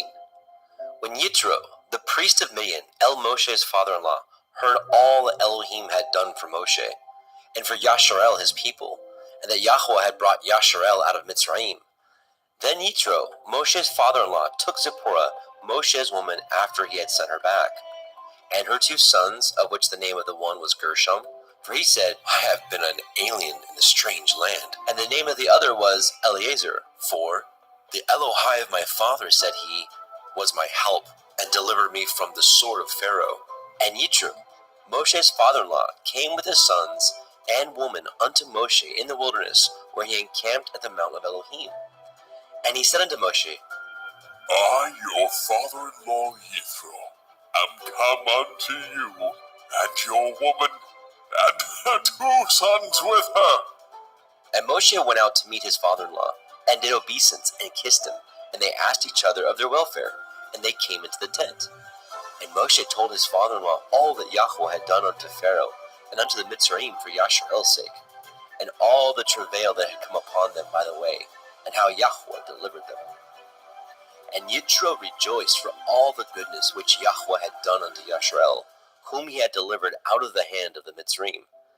And Yitro said, Blessed be Yahweh, who has delivered you out of the hand of the Mitzrayim, and out of the hand of Pharaoh, who has delivered the people from under the hand of the Mitzrayim.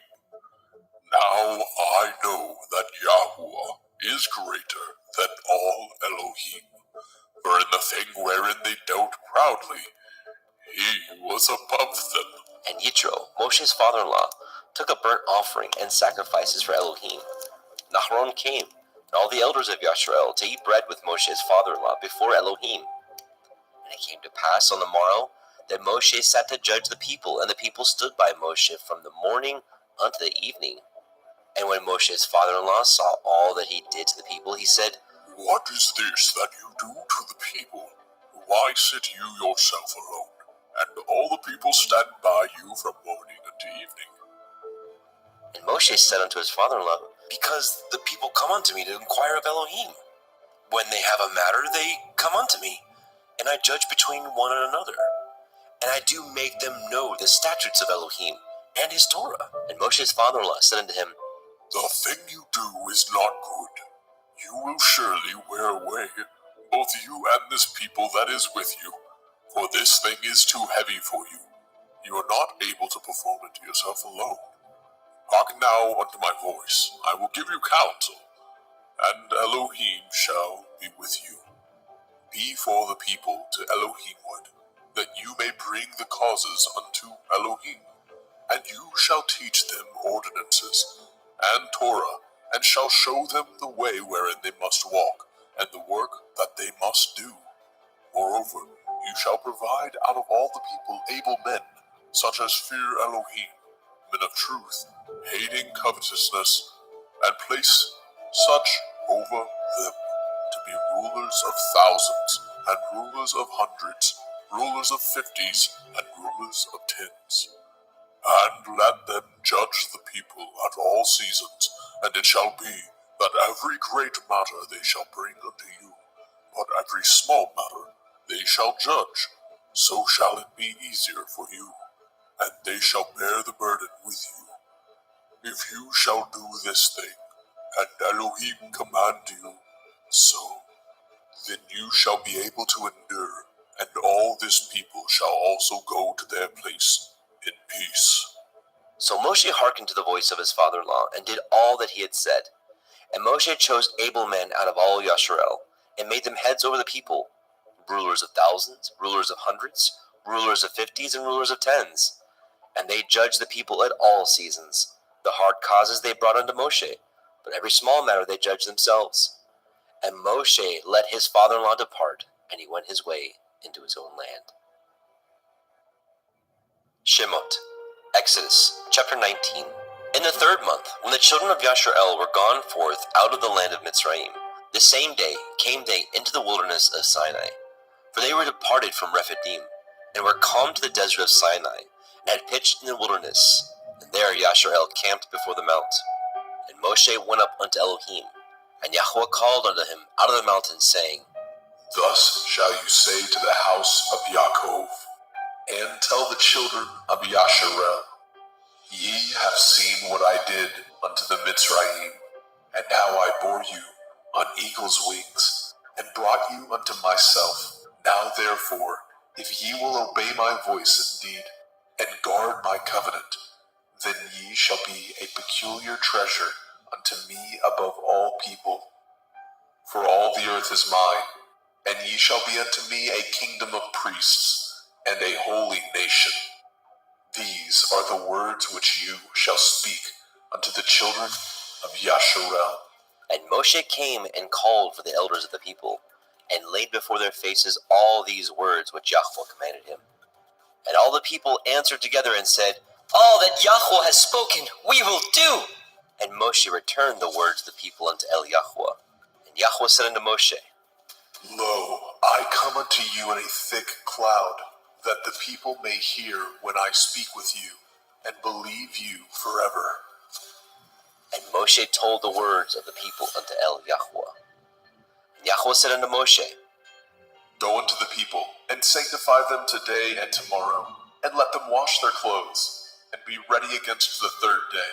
For the third day Yahweh will come down in the sight of all the people upon Mount Sinai. And you shall set bounds unto the people round about, saying, Take heed to yourselves, that ye go not up unto the mount, or touch the border of it. Whosoever touches the mount shall be surely put to death. There shall not a hand touch it, but he shall surely be stoned or shot through. Whether it be beast or man, it shall not live. When the shofar sounds long, they shall come up to the mount. And Moshe went down from the mount unto the people, and sanctified the people, and they washed their clothes. And he said unto the people, Be ready against the third day, come not at your women. And it came to pass on the third day in the morning, that there were thunders and lightnings, and a thick cloud upon the mount, and the voice of the shofar exceeding loud, so that all the people that was in the camp trembled. And Moshe brought forth the people out of the camp to meet with Elohim, and they stood at the nether part of the mount. And Mount Sinai was altogether on a smoke, because Yahweh descended upon it in fire, and the smoke thereof ascended as the smoke of a furnace, and the whole mount quaked greatly. And when the voice of the shofar sounded long, and waxed louder and louder, Moshe spoke, and Elohim answered him by a voice. And Yahweh came down upon Mount Sinai, on the top of the mount. And Yahweh called Moshe up to the top of the mount, and Moshe went up. And Yahweh said unto Moshe, Go down, charge the people, lest they break through unto Yahweh to gaze, and many of them perish. And let the priests also, which come near to Yahweh, sanctify themselves, lest Yahweh break forth upon them. And Moshe said unto Yahweh, The people cannot come up unto Mount Sinai, for you charged us, saying, Set bounds about the mount, and sanctify it. And Yahweh said unto him, Away, get you down, and you shall come up you and Aaron with you. But let not the priests and the people break through to come up unto Yahweh, lest he break forth upon them. So Moshe went down unto the people, and spoke unto them. Shemot, Exodus, chapter 20.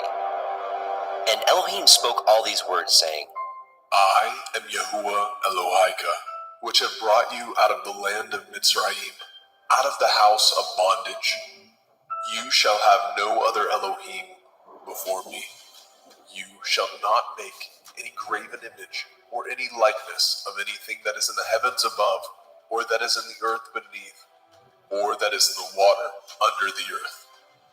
You shall not bow yourself to them, nor serve them, for I, Yahuwah Elohika, am a jealous El, visiting the iniquity of the fathers upon the children unto the third and fourth generation of them that hate me, and showing mercy unto thousands of them that love me and guard my commandments.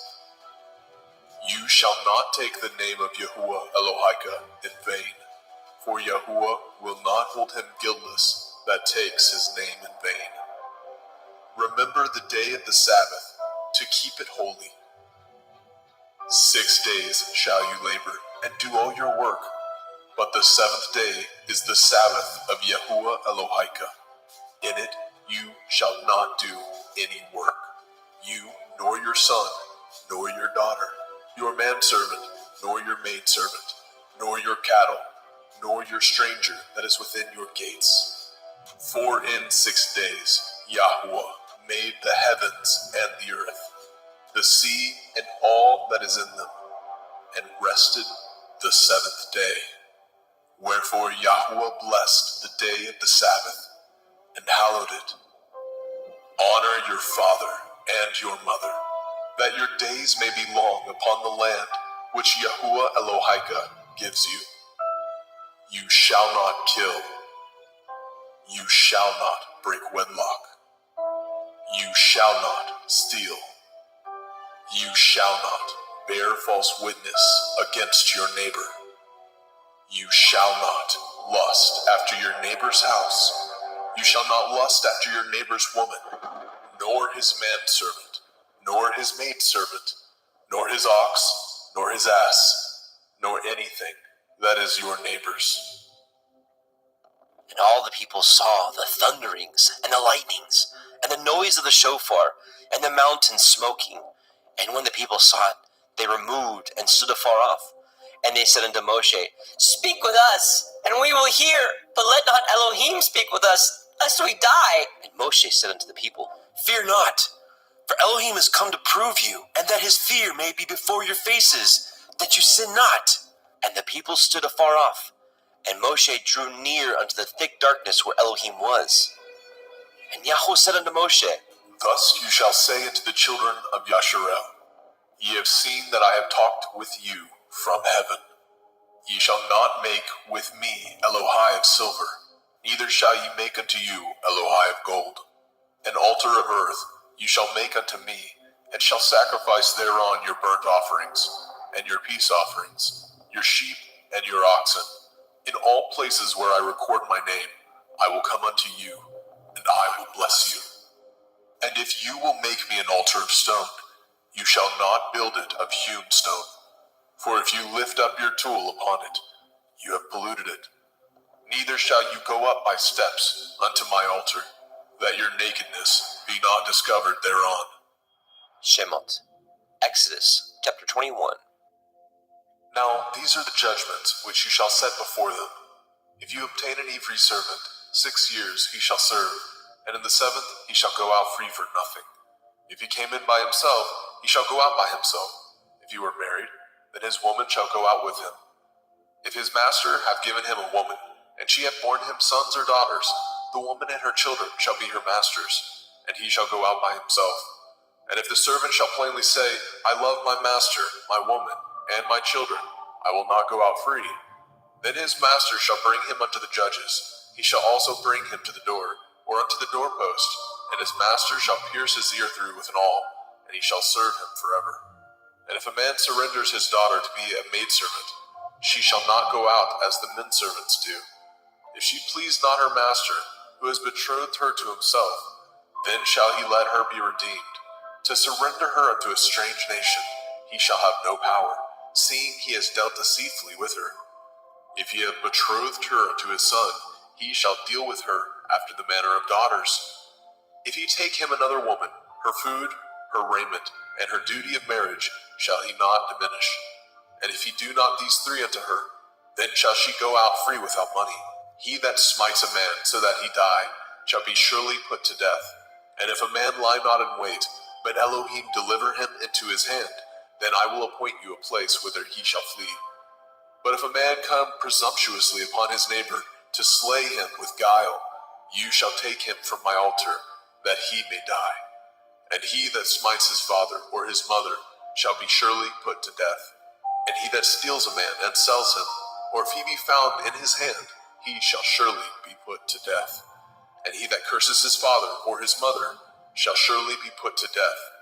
And if men strive together, and one smite another with a stone, or with his fist, and he die not, but keeps his bed, if he rise again, and walk abroad upon his staff, then shall he that smote him be innocent. Only he shall pay for the loss of his time, and shall cause him to be thoroughly healed. And if a man smite his servant, or his mate with a rod, and he die under his hand, he shall surely be punished.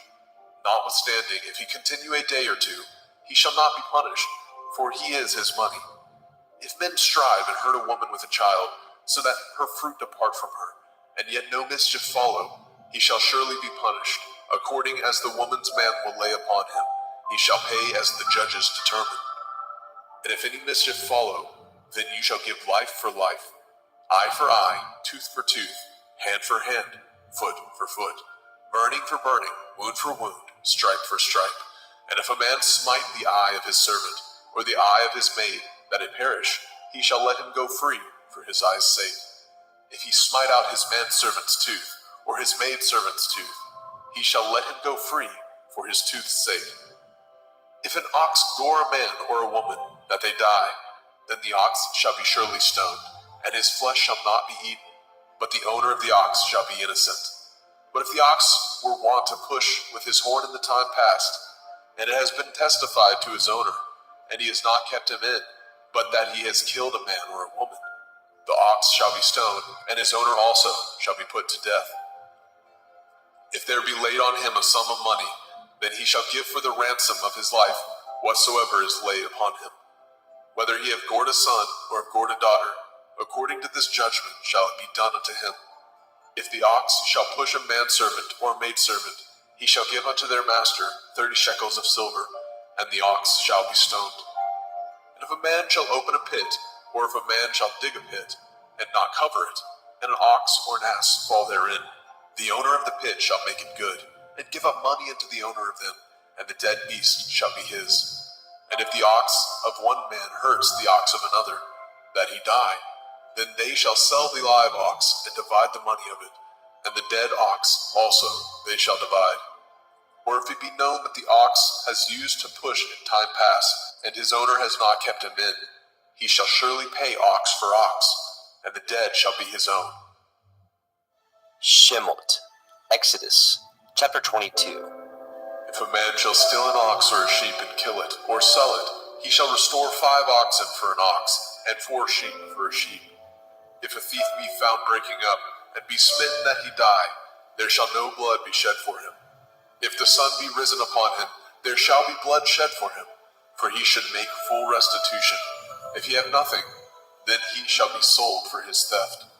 If the theft be certainly found in his hand alive, whether it be ox or ass or sheep, he shall restore double.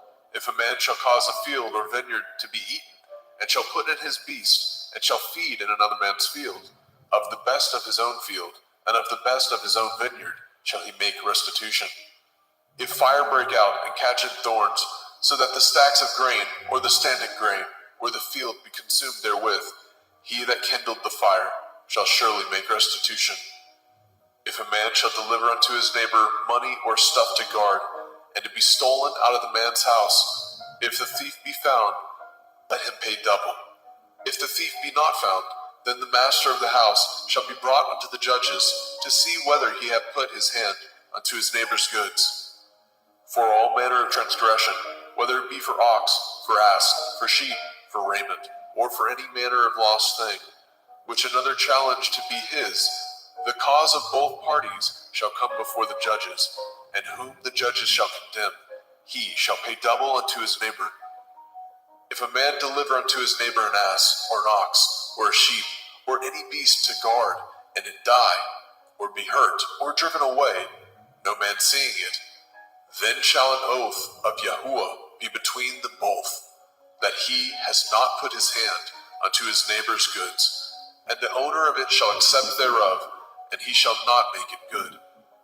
And if it be stolen from him, he shall make restitution unto the owner thereof. And if it be torn in pieces, then let him bring it for witness, and he shall not make good that which was torn.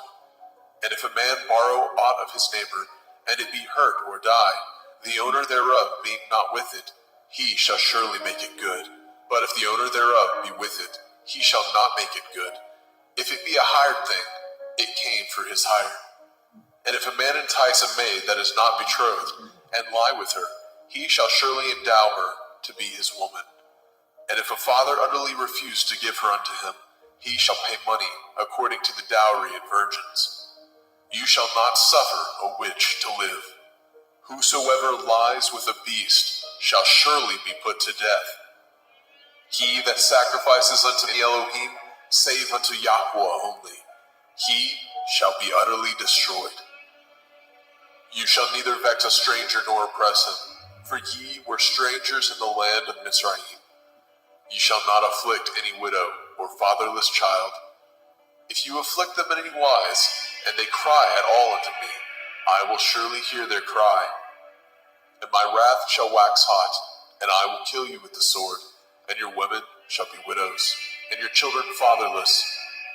If you lend money to any of my people that is poor by you, you shall not be to him as a usurer, neither shall you lay upon him usury. If you at all take your neighbor's raiment to pledge, you shall deliver it unto him by the time that the sun goes down. For that is his covering only, it is his raiment for his skin, wherein shall he sleep. And it shall come to pass, when he cries unto me, that I will hear, for I am gracious. You shall not revile the Elohim, nor curse the ruler of your people. You shall not delay to offer the first of your ripe fruit, and of your liquors, the firstborn of your sons shall you give unto me. Likewise shall you do with your oxen and with your sheep. 7 days it shall be with this stand. On the 8th day you shall give it to me. And ye shall be holy men unto me. Neither shall ye eat any flesh that is torn of beast in the field. Ye shall cast it to the dogs. Shemot, Exodus, chapter 23. You shall not raise a false report. Put not your hand with the wicked to be an unrighteous witness. You shall not follow a multitude to do evil, neither shall you speak in a cause, to decline after many, to pervert judgment. Neither shall you countenance a poor man in his cause. If you meet your enemy's ox or his ass going astray, you shall surely bring it back to him again. If you see the ass of him that hates you lying under his burden, and would forbear to help him, you shall surely help with him. You shall not pervert the judgment of your poor in his cause. Keep far from a false matter, and the innocent and righteous slay you not, for I will not justify the wicked. And you shall take no gift, for the gift blinds the wise, and perverts the words of the righteous. Also, you shall not oppress a stranger, for ye know the heart of a stranger, seeing ye were strangers in the land of Mizraim. In 6 years you shall sow your land, and shall gather in the fruits thereof. But the 7th year you shall let it rest and lie still, that the poor of your people may eat. What they leave the beasts of the field shall eat. In like manner you shall deal with your vineyard and with your olive yard. 6 days you shall do your work, and on the 7th day you shall rest, that your ox and your ass may rest, and the sons of your handmaid and the stranger may be refreshed. And in all things that I have said unto you, be guarded, and make no mention of the name of other Elohim, neither let it be heard out of your mouth. 3 times you shall keep a feast unto me in the year. You shall guard the feast of matzah, unleavened bread. You shall eat matzah 7 days as I command you, in the time appointed of the month of Eve, for in it you came out from Mizraim, and none shall appear before me empty. And the feast of Katsir, harvest, the first fruits of your labors, which you have sown in the field, and the feast of Asif, in gathering, which is in the end of the year, when you have gathered your labors out of the field. 3 times in the year all your males shall appear before Adonai Yahuwah. You shall not offer the blood of my sacrifice with hametz, leavened bread. Neither shall the fat of my sacrifice remain until the morning. The first of the first fruits of your land you shall bring into the house of Yahuwah Elohika. You shall not seethe a kid in his mother's milk. Behold, I send an angel before you, to guard you in the way, and to bring you into the place which I have prepared. Beware of him, and obey his voice. Provoke him not, for he will not pardon your transgressions, for my name is in him. And if you shall indeed obey his voice, and do all that I speak, then I will be an enemy unto your enemies, and an adversary unto your adversaries. For my angel shall go before you, and bring you in unto the Emorym, and the Hittim, and the Perizim, and the Kenainim, and the Hivim, and the Yebusim, and I will cut them off. You shall not bow down to their Elohim, nor serve them, nor do after their works, but you shall utterly overthrow them, and quite break down their images.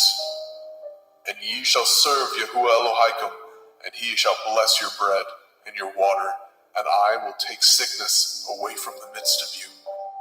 There shall nothing cast their young, nor be barren in your land, and the number of your days I will fulfill.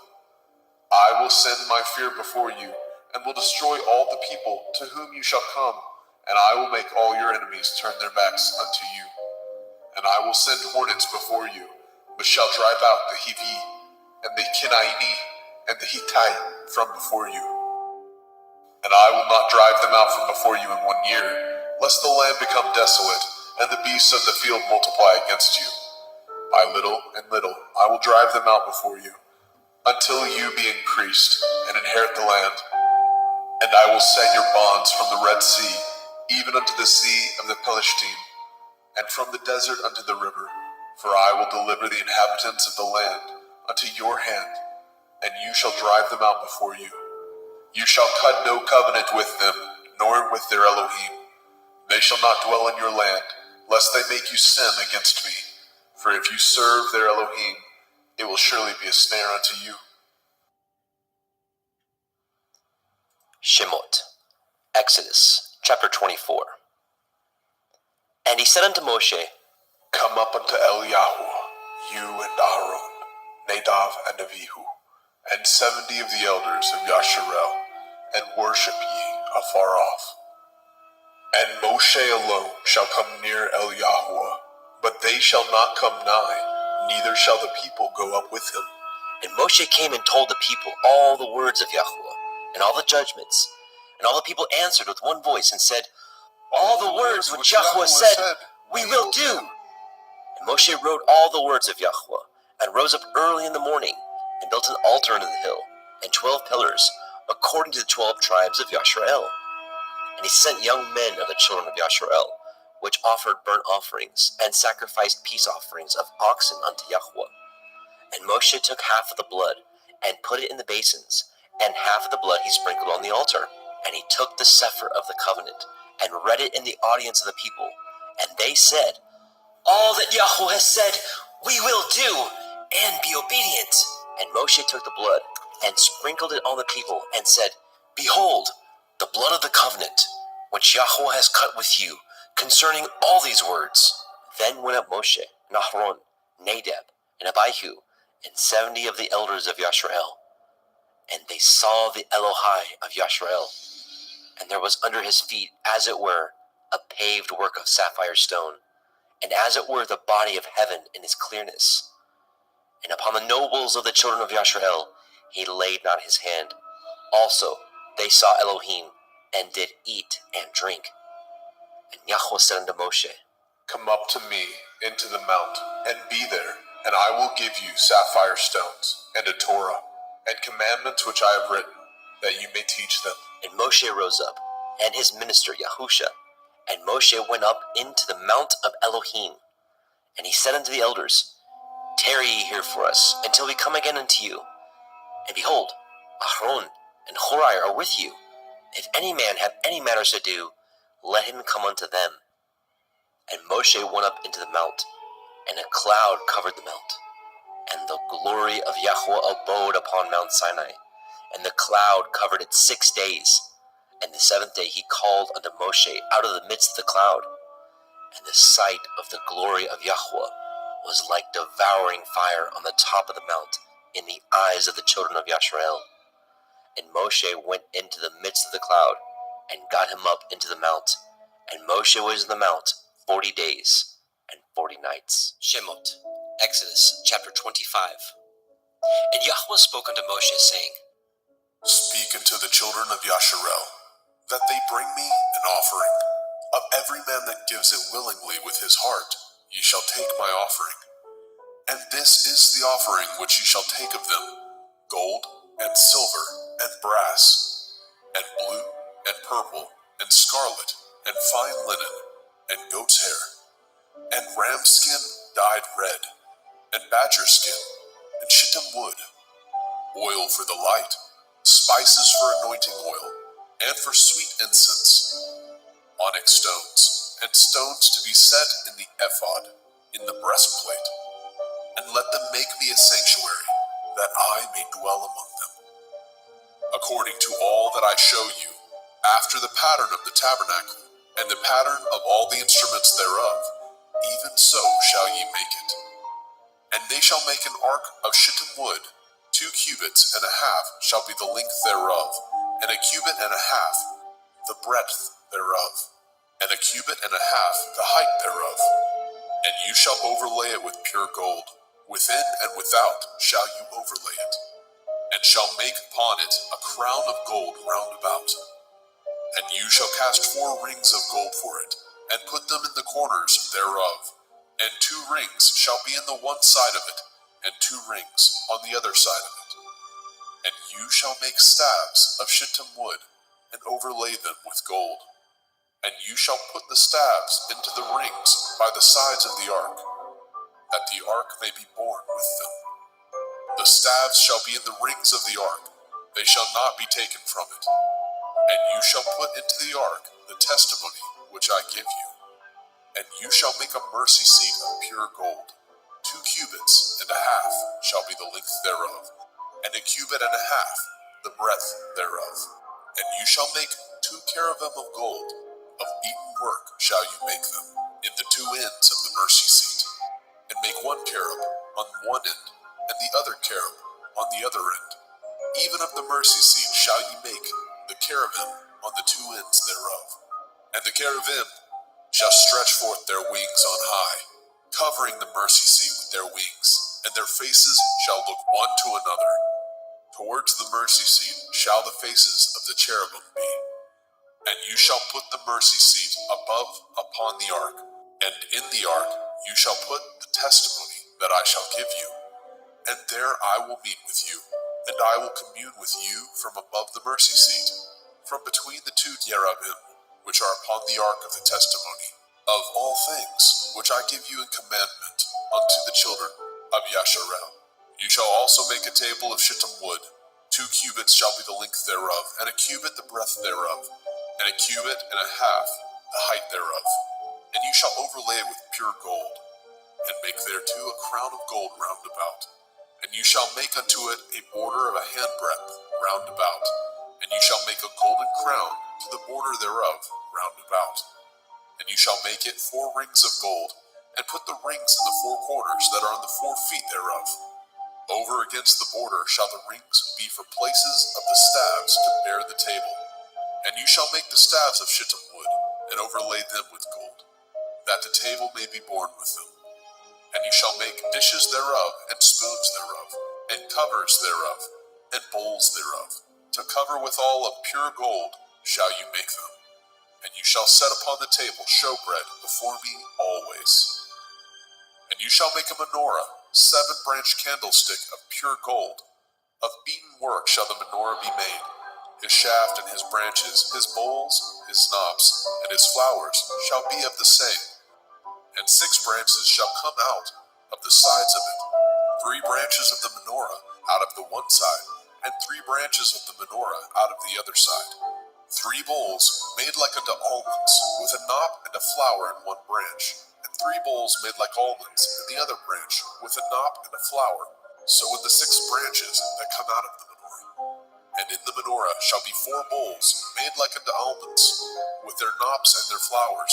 And there shall be a knop under 2 branches of the same, and a knop under 2 branches of the same, and a knop under 2 branches of the same, according to the 6 branches that proceed out of the menorah. Their knops and their branches shall be of the same. All of it shall be one beaten work of pure gold. And you shall make the 7 lamps thereof, and they shall light the lamps thereof, that they may give light over against it. And the tongs thereof, and the snuff dishes thereof, shall be of pure gold. Of a talent of pure gold shall he make it, with all these vessels. And look that you make them after the pattern, which was showed you in the mount. Shemot, Exodus chapter 26. Moreover, you shall make the tabernacle with 10 curtains of fine twined linen, and blue and purple, and scarlet, with cherubim of cunning work shall you make them.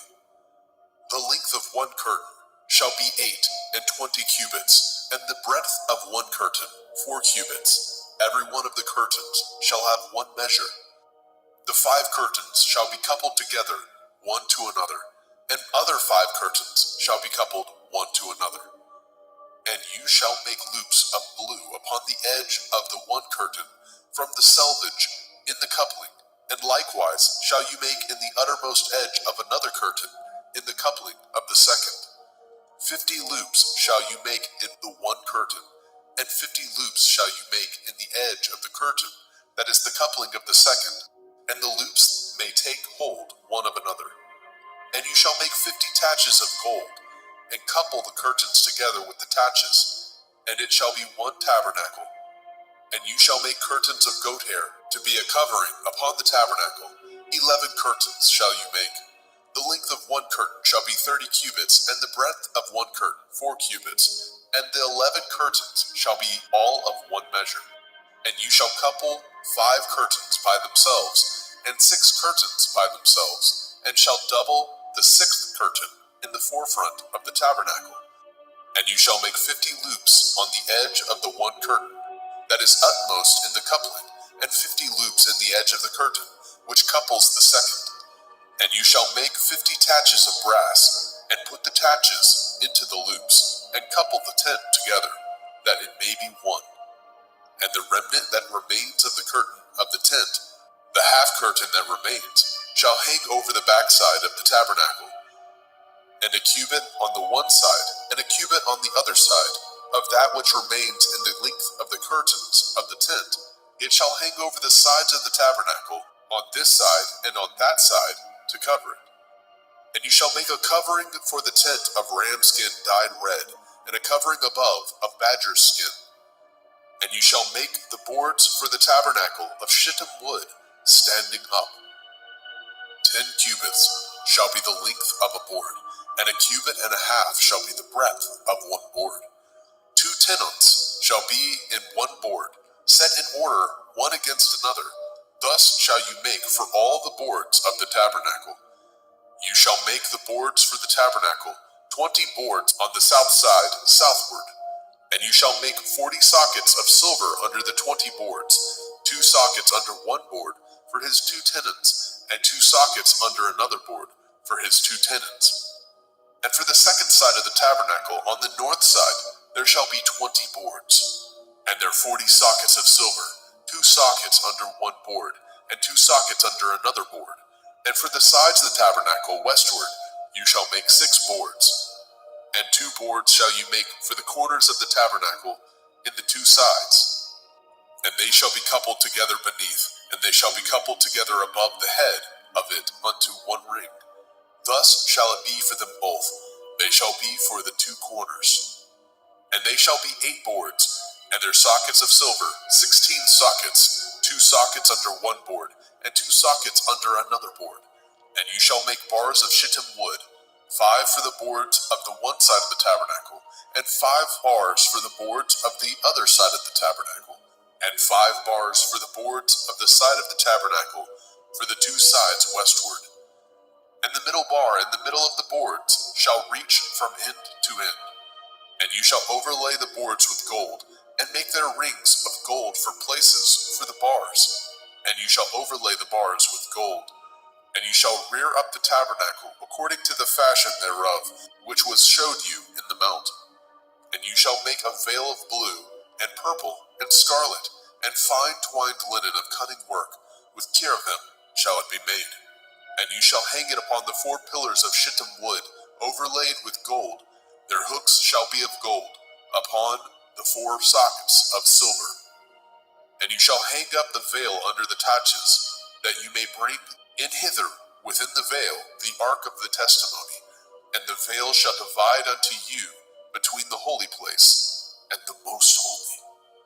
And you shall put the mercy seat upon the ark of the testimony in the most holy place. And you shall set the table without the veil, and the menorah, 7-branched candlestick, over against the table, on the side of the tabernacle towards the south. And you shall put the table on the north side. And you shall make a hanging for the door of the tent of blue and purple and scarlet, and fine twined linen, wrought with needlework. And you shall make for the hanging 5 pillars of shittim wood, and overlay them with gold, and their hooks shall be of gold, And you shall cast 5 sockets of brass for them. Shemot. Exodus chapter 27. And you shall make an altar of shittim wood, 5 cubits long, and 5 cubits broad. And the altar shall be 4 square, and the height thereof shall be 3 cubits. And you shall make the horns of it upon the 4 corners thereof. His horns shall be of the same, and you shall overlay it with brass. And you shall make his pans to receive his ashes, and his shovels, and his basins, and his flesh hooks, and his fire pans. All the vessels thereof you shall make of brass. And you shall make it for a grate of network of brass, and upon the net shall you make 4 brazen rings in the 4 quarters thereof. And you shall put it under the compass of the altar beneath, that the net may be even to the midst of the altar. And you shall make staves for the altar, staves of shittim wood, and overlay them with brass. And the staves shall be put into the rings, and the staves shall be upon the 2 sides of the altar, to bear it. Hollow with boards shall you make it, as it was showed you in the mount, so shall they make it. And you shall make the court of the tabernacle. For the south side southward there shall be hangings for the court of fine twined linen, of 100 cubits long for one side. And the 20 pillars thereof and their 20 sockets shall be of brass. The hooks of the pillars and their fillets shall be of silver. And likewise for the north side in length there shall be hangings of 100 cubits long, and his 20 pillars, and their 20 sockets of brass, the hooks of the pillars and their fillets of silver. And for the breadth of the court on the west side shall be hangings of 50 cubits, their pillars 10, and their sockets 10. And the breadth of the court on the east side eastward shall be 50 cubits. The hangings of one side of the gate shall be 15 cubits, their pillars 3, and their sockets 3. And on the other side shall be hangings 15 cubits, their pillars 3, and their sockets 3. And for the gate of the court shall be hangings of 20 cubits, of blue, and purple, and scarlet, and fine twined linen, wrought with needlework. And their pillars shall be 4, and their sockets 4. All the pillars round about the court shall be filleted with silver. Their hooks shall be of silver, and their sockets of brass. The length of the court shall be 100 cubits, and the breadth 50 everywhere. And the height of 5 cubits of fine twined linen, and their sockets of brass. All the vessels of the tabernacle in the service thereof, and all the pins thereof, and all the pins of the court shall be of brass. And you shall command the children of Yasharel that they bring you pure olive oil, beaten for the light, to cause the lamp to burn always. In the tabernacle of the assembly, without the veil, which is before the testimony, Aaron and his sons shall order it from evening to morning before Yahuwah. It shall be a statute forever unto their generations, on the behalf of the children of Yasharel. Shemot. Exodus chapter 28. And take unto you Aaron your brother, and his sons with him, from among the children of Yasharel, that he may minister unto me in the priest's office, even Aaron, Nadab, and Abihu, Eleazar, and Itamar, Aaron's sons. And you shall make holy garments for Aaron your brother, for glory and for beauty. And you shall speak unto all that are wise-hearted, whom I have filled with the Ruach Hakmah, spirit of wisdom, that they may make Aaron's garments to consecrate him, that he may minister unto me in the priest's office. And these are the garments which they shall make: a breastplate, an ephod, and a robe, and a broidered coat, a turban, and a belt. And they shall make holy garments for Aaron your brother, and his sons, that he may minister unto me in the priest's office. And they shall take gold, and blue, and purple, and scarlet, and fine linen, and they shall make an ephod of gold, of blue, of purple, of scarlet, and fine twined linen, with cunning work. It shall have the 2 shoulder pieces thereof joined at the 2 edges thereof, and so it shall be joined together. And the belt of the ephod, which is upon it, shall be of the same, according to the work thereof, even of gold, of blue, and purple, and scarlet, and fine twined linen. And you shall take the 2 onyx stones, and grave on them the names of the children of Yasharel, 6 of their names on one stone, and the other 6 names of the rest on the other stone, according to their birth. with the work of an engraver in stone, like the engravings of a signet, shall you engrave the 2 stones with the names of the children of Yasharel. You shall make them to be set in ouches of gold. And you shall put the 2 stones upon the shoulders of the ephod for stones of memorial unto the children of Yasharel. And Aaron shall bear their names before Yahuwah upon his 2 shoulders for a memorial. And you shall make ouches of gold, and 2 chains of pure gold at the ends of wreathen work shall you make them, and fasten the wreathen chains to the ouches. And you shall make the breastplate of judgment with cunning work. After the work of the ephod you shall make it, of gold, of blue, and of purple, and of scarlet, and of fine twined linen shall you make it. 4 square it shall be, being doubled. A span shall be the length thereof, and a span shall be the breadth thereof. And you shall set in it settings of stone, even 4 rows of stones. The first row shall be sardius, a topaz, a carbuncle. This shall be the first row. And the second row shall be an emerald, a sapphire, and a diamond. And the third row a ligure, an agate, and an amethyst. And the fourth row a beryl, and an onyx, and a jasper. They shall be set in gold in their enclosings. And the stones shall be with the names of the children of Yasharel, 12, according to their names, like the engravings of a signet.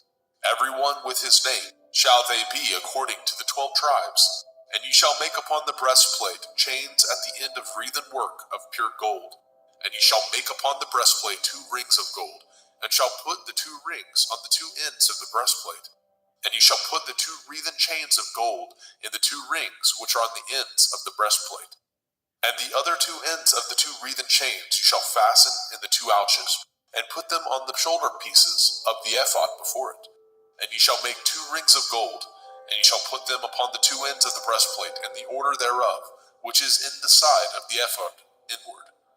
And 2 other rings of gold you shall make, and shall put them on the 2 sides of the ephod underneath, towards the forepart thereof, over against the other coupling thereof, above the belt of the ephod. And they shall bind the breastplate by the rings thereof unto the rings of the ephod, with a lace of blue, that it may be above the belt of the ephod, and that the breastplate be not loosed from the ephod. And Aaron shall bear the names of the children of Yasharel in the breastplate of judgment upon his heart, when he goes in unto the holy place, for a memorial before Yahuwah continually. And you shall put in the breastplate of judgment the Urim and the Thummim, and they shall be upon Aaron's heart, when he goes in before Yahuwah. And Aaron shall bear the judgment of the children of Yasharel upon his heart before Yahuwah continually. And you shall make the robe of the ephod all of blue, and there shall be a hole in the top of it. In the midst thereof it shall have a binding of woven work round about the whole of it, as it were the whole of a habergeon, that it be not rent. And beneath upon the hem of it you shall make pomegranates of blue, of purple, and of scarlet, round about the hem thereof, and bells of gold between them round about, a golden bell and a pomegranate, a golden bell and a pomegranate, upon the hem of the robe round about. And it shall be upon Aaron to minister, and his sound shall be heard when he goes in unto the holy place before Yahuwah, and when he comes out, that he die not. And you shall make a plate of pure gold, grave upon it, like the engravings of a signet, Kodesh el Yahuwah, holiness unto Yahuwah. And you shall put it on a blue lace, that it may be upon the turban. Upon the forefront of the turban it shall be, and it shall be upon Aaron's forehead, that Aaron may bear the iniquity of the holy things, which the children of Yasharel shall hallow in all their holy gifts, and it shall be upon his forehead, that they may be accepted before Yahuwah. And you shall embroider the coat of fine linen, and you shall make the turban of fine linen, and you shall make the belt of needlework. And for Aaron's sons you shall make coats, and you shall make for them belts, and bonnets shall you make for them, for glory and for beauty. And you shall put them upon Aaron your brother, and his sons with him, and shall anoint them, and consecrate them, and sanctify them, that they may minister unto me in the priest's office. And you shall make them linen breeches to cover their nakedness, from the loins even unto the thighs they shall reach. And they shall be upon Aaron and upon his sons, when they come in unto the tabernacle of the assembly, or when they come near unto the altar to minister in the holy place, that they bear not iniquity and die. It shall be a statute forever unto him and his seed after him. Shemot, Exodus chapter 29. And this is the thing that you shall do unto them, to hallow them, to minister unto me in the priest's office. Take 1 young bullock, and 2 rams without blemish, and matzah cakes tempered with oil, and matzah wafers anointed with oil. Of wheaten flour shall you make them. And you shall put them into 1 basket, and bring them in the basket, with the bullock and the 2 rams.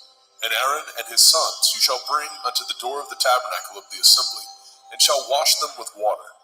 And you shall take the garments and put upon Aaron the coat, and the robe of the ephod, and the breastplate, and gird him with the belt of the ephod. And you shall put the turban upon his head, and put the holy crown upon the turban. Then shall you take the anointing oil, and pour it upon his head, and anoint him. And you shall bring his sons, and put coats upon them. And you shall gird them with belts, Aaron and his sons, and put the bonnets on them. And the priest's office shall be theirs for a perpetual statute. And you shall consecrate Aaron and his sons.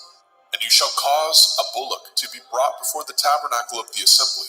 And Aaron and his sons shall put their hands upon the head of the bullock. And you shall kill the bullock before Yahweh, by the door of the tabernacle of the assembly. And you shall take the blood of the bullock, and put it upon the horns of the altar with your finger, and pour all the blood beside the bottom of the altar. And you shall take all the fat that covers the inwards, and the caul that is above the liver, and the 2 kidneys, and the fat that is upon them, and burn them upon the altar. But the flesh of the bullock, and his skin, and his dung, shall you burn with fire without the camp. It is a sin offering.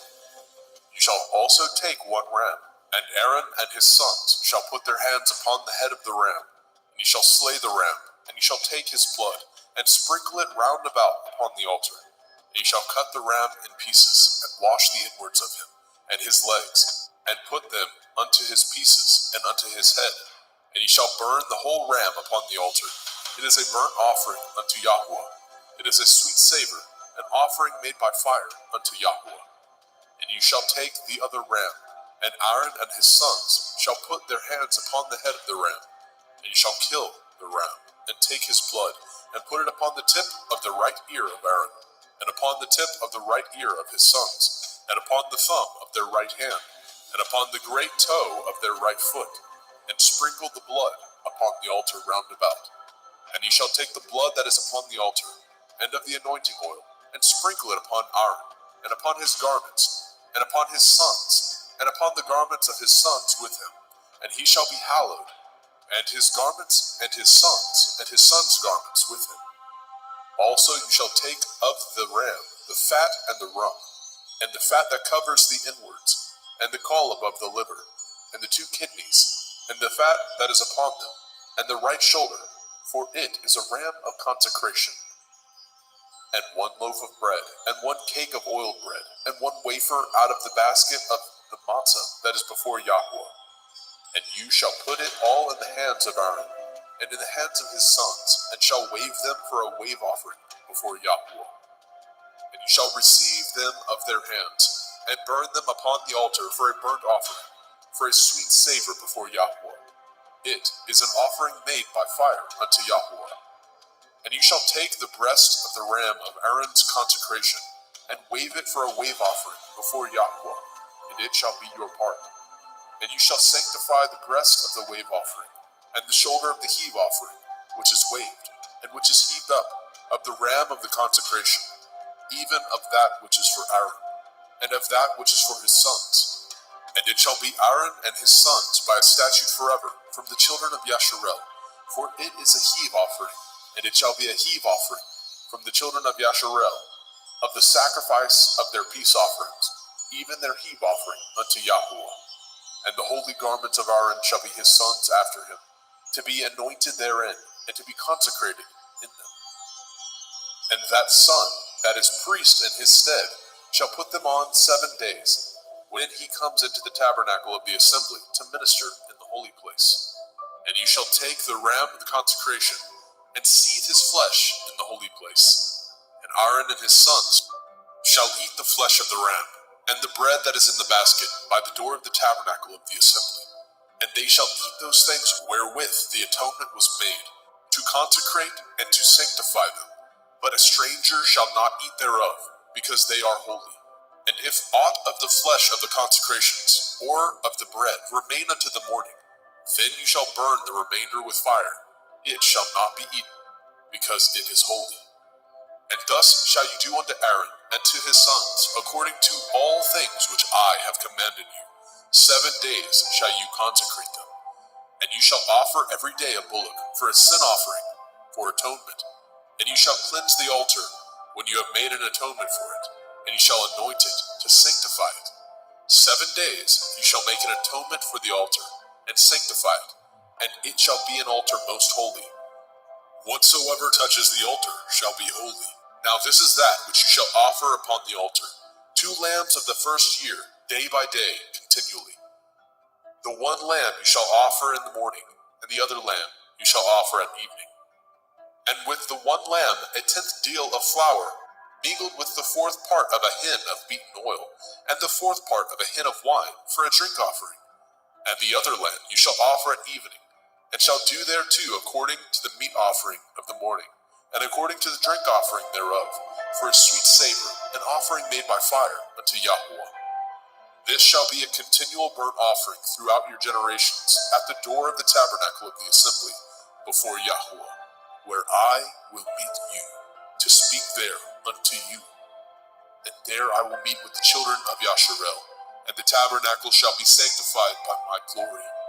And I will sanctify the tabernacle of the assembly, and the altar, and I will sanctify also both Aaron and his sons, to minister to me in the priest's office. And I will dwell among the children of Yasharel, and will be their Elohim. And they shall know that I am Yahuwah Elohim, that brought them forth out of the land of Mitzrayim, that I may dwell among them. I am Yahuwah Elohim.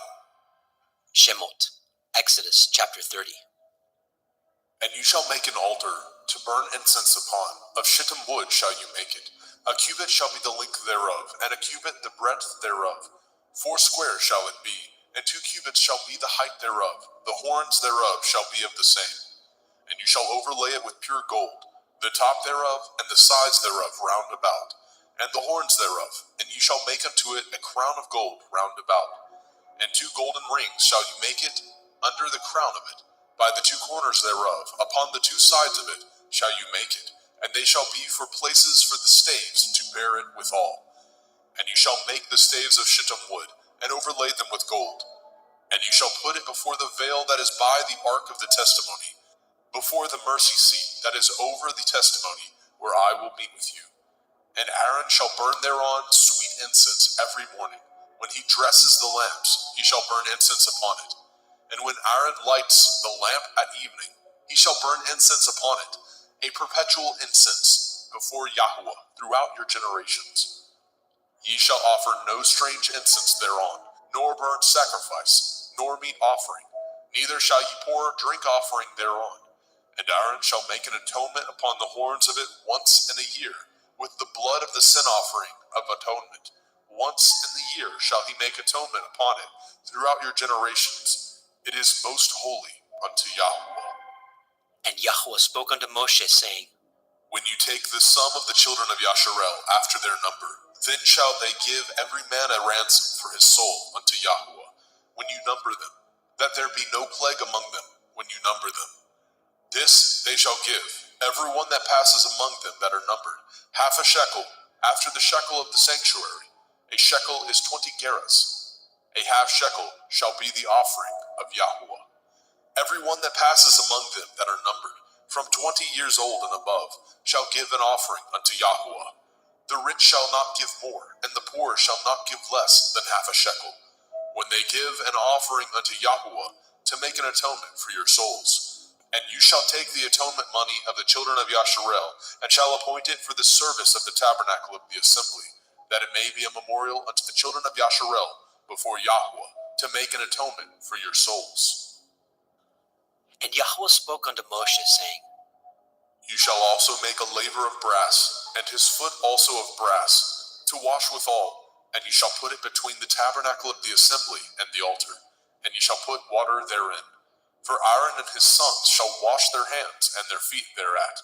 When they go into the tabernacle of the assembly, they shall wash with water, that they die not, or when they come near to the altar to minister, to burn offering made by fire unto Yahweh. So they shall wash their hands and their feet, that they die not, and it shall be a statute forever to them, even to him and to his seed throughout their generations. And Yahweh spoke unto Moshe, saying, Take also unto you principal spices of pure myrrh, 500 shekels, and of sweet cinnamon, half so much, even 250 shekels, and of sweet calamus, 250 shekels, and of cassia, 500 shekels, after the shekel of the sanctuary, and of olive oil, a hin. And you shall make it an oil of holy ointment, an ointment compound after the art of the apothecary. It shall be holy anointing oil. And you shall anoint the tabernacle of the assembly therewith, and the ark of the testimony, and the table and all his vessels, and the menorah and his vessels, and the altar of incense, and the altar of burnt offering with all his vessels, and the laver and his foot. And you shall sanctify them, that they may be most holy. Whatsoever touches them shall be holy. And you shall anoint Aaron and his sons, and consecrate them, that they may minister unto me in the priest's office.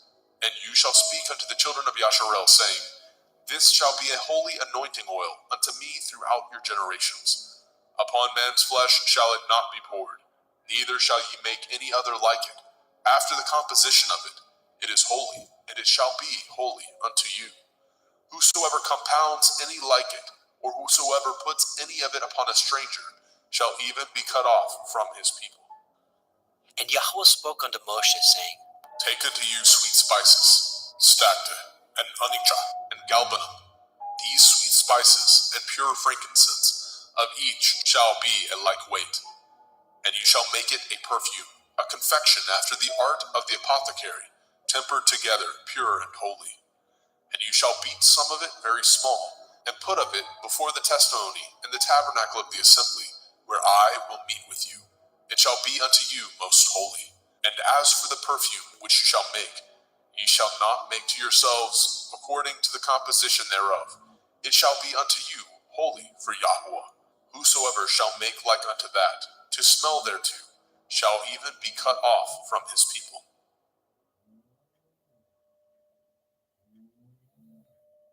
Shemot, Exodus chapter 31. And Yahweh spoke unto Moshe, saying, See, I have called by name Bezalel, the son of Uri, the son of Hori, of the tribe of Yehudah, and I have filled him with the Ruach Elohim, in wisdom and in understanding, and in knowledge, and in all manner of workmanship, to devise cunning works, to work in gold, and in silver, and in brass, and in cutting of stones, to set them, and in carving of timber, to work in all manner of workmanship. And I, behold, I have given with him Aholiab, the son of Ahisamach, of the tribe of Dan, and in the hearts of all that are wise-hearted I have put wisdom, that they may make all that I have commanded you.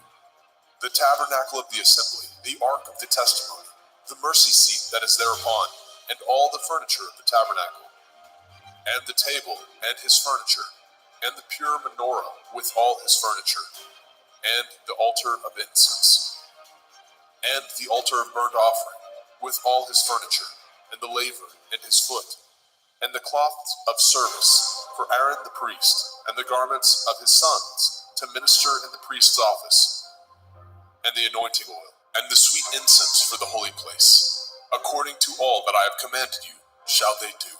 And Yahweh spoke unto Moshe, saying, Speak also unto the children of Yasharel, saying, Truly my Shabbathot ye shall guard, for it is a sign between me and you throughout your generations, that ye may know that I am Yahuwah Mekodeshim, Yahuwah who sanctifies you. Ye shall guard the Sabbath, therefore, for it is holy unto you. Every one that defiles it shall surely be put to death, for whosoever does any work thereon, that soul shall be cut off from among his people. 6 days may work be done, but in the 7th is the Sabbath of rest, holy unto Yahuwah. Whosoever does any work in the Sabbath, he shall surely be put to death. Wherefore the children of Yasharel shall guard the Sabbath, to keep the Sabbath throughout their generations, for a perpetual covenant. It is a sign between me and the children of Yasharel forever. For in 6 days Yahuwah made the heavens and the earth, and on the 7th day he rested, and was refreshed. And he gave unto Moshe, when he had made an end of communion with him upon Mount Sinai, 2 sapphires of testimony, sapphire stones, written with the finger of Elohim. Shemot, Exodus chapter 32.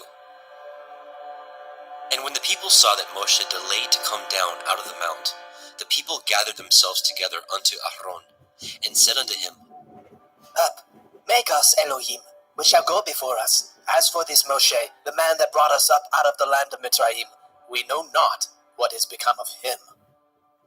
And Aaron said unto them, Break off the golden earrings, which are in the ears of your women, of your sons and of your daughters, and bring them unto me. And the people broke off the golden earrings which were in the ears, and brought them unto Aaron.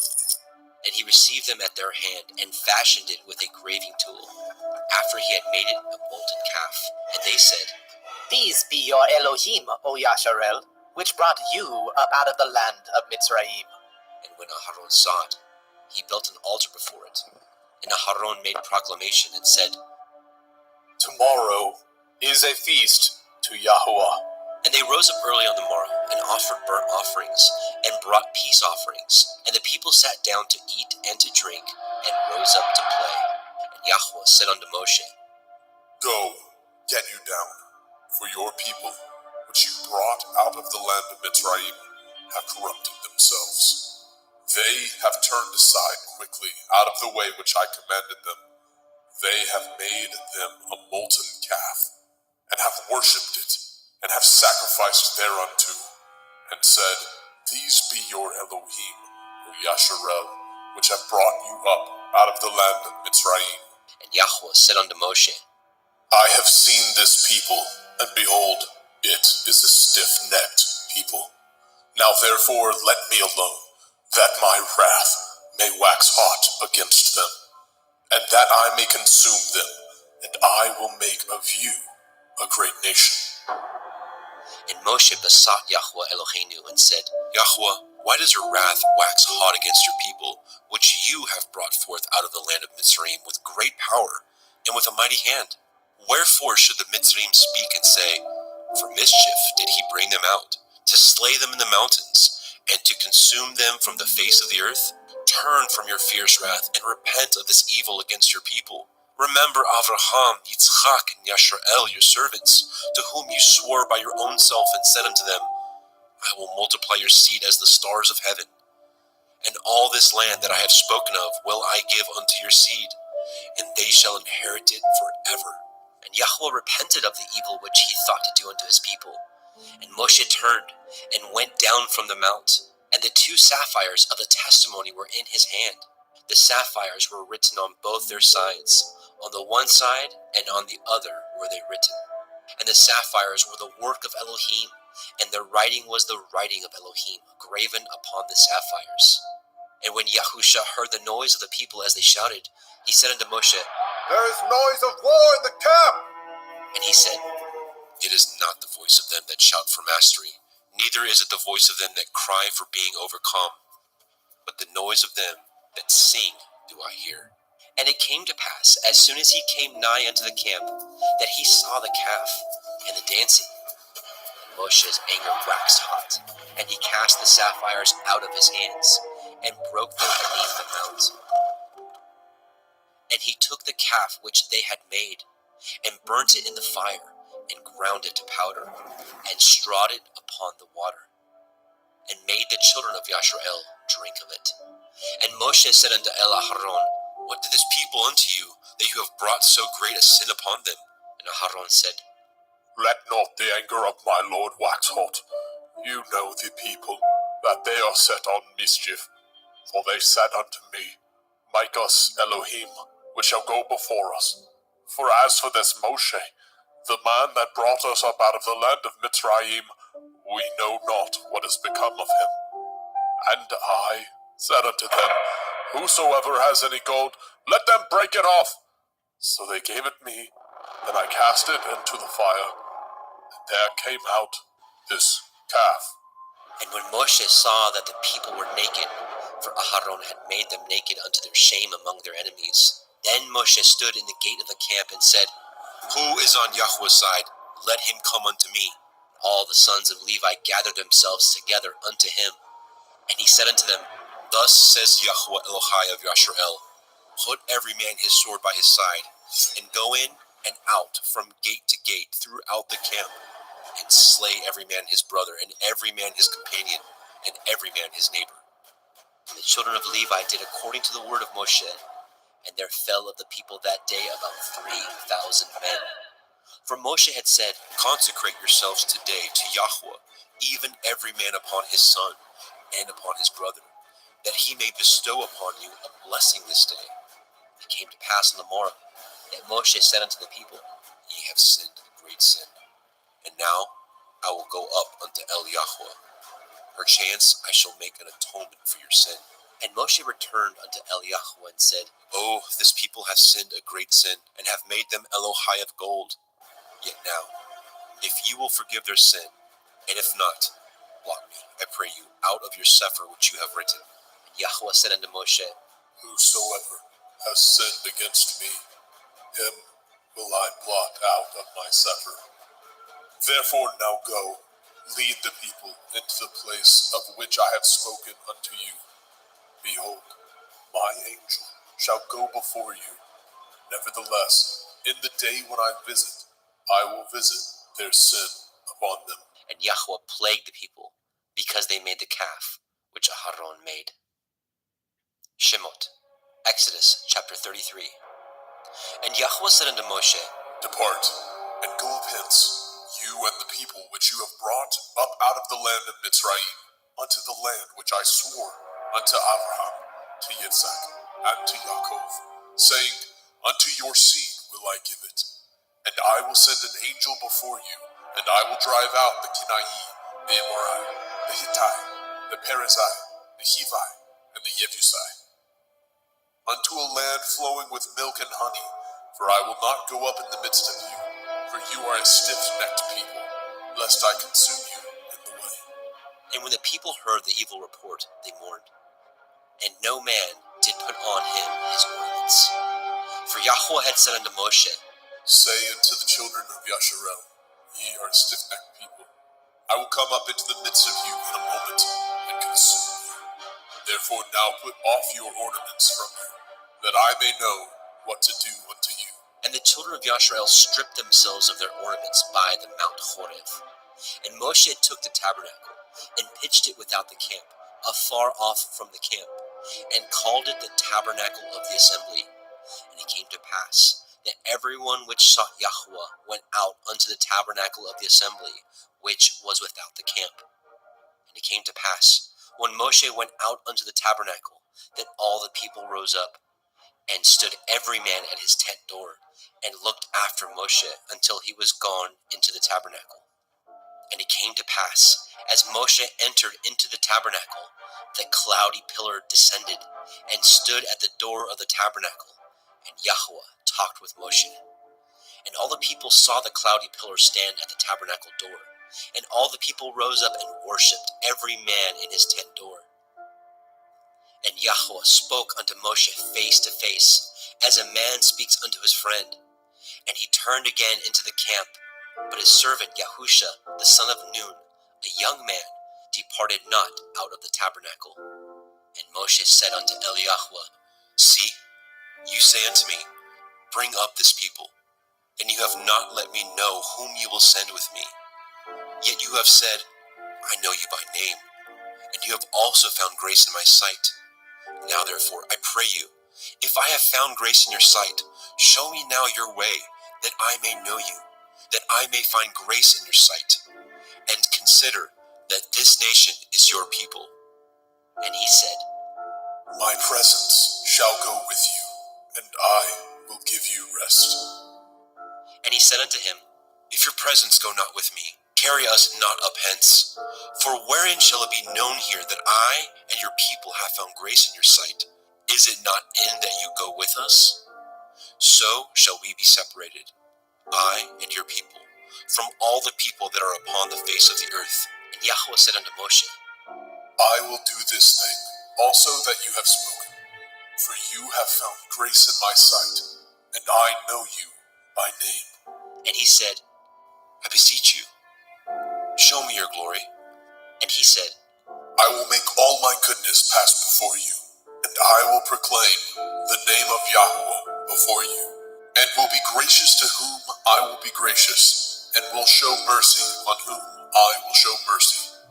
And he said, You cannot see my face, for there shall no man see me and live. And Yahweh said, Behold, there is a place by me, and you shall stand upon a rock. And it shall come to pass, while my glory passes by, that I will put you in the cleft of the rock, and will cover you with my hand, while I pass by. And I will take away my hand, and you shall see my back parts, but my face shall not be seen.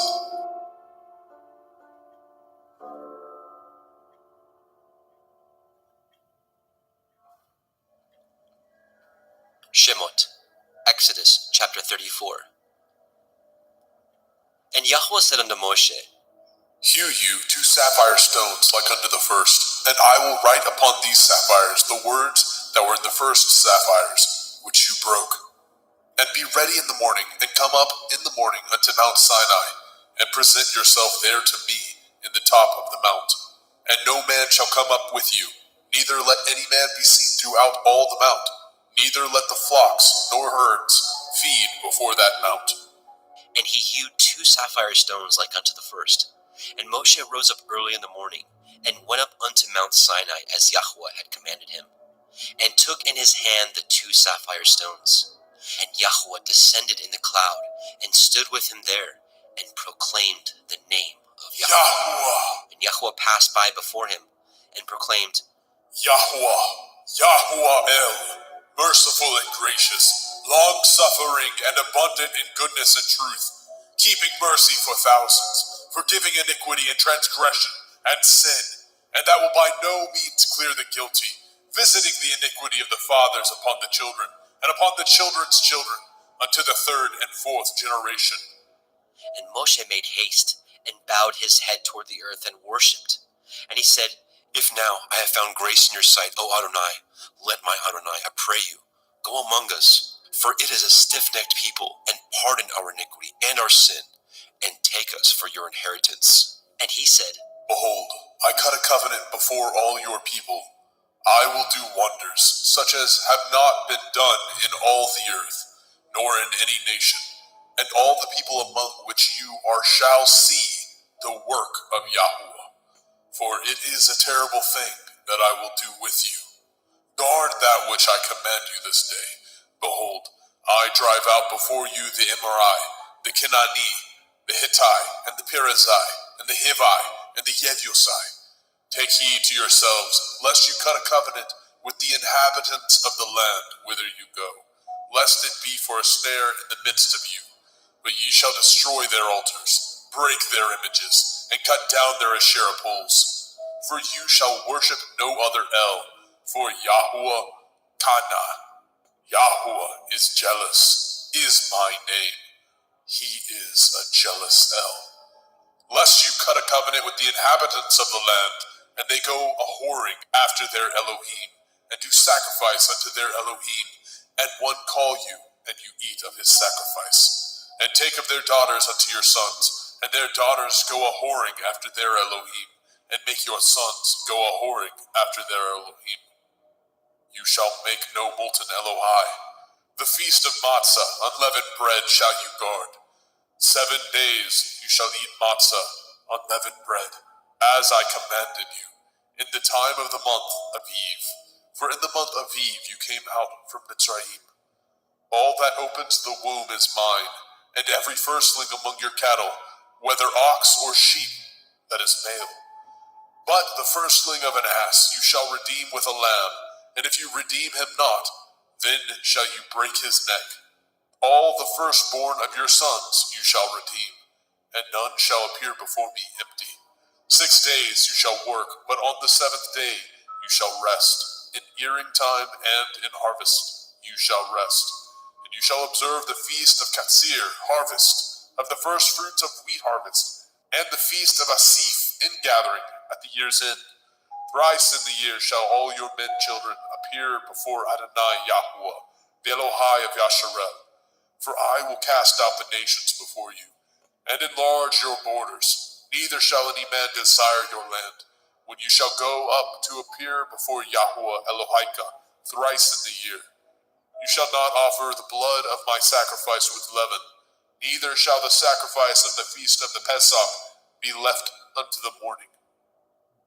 The first of the first fruits of your land you shall bring into the house of Yahuwah Elohika. You shall not see the kid in his mother's milk. And Yahweh said unto Moshe, Write these words, for after the tenor of these words I have cut a covenant with you and with Yasharel. And he was there with Yahweh 40 days and 40 nights. He did neither eat bread nor drink water. And he wrote upon the sapphires the words of the covenant, the 10 Devarim. And it came to pass, when Moshe came down from Mount Sinai with the 2 sapphires of testimony in Moshe's hand, when he came down from the mount, that Moshe knew not that the skin of his face shone while he talked with them.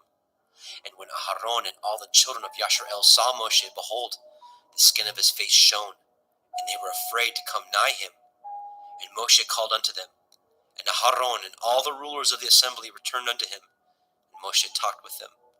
And afterward all the children of Yasharel came nigh, and he gave them in commandment all that Yahweh had spoken with him in Mount Sinai. And till Moshe had done speaking with them, he put a veil on his face. But when Moshe went in before Yahweh to speak with him, he took the veil off until he came out. And he came out and spoke unto the children of Yasharel, which he was commanded. And the children of Yasharel saw the face of Moshe, that the skin of Moshe's face shone. And Moshe put the veil upon his face again, until he went in to speak with him. Shemot, Exodus chapter 35. And Moshe gathered all the assembly of the children of Yasharel together, and said unto them, These are the words which Yahweh has commanded, that ye should do them. 6 days shall work be done, but on the 7th day there shall be to you a holy day, a Shabbat of rest to Yahweh. Whosoever does work thereon shall be put to death. Ye shall kindle no fire throughout your habitations upon the Sabbath. And Moshe spoke unto all the assembly of the children of Yasharel, saying, This is the thing which Yahweh commanded, saying, Take ye from among you an offering unto Yahweh. Whosoever is of a willing heart, let him bring it, an offering of Yahweh, gold and silver and brass, and blue and purple and scarlet and fine linen and goat's hair, and ram skins dyed red, and badger skins, and shittim wood, and oil for the light, and spices for anointing oil, and for the sweet incense, and onyx stones, and stones to be set for the ephod, and for the breastplate. And every wise-hearted among you shall come, and make all that Yahweh has commanded.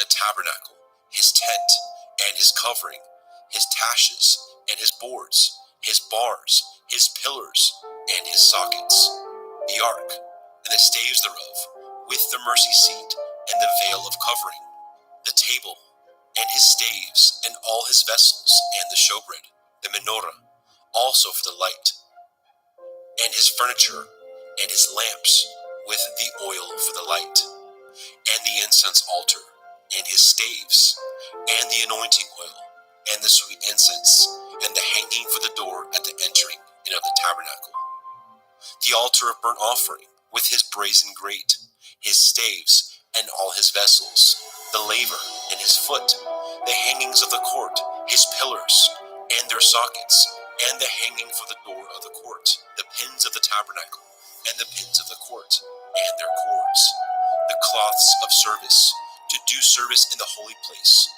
the holy garments for Aharon the priest, and the garments of his sons, to minister in the priest's office, And all the assembly of the children of Yashar'el departed from the presence of Moshe.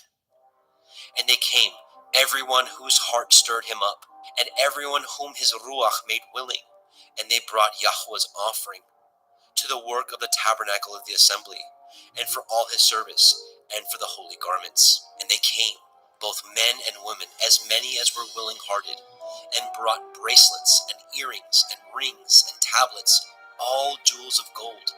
And every man that offered an offering of gold unto Yahweh.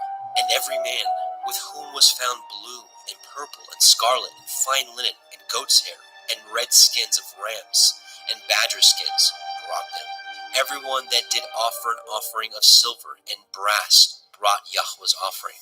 And every man with whom was found shittim wood for any work of the service brought it. And all the women that were wise-hearted did spin with their hands, and brought that which they had spun, both of blue, and of purple, and of scarlet, and of fine linen. And all the women whose heart stirred them up in wisdom spun goat's hair. And the rulers brought onyx stones, and stones to be set for the ephod and for the breastplate, and spice, and oil for the light, and for the anointing oil, and for the sweet incense. The children of Yashar'el brought a willing offering unto Yahweh, every man and woman, whose heart made them willing to bring for all the manner of work, which Yahweh had commanded to be made by the hand of Moshe. And Moshe said unto the children of Yashar'el, See, Yahweh has called by name Betzalel, the son of Uri, the son of Horai, of the tribe of Yehudah, and he has filled him with the Ruach Elohim, in wisdom, in understanding, and in knowledge, and in all manner of workmanship, and to devise curious works, to work in gold, and in silver, and in brass, and in the cutting of stones, to set them, and in carving of wood, to make any manner of cunning work. And he has put in his heart that he may teach, both he and Aholiab, the son of Achisamach, of the tribe of Dan.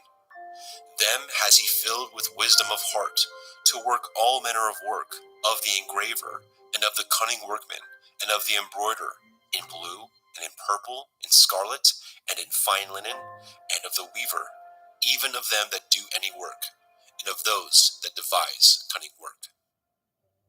Shemot, Exodus chapter 36. Then wrought Betzalel and Aholiab, and every wise-hearted man, in whom Yahweh put wisdom and understanding, to know how to work all manner of work for the service of the sanctuary, according to all that Yahweh had commanded. And Moshe called Betzalel and Aholiab, and every wise-hearted man, in whose heart Yahweh had put wisdom, even everyone whose heart stirred him up to come unto the work to do it. And they received of Moshe all the offering, which the children of Yashar'el had wrought for the work of the service of the sanctuary, to make it withal. And they brought yet unto him free offerings every morning. And all the wise men that wrought all the work of the sanctuary came every man from his work which they had made. And they spoke unto Moshe, saying, The people bring much more than enough for the service of the work which Yahweh commanded to make. And Moshe gave commandment, and they caused it to be proclaimed throughout the camp, saying, Let neither man nor woman make any more work for the offering of the sanctuary.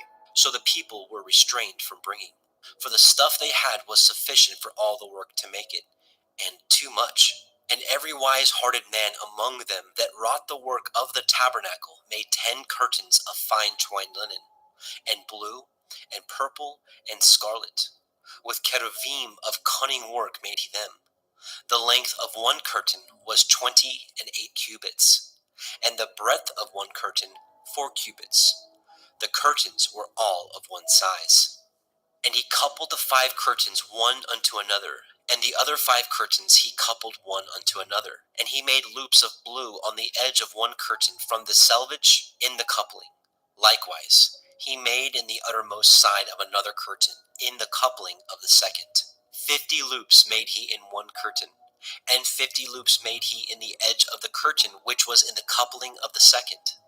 The loops held one curtain to another. He made 50 taches of gold, and coupled the curtains one unto another with the taches. So it became one tabernacle. And he made curtains of goat's hair for the tent over the tabernacle.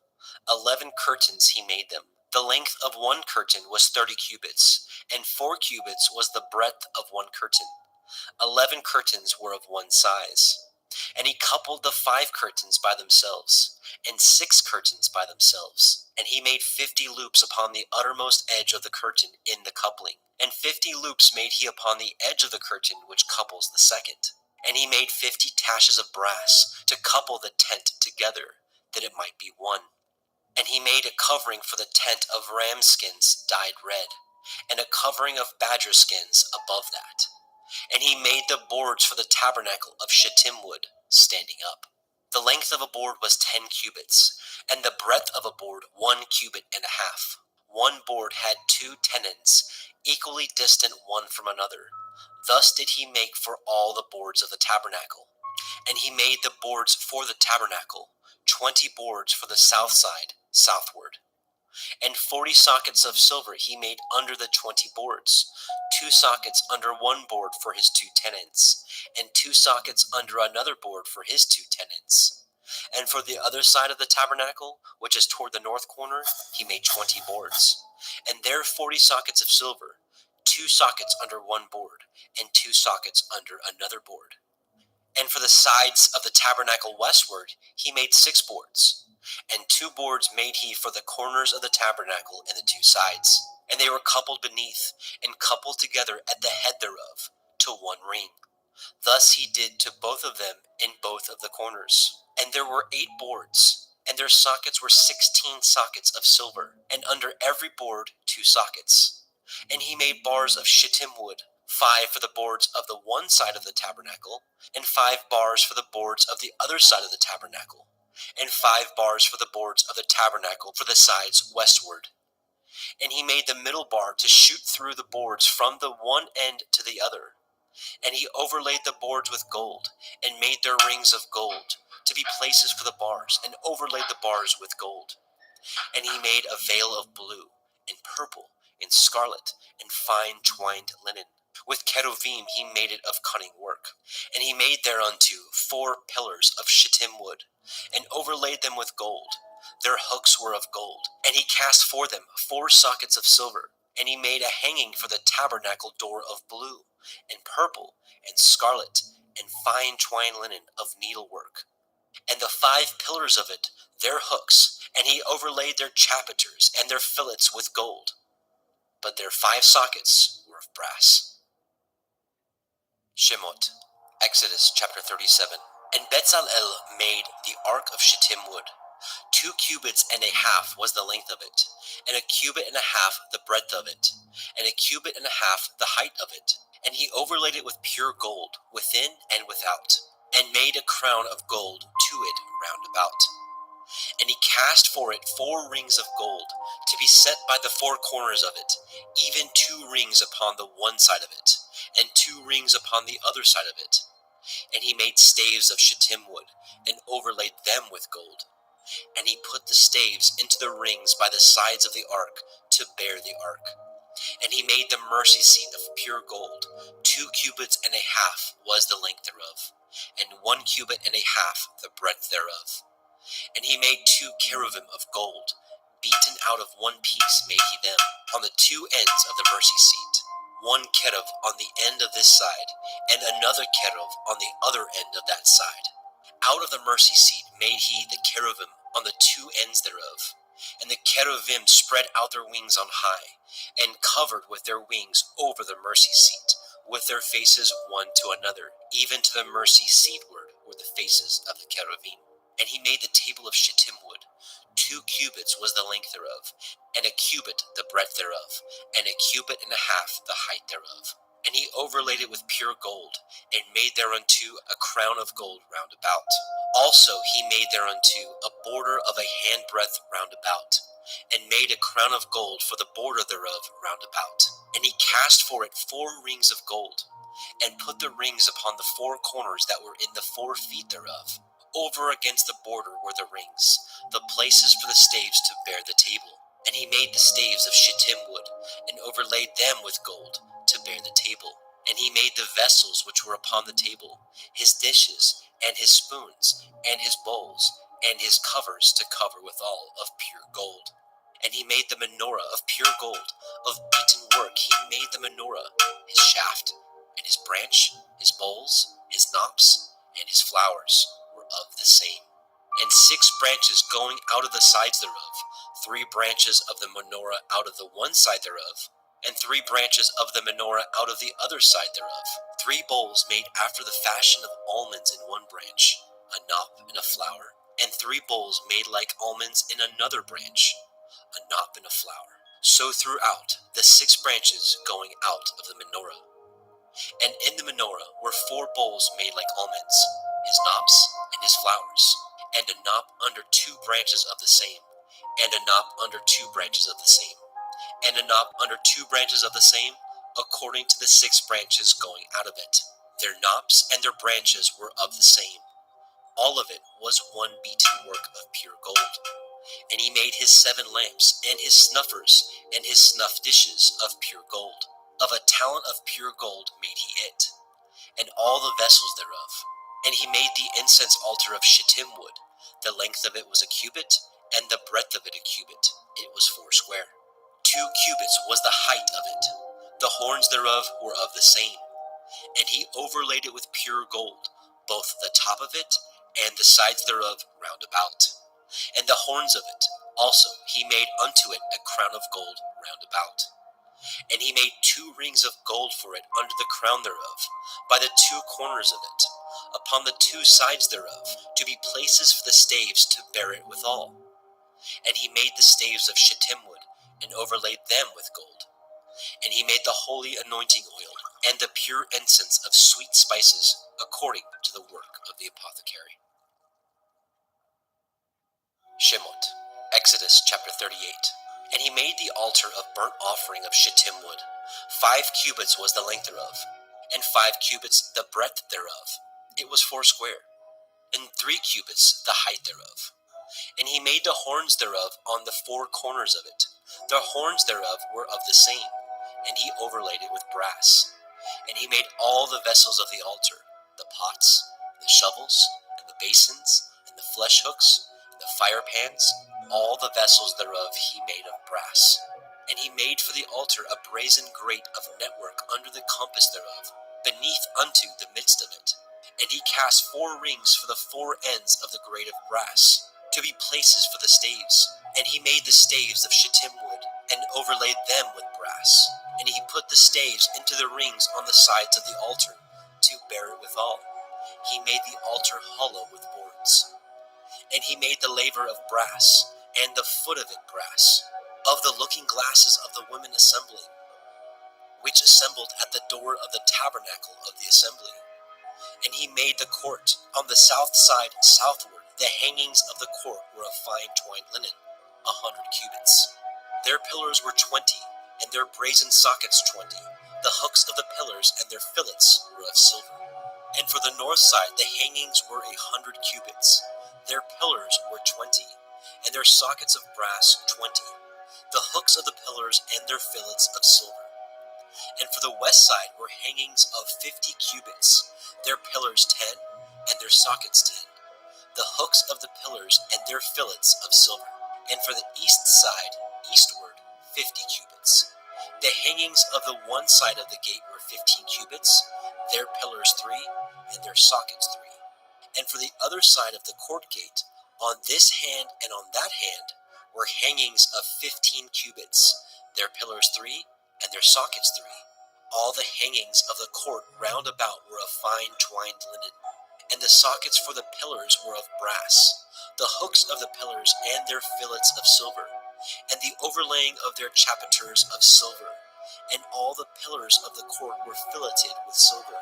And the hanging for the gate of the court was needlework of blue, and purple, and scarlet, and fine twined linen, and 20 cubits was the length, and the height in the breadth was 5 cubits, answerable to the hangings of the court. And their pillars were 4, and their sockets of brass 4, their hooks of silver, and the overlaying of their chapiters and their fillets of silver. And all the pins of the tabernacle and of the court round about were of brass. This is the sum of the tabernacle, even of the tabernacle of the assembly, as it was counted according to the commandment of Moshe, for the service of the Leviim, by the hand of Ithamar, son to Aharon the priest. And Bezalel, the son of Uri, the son of Horai, of the tribe of Yehudah, made all that Yahweh commanded Moshe, and with him was Aholibav, son of Achisamach, of the tribe of Dan, an engraver, and a cunning workman, and an embroiderer in blue, and in purple, and in scarlet, and fine linen. All the gold that was occupied for the work in all the work of the holy place, even the gold of the offering, was 29 talents, and 730 shekels, after the shekel of the sanctuary. And the silver of them that were numbered of the assembly was 100 talents, and 100,703 shekels, after the shekel of the sanctuary. A beka for every man, that is, half a shekel, after the shekel of the sanctuary, for every one that went to be numbered from 20 years old and upward, for 600,000 and 3,550 men. And of the 100 talents of silver were cast the sockets of the sanctuary, and the sockets of the veil, 100 sockets of 100 talents, a talent for a socket. And of the 1,775 shekels he made hooks for the pillars, and overlaid their chapiters, and filleted them. And the brass of the offering was 70 talents, and 2,400 shekels. And therewith he made the sockets to the door of the tabernacle of the assembly, and the brazen altar, and the brazen grate for it, and all the vessels of the altar, and the sockets of the court round about, and the sockets of the court gate, and all the pins of the tabernacle, and all the pins of the court round about. Shemot, Exodus chapter 39. And of the blue, and purple, and scarlet, they made cloths of service, to do service in the holy place, and made the holy garments for Aharon, as Yahweh commanded Moshe. And he made the ephod of gold, blue, and purple, and scarlet, and fine twined linen. And they did beat the gold into thin plates, and cut it into wires, to work it in the blue, and in the purple, and in the scarlet, and in the fine linen, with cunning work. They made shoulder pieces for it, to couple it together. By the two edges was it coupled together. And the belt of his ephod, that was upon it, was of the same, according to the work thereof, of gold, blue, and purple, and scarlet, and fine twined linen, as Yahweh commanded Moshe. And they wrought onyx stones enclosed in ouches of gold, graven as signets are graven, with the names of the children of Yasharel. And he put them on the shoulders of the ephod, that they should be stones for a memorial to the children of Yasharel, as Yahweh commanded Moshe. And he made the breastplate of cunning work, like the work of the ephod, of gold, blue, and purple, and scarlet, and fine twined linen. It was foursquare. They made the breastplate double. A span was the length thereof, and a span the breadth thereof, being doubled. And they set in it 4 rows of stones. The first row was a sardius, a topaz, and a carbuncle. This was the first row. And the second row, an emerald, a sapphire, and a diamond. And the third row, a ligure, an agate, and an amethyst. And the fourth row, a beryl, an onyx, and a jasper. They were enclosed in ouches of gold in their enclosings. And the stones were according to the names of the children of Yasharel, 12 according to their names, like the engravings of a signet, every one with his name according to the 12 tribes. And they made upon the breastplate chains at the end of wreathen work of pure gold. And they made 2 ouches of gold, and 2 gold rings, and put the 2 rings in the 2 ends of the breastplate. And they put the 2 wreathen chains of gold in the 2 rings on the ends of the breastplate. And the 2 ends of the 2 wreathen chains they fastened in the 2 ouches, and put them on the shoulder pieces of the ephod before it.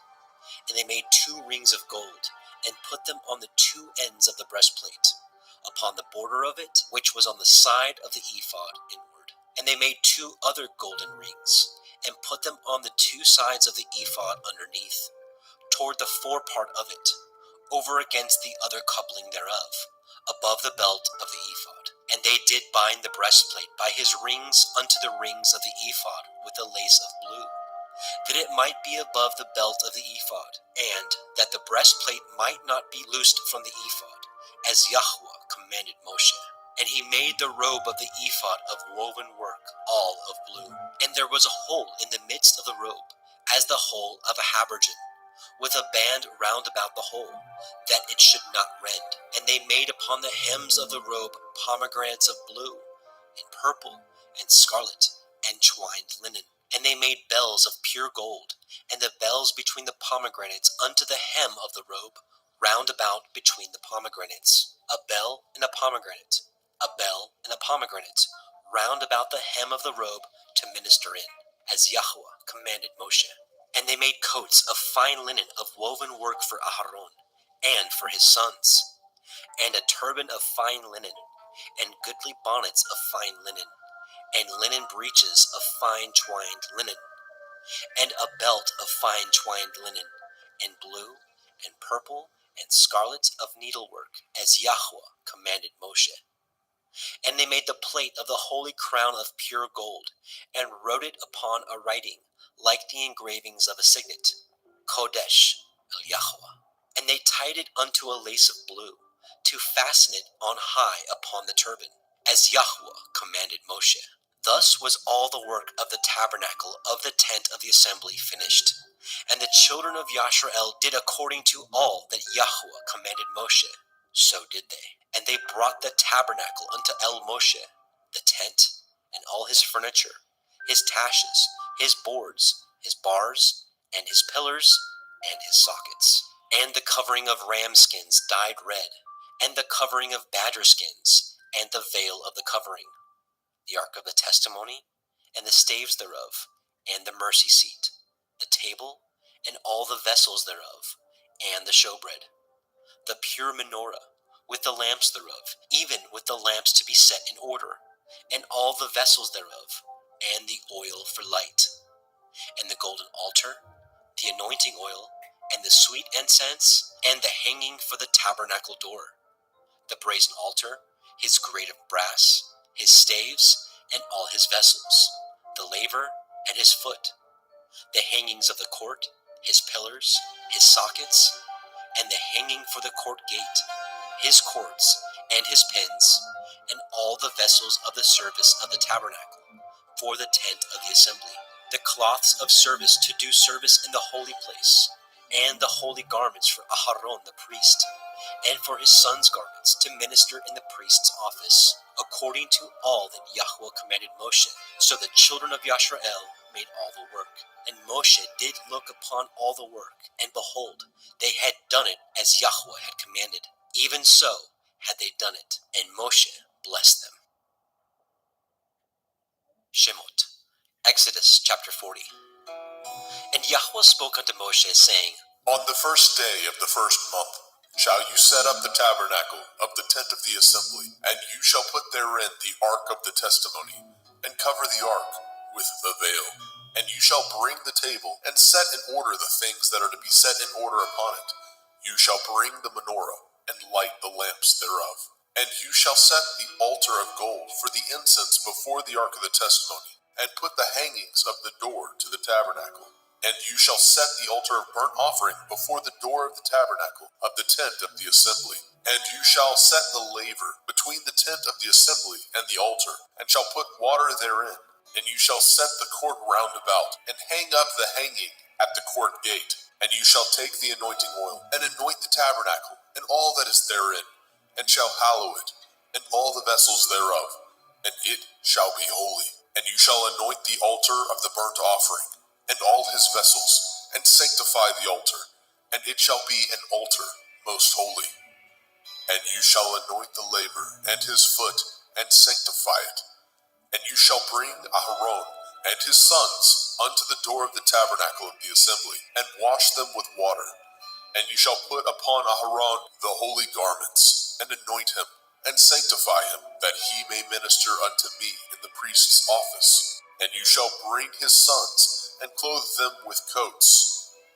And you shall anoint them, as you anointed their father, that they may minister unto me in the priest's office. for their anointing shall surely be an everlasting priesthood throughout their generations. Thus did Moshe, according to all that Yahweh commanded him, so did he. And it came to pass in the first month in the second year, on the first day of the month, that the tabernacle was reared up. And Moshe reared up the tabernacle, and fastened his sockets, and set up the boards thereof, and put in the bars thereof, and reared up his pillars.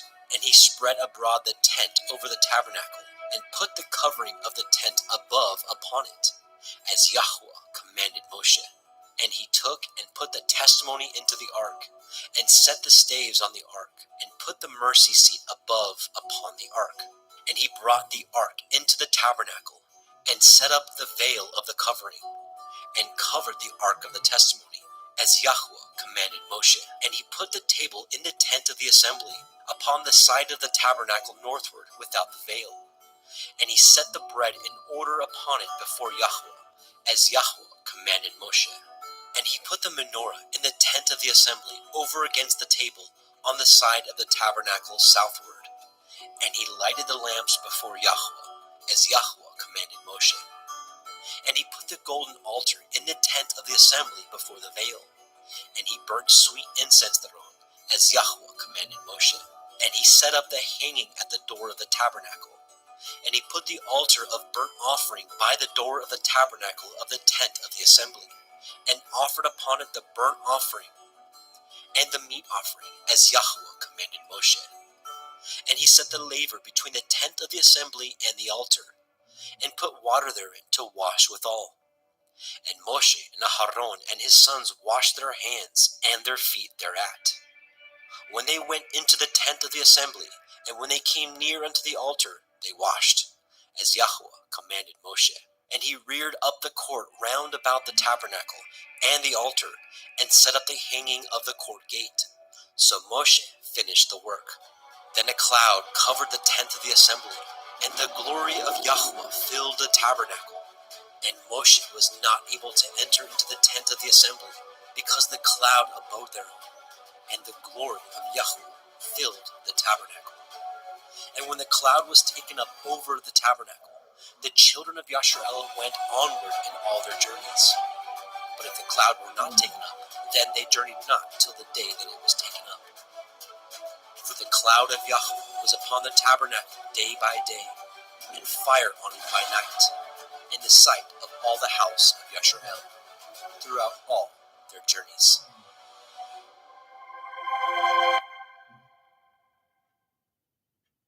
Was colonized principally from Athens. In the times of the Romans, it bore the title of the first and greatest metropolis of Asia.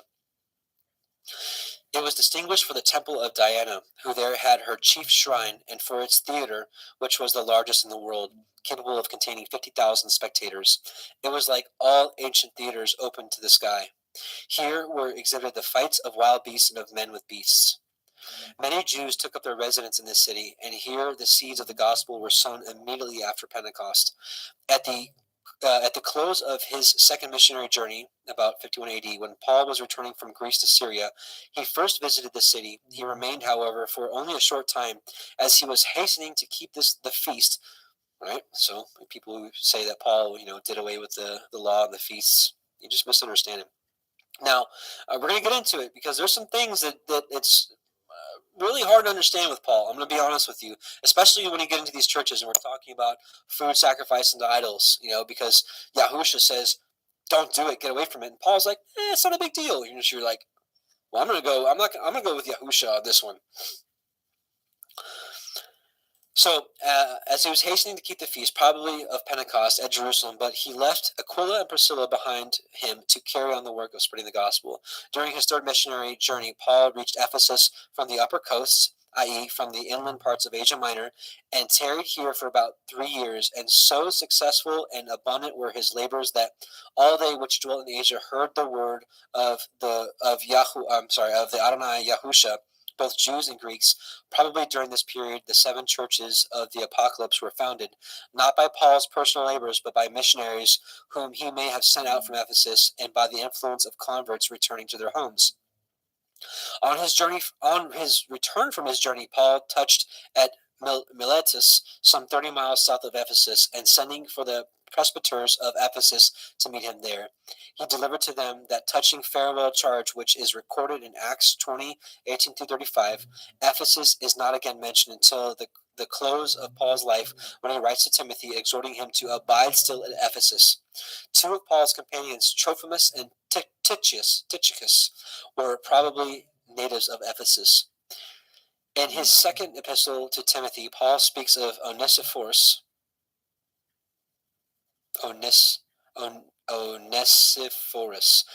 as having served him in many things at Ephesus. He also sent Tychicus to Ephesus, probably to attend to the interests of the church there. Ephesus is twice mentioned in the Apocalypse. The Apostle John, according to tradition, spent many years in Ephesus, where he died and was buried. A part of the site of this once famous city is now occupied by a small Turkish village, Ayasaluk, which is regarded as a corruption of the two Greek words, Hygos Theologos, the holy divine. So there's a little bit about Ephesus. So let's move on. Revelation 2:1. Unto the angel of the called out assembly of Ephesus write, these things says he that holds the 7 stars in his right hand, who walks in the midst of the 7 golden candlesticks, menorah. I know your works and your labor and your patience, right? He's like, you've got some good qualities, and how you cannot bear them which are evil, and you have tried them which say they are apostles and are not, and have found them liars. Okay, so as I was just saying before, there's some interesting things that Paul says that I'm just going to straight up say I don't agree with, because, and one of them is when we're going to talk about this food sacrificed to idols.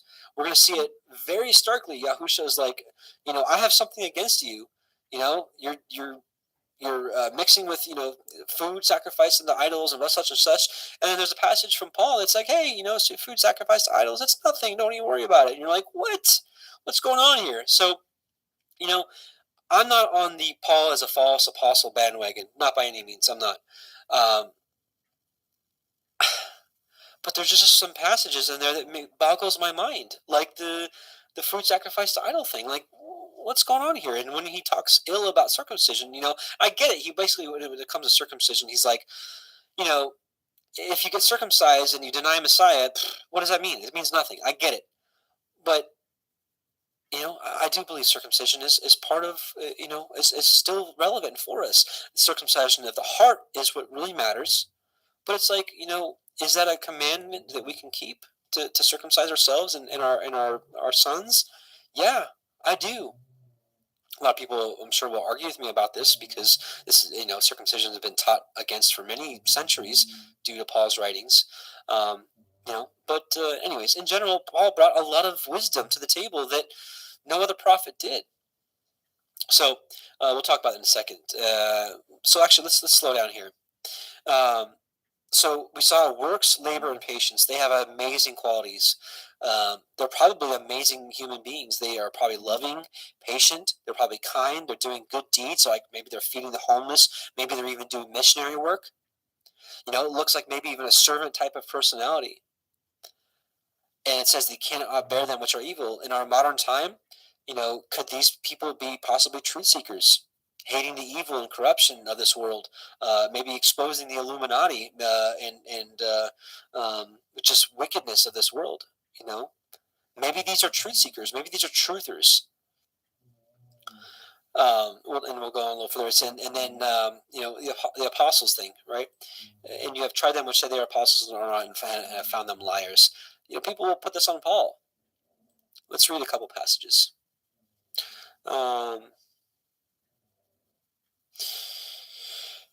This is pinpointing the false apostles or false prophets here. 1 John 4:1, Beloved, believe not every spirit, but try the spirits whether they are of Elohim, because many false prophets are gone out into the world. Matthew 7:15-23, Beware of false prophets, which come to you in sheep's clothing, but inwardly are ravening wolves. Ye shall know them by their fruits. And it's always been about the Torah. That's the fruits Yahuwah has always been looking for. And Yahusha taught nothing different. He just taught in parables, so to veil the understanding for those that don't love his word and don't understand what the word actually says. Do men gather grapes of thorns or of figs and thistles? Right? Even so, every good tree bringeth forth good fruit, but a corrupt tree bringeth forth evil fruit. A good tree cannot bring forth evil fruit, neither can a corrupt tree bring forth good fruit. Every tree that bringeth forth not good fruit is hewn down and cast into the fire. Wherefore by their fruits ye shall know them. Not everyone that saith unto me, Adonai, Adonai, shall enter into the kingdom of heaven, but he that doeth the will of my Father which is in heaven. Now, let's back up. Let's talk about Ephesus for a second here. These people in Ephesus, he's like, I know your works and your labor and your patience, right? And how you bear them which are evil. These are all good qualities you have, right? What kind of works do they have? Maybe it's right here. Many will say to me that day, Adonai, Adonai, have we not prophesied in their name? That's a good work. And in your name have cast out devils. That's a great work. And in your name have done many wonderful works. I've done missionary work. I've fed the poor, the homeless. I've given them a place to stay. I've done all these great things. And the Messiah says, and then I'll profess unto them, I never knew you. Depart from me, you that work iniquity. This word is lawlessness. They were lawless to his Torah. And we're going to see that they were rebuked here in Ephesus, right? So let's just keep reading. And have borne and have had patience for my name's sake, and have labored and have not fainted. All great stuff from this church. Nevertheless, he's like, nevertheless, I have somewhat against you, because you have left your first love. So we're going to talk about your first love in a second, but I'm getting ahead of myself. I want to go back to this Paul thing, right? This Paul is a false apostle thing. It's not Paul, in my opinion. Let's read a couple passages. Acts 20:17-31. And from Miletus he sent to Ephesus, and called the elders of the church.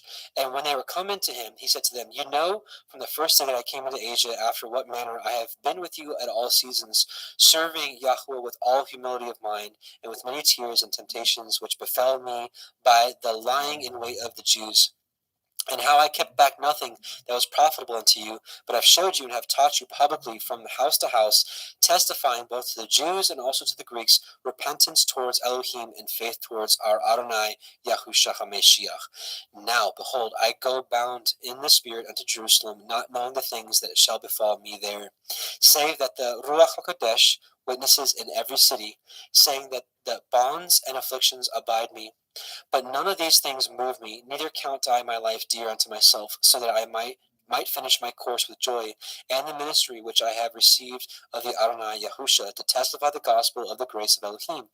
And now, behold, I know that ye all among whom I have gone preaching the kingdom of Elohim shall see my face no more. Here we go. He's got some warnings here. Wherefore I take to you this record this day, that I am pure from the blood of all men, for I have not shunned to declare unto you all the counsel of Elohim. Take heed therefore unto yourselves and to all the flock, over which the Ruach HaKodesh hath made you overseers, to feed the ecclesia of Elohim, which he hath purchased with his own blood. Now here it is. This is the false apostles that I think he's talking about. For I know this, that after my departing shall grievous wolves enter in among you, not sparing the flock. Also of your own selves shall men arise, speaking perverse things, to draw away disciples after them. Therefore watch and remember that by the space of 3 years I cease not to warn every one night and day with tears. 2 Corinthians 11:12-15. But what I do, that I will do, that I may cut off occasion from them which desire occasion, that wherein they glory they may be found even as we are. For such are false apostles, deceitful workers, transforming themselves into the apostles of Mashiach. And no marvel, for Satan himself is transformed into an angel of light. Therefore it is no great thing if his ministers also shall be transformed as the ministers of righteousness, whose end shall be according to their works. And how do we judge them? According to their fruits, right? You have men that will be drawing people unto themselves, gathering followers for themselves, and they will not be bringing forth fruits of the Torah.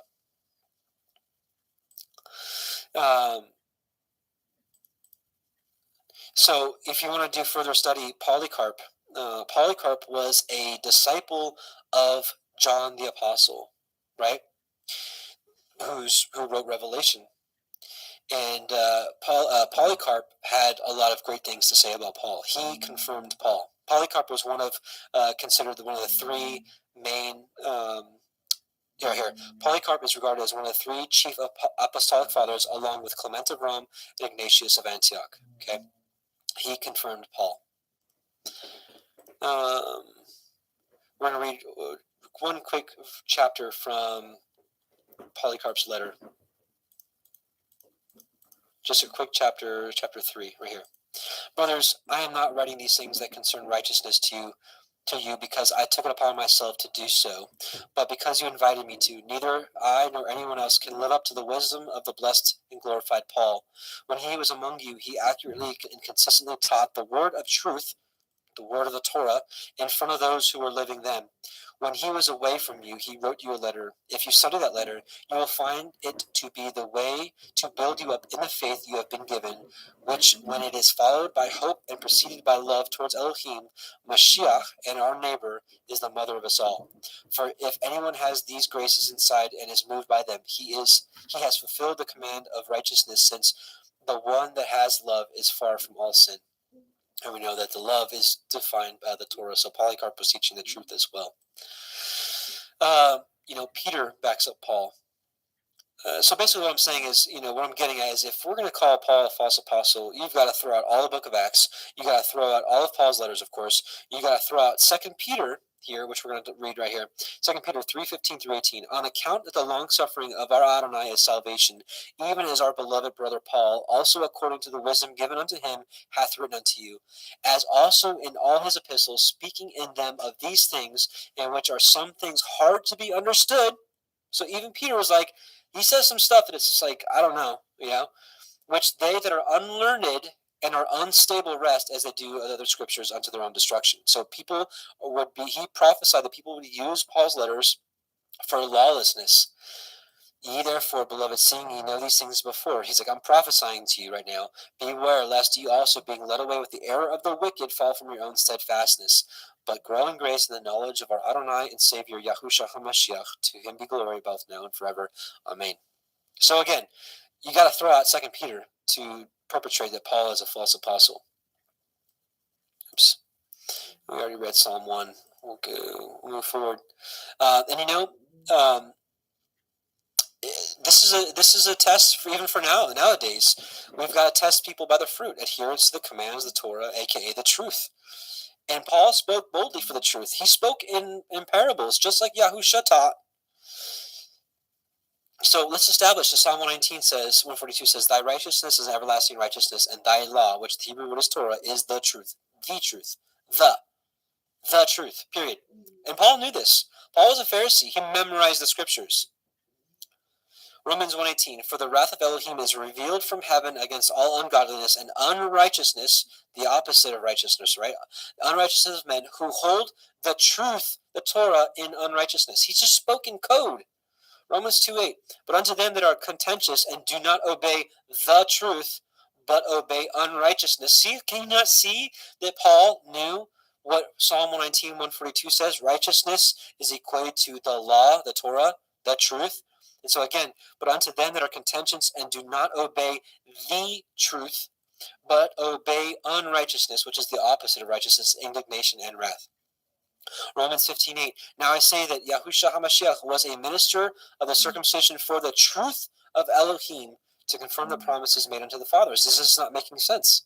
1 Corinthians 13:6. Rejoiceth not in iniquity, which is lawlessness, but rejoiceth in the truth. Do you not see the stark contrast here? Lawlessness, lawfulness. Galatians 3:1.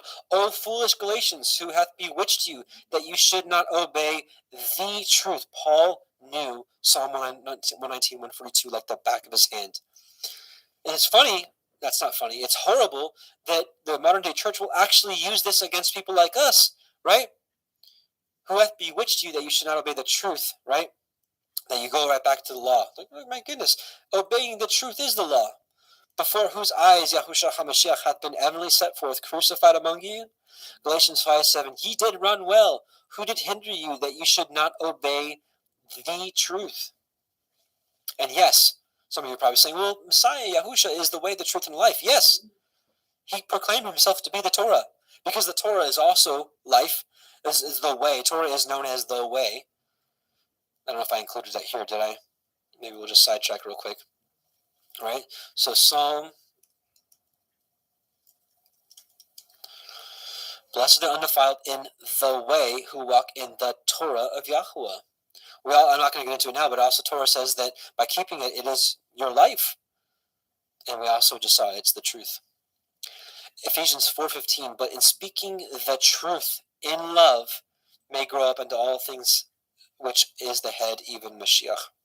Ephesians 4:21. If so be that ye have heard him and have been taught by him, as the truth is in Yahusha. 2 Thessalonians 2:7-13. For the mystery of iniquity, lawlessness, doth already work. Only he who now letteth will let until he be taken out of the way. And then shall that wicked be revealed, whom the Adonai shall consume with the spirit of his mouth, and shall destroy with the brightness of his coming, even him whose coming is after the working of Satan, with all power and signs and lying wonders, and with deceivableness of unrighteousness in them that perish, because they receive not the love of the truth, that they might be saved. And for this cause Elohim shall send them a strong delusion, that they should believe a lie, that they might all be damned who believed not the truth, but had pleasure in unrighteousness. But we are bound to give thanks always to Elohim for you, brethren, beloved of Yahuwah, because Elohim hath from the beginning chosen you to salvation through sanctification of the Spirit and belief of the truth. Just a few more. 1 Timothy 2:4, who will have all men to be saved and, right? So salvation is first and come to the knowledge of the truth, the Torah. Paul taught it very, very, very well. I just spoke in parables. Acts 24:14. But this I confess unto thee, that after the way, the Torah, which they call heresy, so I worship I, the Elohim of my fathers, believing all things which are written in the law, the Torah, and the prophets. That is not your false apostle, brothers and sisters. Okay, so going back here again, so the Church of Ephesus, they did call out the false apostles, right? It wasn't Paul. And have borne and have patience, and for my name's sakes have labored and not fainted. These are people that have great works, right? But nevertheless, I have something against you, because you have left your first love. What is the first love? Okay, actually, back up for a second. Let's talk about works. It says they have works,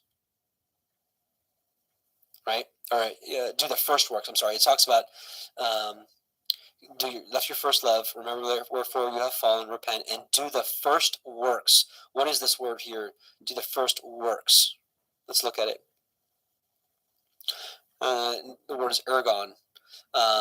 Let's look at a couple uses here, right? Now when John heard the prison, the works of Christ, right? But all their works. This is what the people do. Mark 13, and then every man his work, and commanded to porter to watch. And Yahushua said, let her alone, why trouble her? She hath wrought a good work unto me.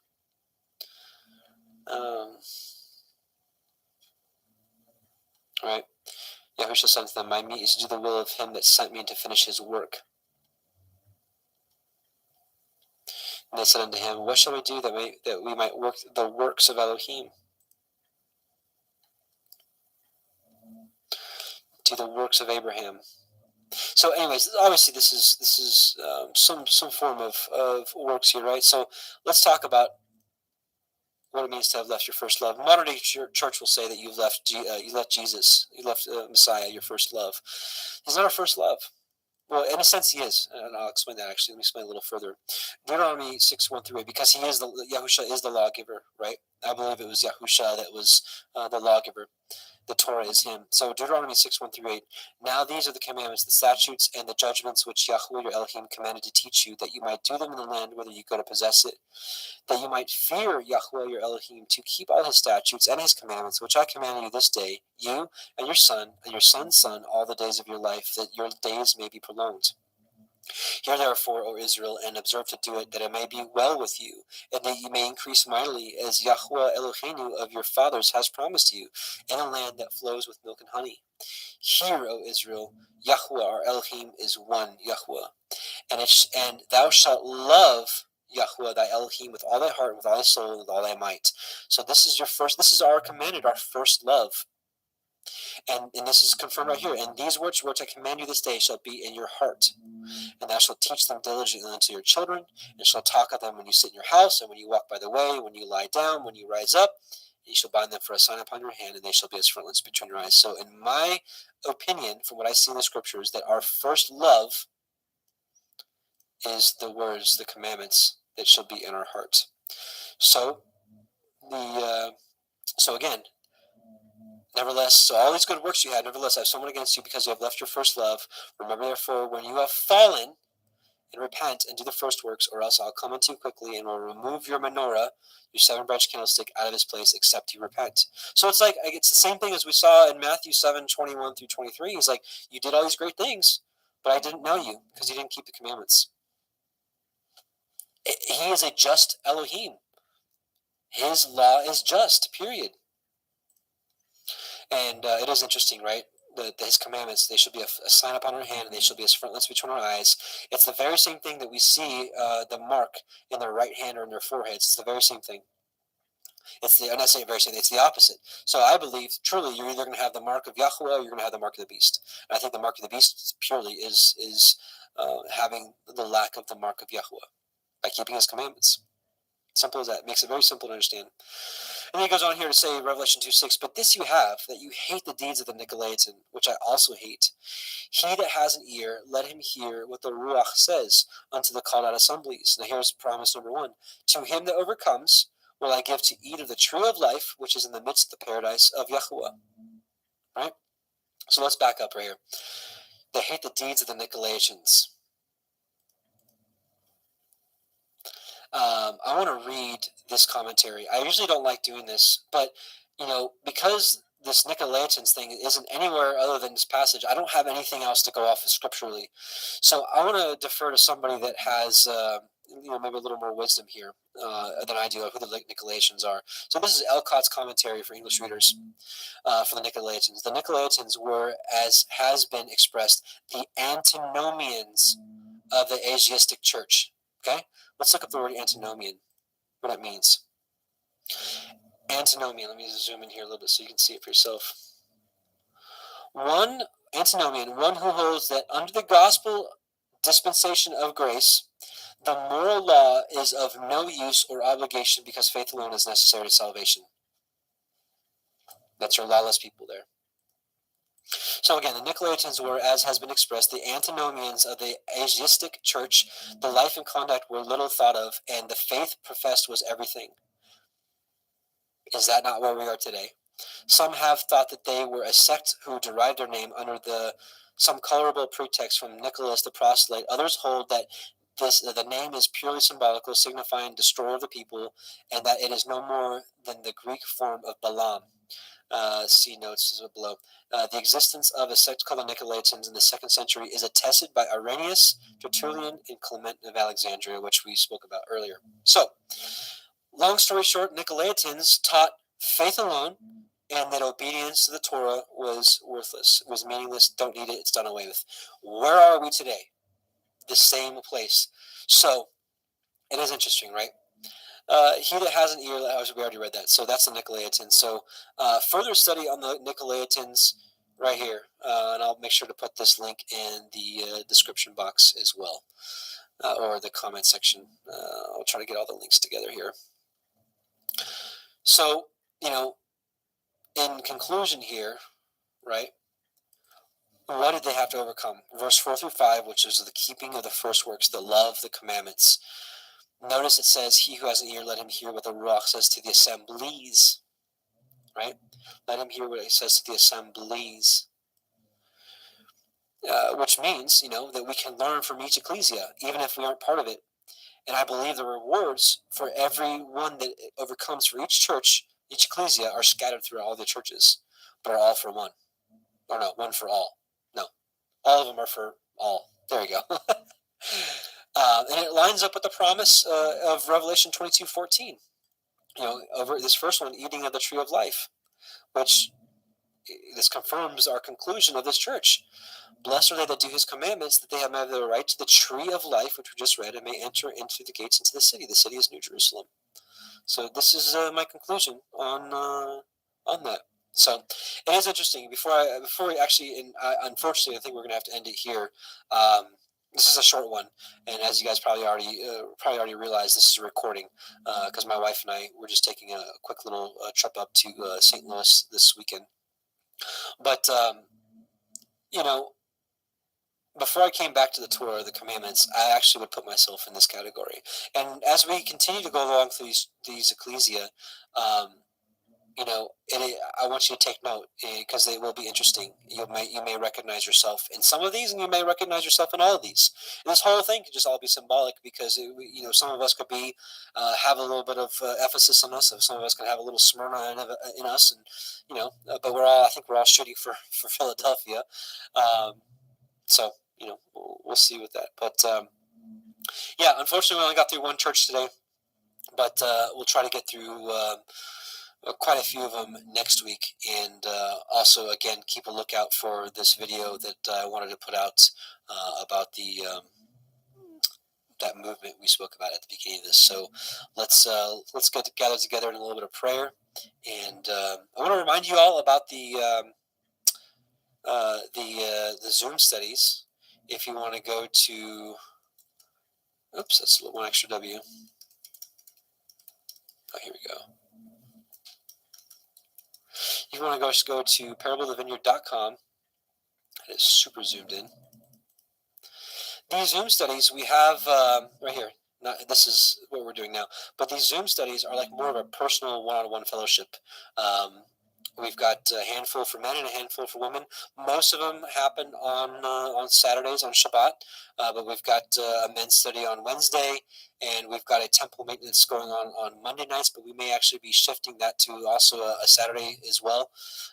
So just if you want to keep in touch and if you want some extra fellowship, this is a place where you can talk one-on-one to people, or it's actually a group setting, but you can be heard and you can be and have some great fellowship. So sign up if you like at www.parableofthevineyard.com.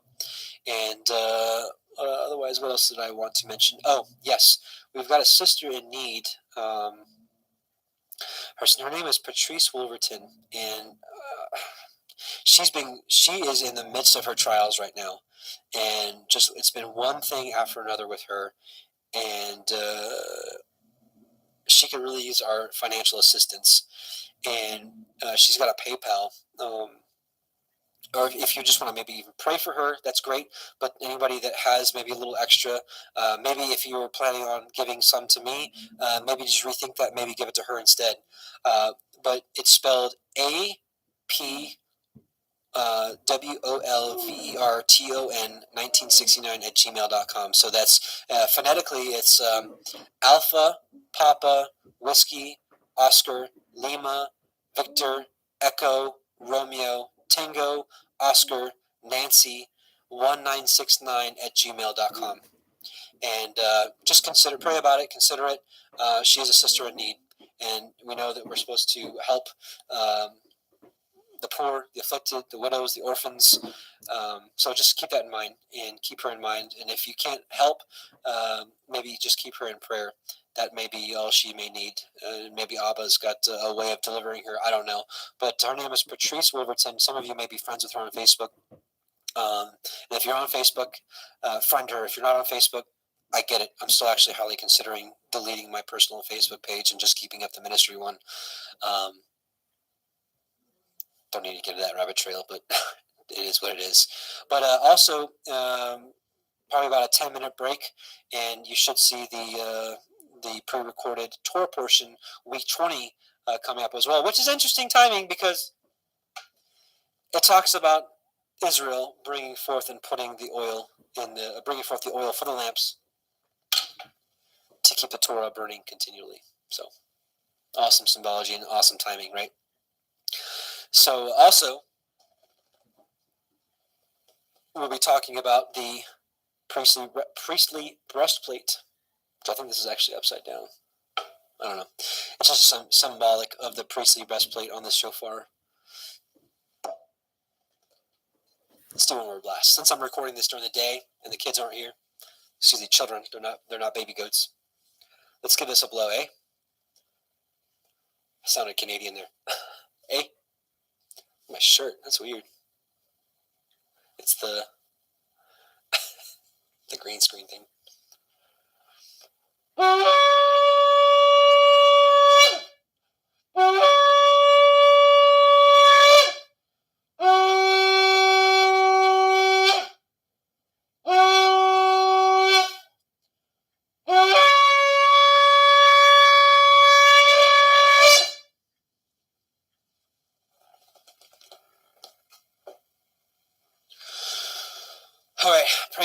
Yahuwah, and let's just think of that as a reminder of the day we actually hear the shofar blast that we are waiting for, because that's going to be a day of rejoicing for us and a day of mourning for the world. So let's bow our hearts and thank Abba for allowing us to study the scriptures like this.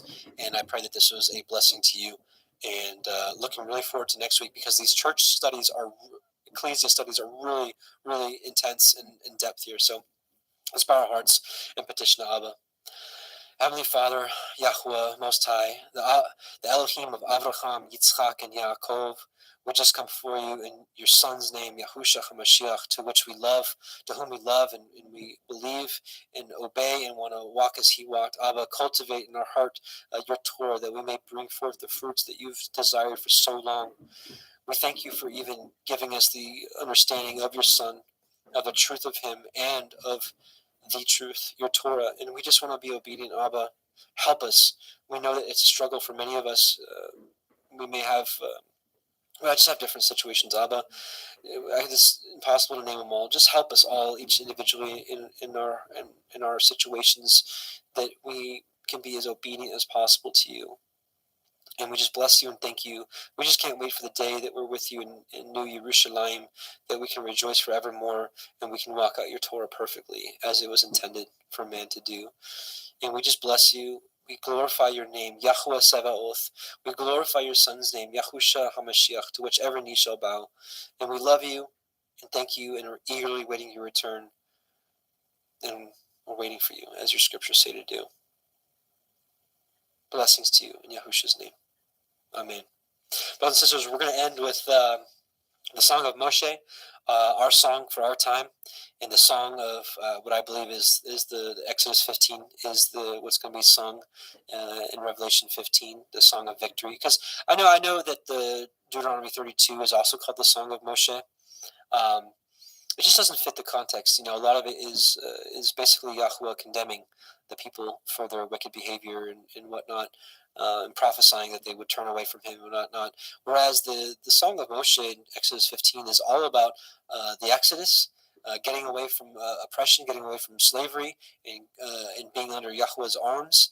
And it's a song of victory, which that's kind of what happens. And, it's after the second Exodus we're waiting for. So those of you that are like, Adam, it's not Exodus 15, it's Deuteronomy 32. I hear you, and I can see where you're coming from. I really can. But just where I'm at now, I really believe it is Exodus 15, the Song of Moshe. So with that, I want to leave you with, excuse me, I'm going to leave the sister unnamed because I want her reward to come from Yahuwah. But look what she sent for me. It's the Aaronic blessing in both English and Hebrew, and in phonetic Hebrew. So I'm going to read it for you in English, and I'm going to read it for you in Hebrew. Yahweh bless you and keep you. Yahweh make his face shine upon you and be gracious unto you. Yahweh lift up his countenance upon you and give you peace. Numbers 6:24-26. Now in Hebrew. Yevarecha Yahweh ve'yishme recha. Ya'er Yahweh panav elecha vechnu neka. Yisa Yahweh panav elecha ve'yashem. Lecha shalom. Be blessed, brothers and sisters, and Shabbat Shalom.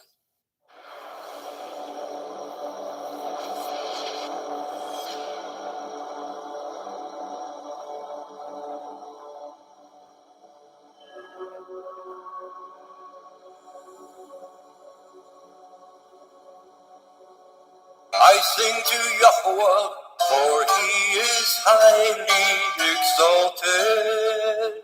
The horse and its rider he has thrown into the sea. Yah is my strength and song, and he has become my deliverance.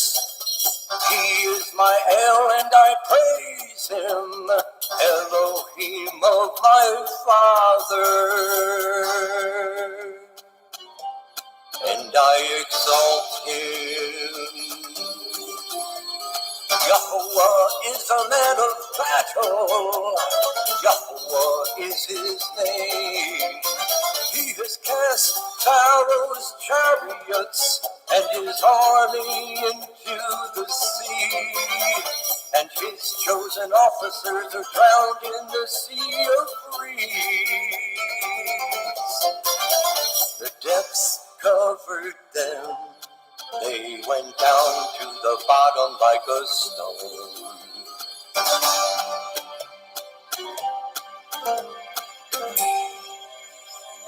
Your right hand, O Yahuwah, has become great in power. Your right hand, O Yahuwah, has crushed the enemy. And in the greatness of your excellence, you pulled down those who rose up against you. You sent forth your wrath. It consumes them like stubble, and with the wind of your nostrils, the waters were heaped up. The floods stood like a wall, the depths became stiff in the heart of the sea. The enemy said, I pursue, I overtake, I divide the spoil, my being is satisfied on them. I draw out my sword, my hand destroys them. You blew with your wind, the sea covered them, they sank like lead in the mighty waters. Who is like you? Oh, Yahuwah, among the mighty ones. Who is like you? Great in Kodeshah, awesome in praises, working wonders. You stretched out your right hand, the earth swallowed them. In your kindness, you led the people whom you have redeemed. In your strength, you guided them to your Kodesh dwelling. Peoples heard, they trembled.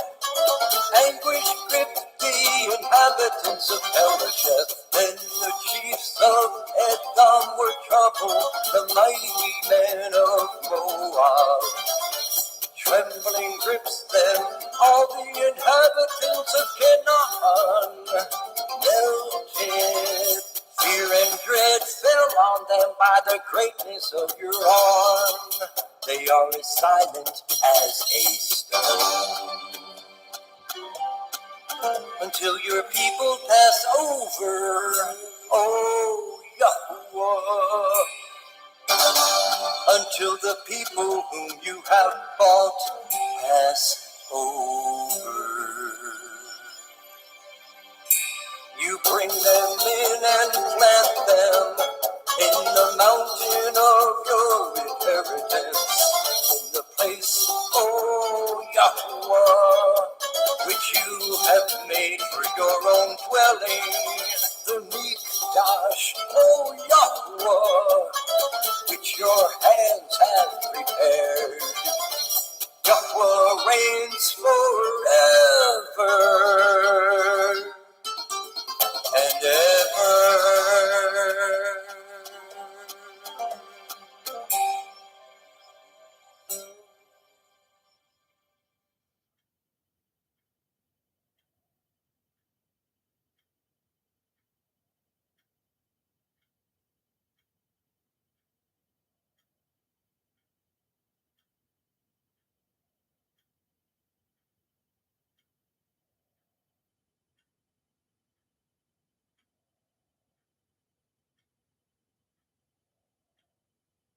Balaam said unto the ass, Because you have mocked me.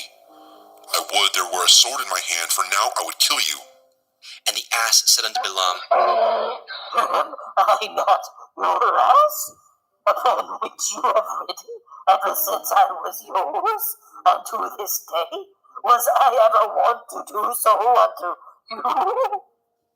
and he said, Nay, Then Yahweh opened the eyes of Balaam, and he saw the angel of Yahweh standing in the way, and his sword drawn in his hand. And he bowed down his head, and fell flat on his face. And the angel of Yahweh said unto him, Wherefore have you smitten your ass these 3 times? Behold, I went out to withstand you, because your way is perverse before me.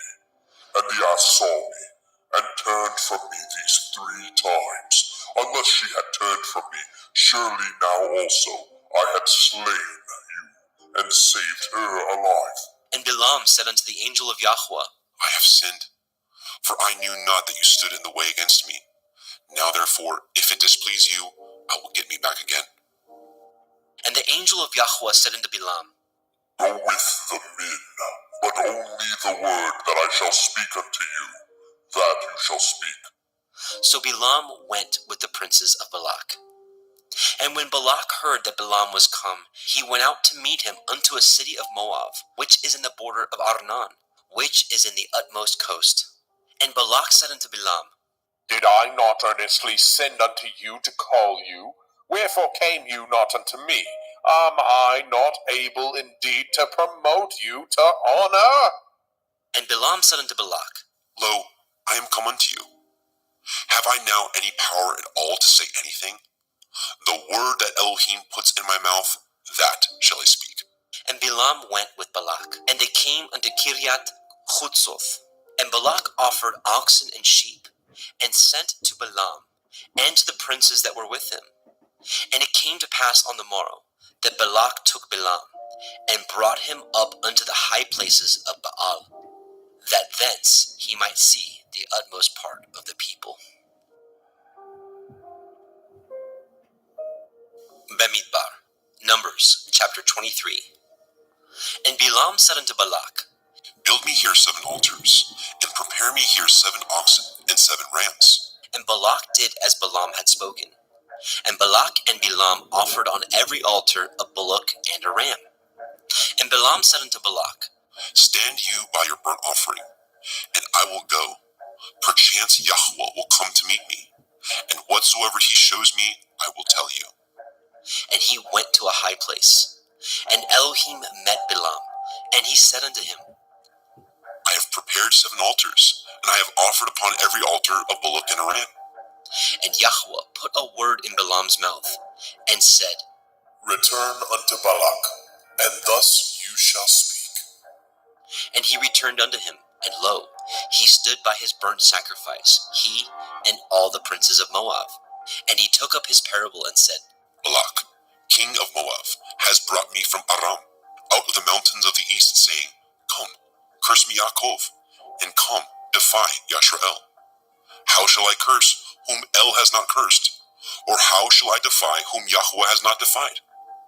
For from the tops of the rocks I see him, and from the hills I behold him. Lo, the people shall dwell alone, and shall not be reckoned among the nations. Who can count the dust of Yaakov, and the number of the 4th part of Yashrael? Let me die the death of the Yasharim, and let my last end be like his. And Balak said unto Bilam, What have you done unto me? I took you to curse my enemies, and behold, you have blessed them altogether. And he answered and said, Must I not take heed to speak that which Yahweh has put in my mouth? And Balak said unto him, Come, I pray you, with me unto another place, from whence you may see them. You shall see but the uttermost part of them, and shall not see them all, and curse me them from thence. And he brought him unto the field of Tsophim, to the top of Pigkah, and built 7 altars, and offered a bullock and a ram on every altar. And he said unto Balak, Stand here by your burnt offering, while I meet Yahweh yonder. And Yahweh met Bilam, and put a word in his mouth, and said, Go again unto Balak, and say thus. And when he came to him, behold, he stood by his burnt offering, and the princes of Moab with him. And Balak said unto him, What has Yahweh spoken? And he took up his parable and said, Rise up, Balak, and hear. Hearken unto me, you son of Zippor. El is not a man, that he should lie, neither the son of Adam, that he should repent. He has said, and shall he not do it? Or has he spoken, and shall he not make it good? Behold, I have received commandment to bless, and he has blessed, and I cannot reverse it. He has not beheld iniquity in Yaakov, neither has he seen perverseness in Yashrael. Yahweh Eloheinu is with him, and the shout of a king is among them. El brought them out of Mitzrayim. He has, as it were, the strength of an unicorn. Surely there is no enchantment against Yaakov, neither is there any divination against Yashrael. According to this time it shall be said of Yaakov and of Yashrael, what has El wrought? Behold, the people shall rise up as a great lion, and lift up himself as a young lion. He shall not lie down until he eat of the prey, and drink the blood of the slain. And Balak said unto Balaam, Neither curse them at all, nor bless them at all. But Balaam answered and said unto Balak, Told not I you, saying, all that Yahweh speaks, that I must do? And Balak said unto Balaam, Come, I pray you, I will bring you unto another place. Perchance it will please Elohim that you may curse me them from thence. And Balak brought Balaam unto the top of Peor, that looks towards Yeshimun. And Balaam said unto Balak, Build me here 7 altars, and prepare me here 7 bullocks and 7 rams. And Balak did as Balaam had said, and offered a bullock and a ram on every altar. Bamidbar, Numbers, chapter 24. And when Balaam saw that it pleased Yahweh to bless Yashrael, he went not, as at other times, to seek for enchantments, but he set his face toward the wilderness. And Balaam lifted up his eyes, and he saw Yashrael abiding in his tents according to their tribes. And the Ruach Elohim came upon him. And he took up his parable and said, Balaam, the son of Beor, has said, and the man whose eyes are open has said, he has said, which heard the words of El, which saw the vision of El Shaddai, falling into a trance, but having his eyes open. How goodly are your tents, O Yaakov, and your tabernacles, O Yashrael! As the valleys are they spread forth, as gardens by the riverside, as the trees of line aloes which Yahweh has planted, and as cedar trees beside the waters. He shall pour the water out of his buckets, and his seed shall be in many waters, and his king shall be higher than Agag, and his kingdom shall be exalted. El brought him forth out of Mitzrayim. He has, as it were, the strength of an unicorn. He shall eat up the nations his enemies, and shall break their bones, and pierce them through with his arrows. He couched, he lay down as a lion, and as a great lion. Who shall stir him up? Blessed is he that blesses you, and cursed is he that curses you. And Balak's anger was kindled against Balaam, and he smote his hands together. And Balak said unto Balaam, I called you to curse my enemies, and behold, you have altogether blessed them these 3 times. Therefore now flee to your place. I thought to promote you into great honor, but lo, Yahweh has kept you back from honor. And Balaam said unto Balak, Spoke I not also to your messengers which you sent unto me, saying, If Balak would give me his house full of silver and gold, I cannot go beyond the commandment of Yahweh, to do either good or bad of my own mind. But what Yahweh says, that will I speak. And now, behold, I go unto my people. Come therefore, and I will advertise what this people shall do to your people in the latter days.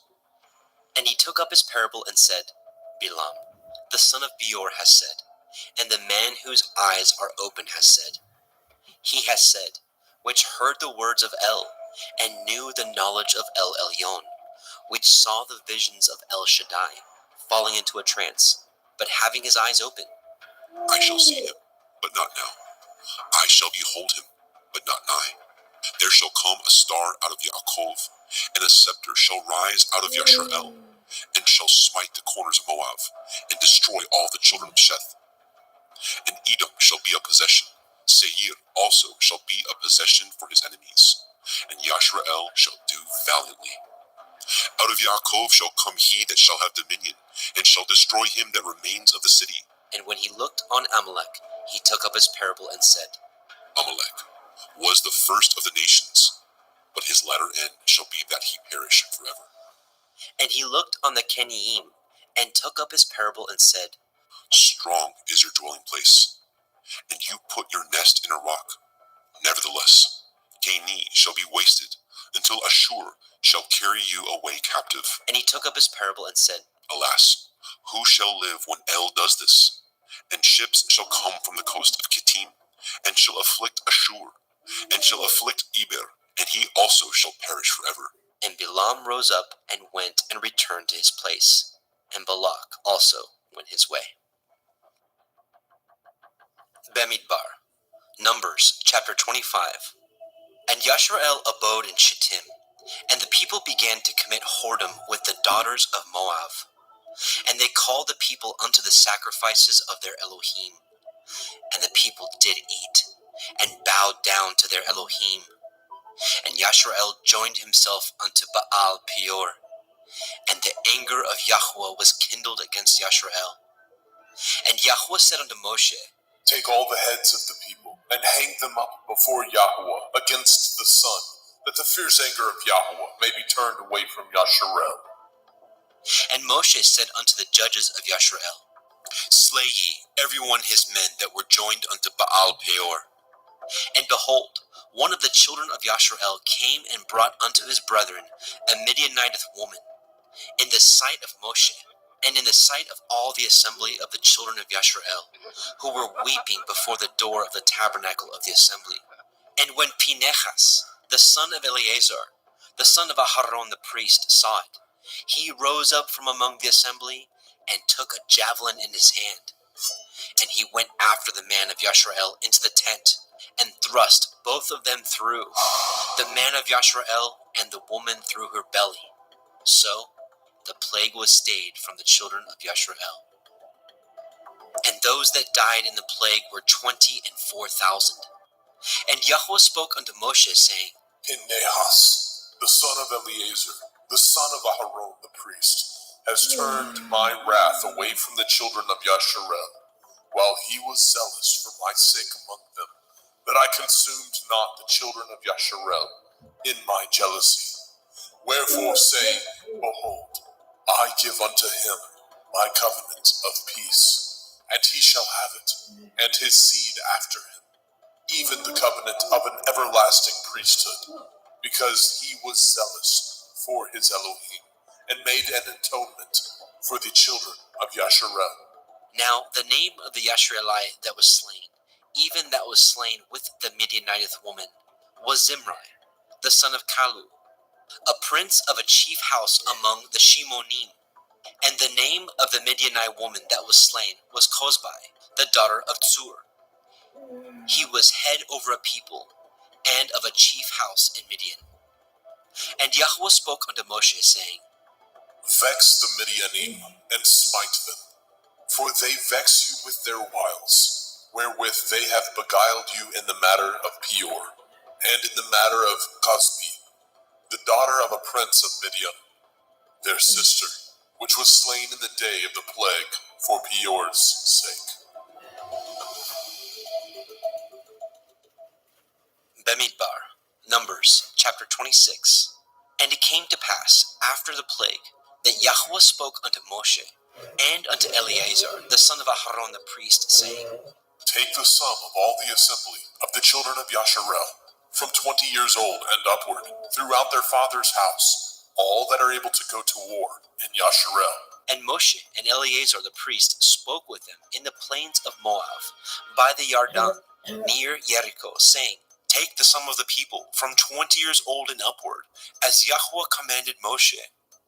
And the children of Yashrael, which went forth out of the land of Mitzrayim, Reuben, the eldest son of Yashrael, the children of Reuben, Chanok, of whom comes the family of the Chanokim, of Palu, the family of the Paluim, of Chetzron, the family of the Chetzronim, of Carmi, the family of the Carmiim. These are the families of the Reuvim, and they that were numbered of them were 43,730. And the sons of Palu, Eliav, and the sons of Eliav, Nemuel, and Dathan, and Aviram. This is that Dathan and Aviram which were famous in the assembly, who strove against Moshe and against Aharon in the company of Korach, when they strove against Yahweh. And the earth opened her mouth, and swallowed them up together with Korach. When that company died, what time the fire devoured the 250 men, and they became a sign. Notwithstanding, the children of Korach died not. The sons of Shimon, after their families, of Nemuel, the family of the Nemuelim, of Yamin, the family of the Yaminim, of Yakin, the family of the Yakinim, of Zerach, the family of the Zerachim, of Shaul, the family of the Shaulim. These are the families of the Shimonim, 20,200.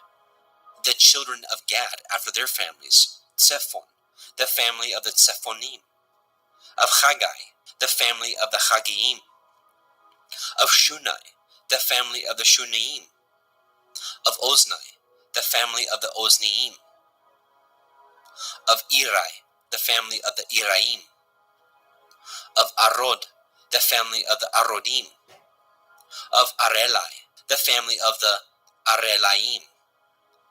These are the families of the children of Gad, according to those that were numbered of them, 40,500.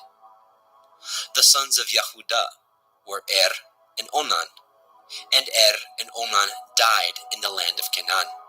And the sons of Yehudah after their families were of Shelah, the family of the Shelanim, of Peretz, the family of the Partzim, of Zerach, the family of the Zarchim. And the sons of Peretz were of Chetzron, the family of the Chetzronim, of Chamul, the family of the Chamulim.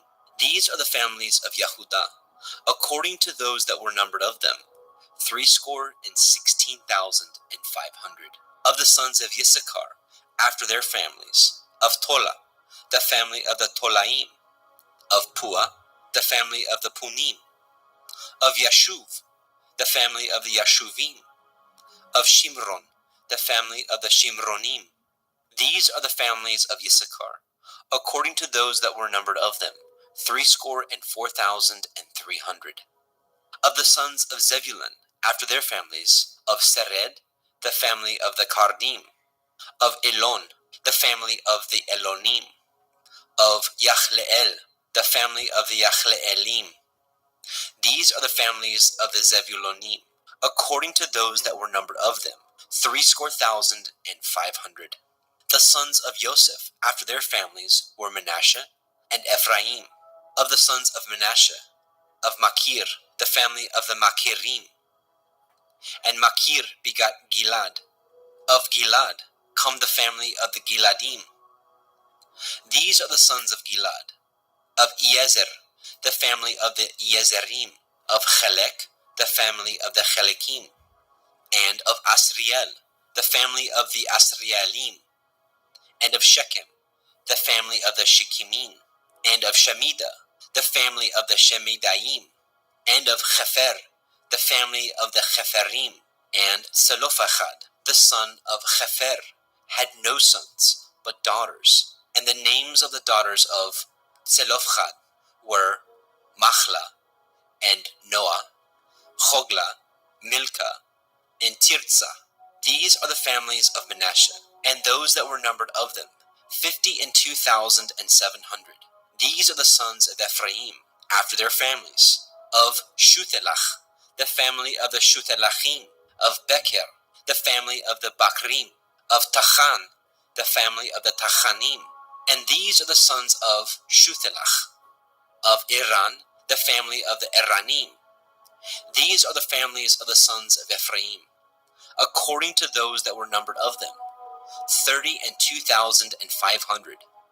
These are the sons of Joseph after their families. The sons of Benjamin after their families, of Bela, the family of the Baliim, of Ashbel, the family of the Ashbelim, of Achiram, the family of the Achiramim, of Shefufam, the family of the Shefufamim, of Chufam, the family of the Chufamim. And the sons of Bela were Ard and Naaman, of Ard, the family of the Ardim, and of Naaman, the family of the Namiim. These are the sons of Benjamin, after their families, and they that were numbered of them were 45,600. These are the sons of Dan, after their families. Of Hushim, the family of the Hushimim. These are the families of Dan, after their families. All the families of the Hushimim, according to those that were numbered of them, were 64,400. Of the children of Asher, after their families, Yimna, the family of the Yimnachim. Of Yishvi, the family of the Yishviim. Of Beria, the family of the Beriim. Of the sons of Beria, of Chever, the family of the Cheverim. Of Malkiel, the family of the Malkielim. And the name of the daughter of Asher was Serach. These are the families of the sons of Asher, according to those that were numbered of them, who were 53,400. Of the sons of Naphtali, after their families, Yachzeel, the family of the Yachzeelim. Of Gunai, the family of the Gunaim. Of Yetzer, the family of the Yetzerim. Of Shilem, the family of the Shimeleim. These are the families of Naphtali, according to their families, and they that were numbered of them were 45,400. These were numbered of the children of Yashrael, 600,730. And Yahweh spoke unto Moshe, saying, Unto these the land shall be divided for an inheritance, according to the number of names. To many you shall give the more inheritance, and to few you shall give the less inheritance. To everyone shall his inheritance be given according to those that were numbered of him. Notwithstanding, the land shall be divided by lot, according to the names of the tribes of their fathers. They shall inherit. According to the lot shall the possession thereof be divided between many and few. And these are they that were numbered of the Leviim, after their families. Of Gershon, the family of the Gershonim. Of Kohath, the family of the Kohathim. Of Merari, the family of the Merarim. These are the families of the Leviim. The family of the Leviim, the family of the Chevronim, the family of the Machlim, the family of the Mushim, the family of the Korchiim. And Kohath begat Amram. And the name of Amram's woman was Jochebed, the daughter of Levi, whom her mother bore to Levi in Mitzrayim. And she bore unto Amram Aharon, and Moshe, and Miriam their sister. And unto Aharon was born Nadab, and Abihu, Eleazar, and Ithamar. And Nadab and Abihu died, when they offered strange fire before Yahweh. And those that were numbered of them were 23,000, all males from a month old and upward. For they were not numbered among the children of Yashrael, because there was no inheritance given them among the children of Yashrael. These are they that were numbered by Moshe and Eleazar the priest, who numbered the children of Yashrael in the plains of Moab, by the Yarden near Jericho. But among these was not a man of them, whom Moshe and Aharon the priest numbered. For when they numbered the children of Yashrael in the wilderness of Sinai, for Yahweh had said of them, They shall surely die in the wilderness. And there was not left a man of them, save Caleb the son of Jephunneh, and Yahusha the son of Nun. Bemidbar, Numbers, chapter 27. Then came the daughters of Zelophehad, the son of Chefer, the son of Gilad, the son of Machir, the son of Manasseh, of the families of Manasseh, the son of Joseph. And these are the names of his daughters: Machla, Noah, Cholga, Milcah, and Tirzah. And they stood before Moshe, and before Eleazar the priest, and before the princes and all the assembly, by the door of the tabernacle of the assembly, saying, Our father died in the wilderness, and he was not in the company of them that gathered themselves together against Yahuwah and the company of Korah, but died in his own sin, and had no sons. Why should the name of our father be done away from among his family, because he has no son? Give unto us therefore a possession among the brethren of our father. And Moshe brought their cause before Yahweh. And Yahweh spoke unto Moshe, saying, The daughters of Zelophehad speak right. You shall surely give them a possession of an inheritance among their father's brethren, and you shall cause the inheritance of their father to pass unto them. And you shall speak unto the children of Yasharel, saying, If a man die and have no son, then ye shall cause his inheritance to pass unto his daughter. And if he have no daughter, then ye shall give his inheritance unto his brethren. And if he have no brethren, then ye shall give his inheritance unto his father's brethren. And if his father have no brethren, then ye shall give his inheritance unto his kinsman that is next to him of his family, and he shall possess it. And it shall be unto the children of Yasharel a statute of judgment, as Yahuwah commanded Moshe. And Yahuwah said unto Moshe, Get you up unto this mount Avarim, and see the land which I have given unto the children of Yasharel. And when you have seen it, you also shall be gathered unto your people, as Aharon your brother was gathered. For ye rebelled against my commandment in the desert of Sin, in the strife of the assembly, to sanctify me at the water before their eyes, that is the water of Meribah, in Kadesh, in the wilderness of Sin.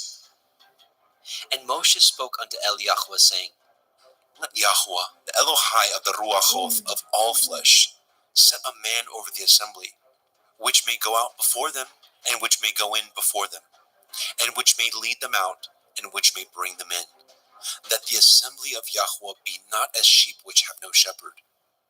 And Yahuwah said unto Moshe, Take Yahusha, the son of Nun, a man in whom is the Ruach, and lay your hand upon him, and set him before Eleazar the priest, and before all the assembly, and give him a charge in their sight.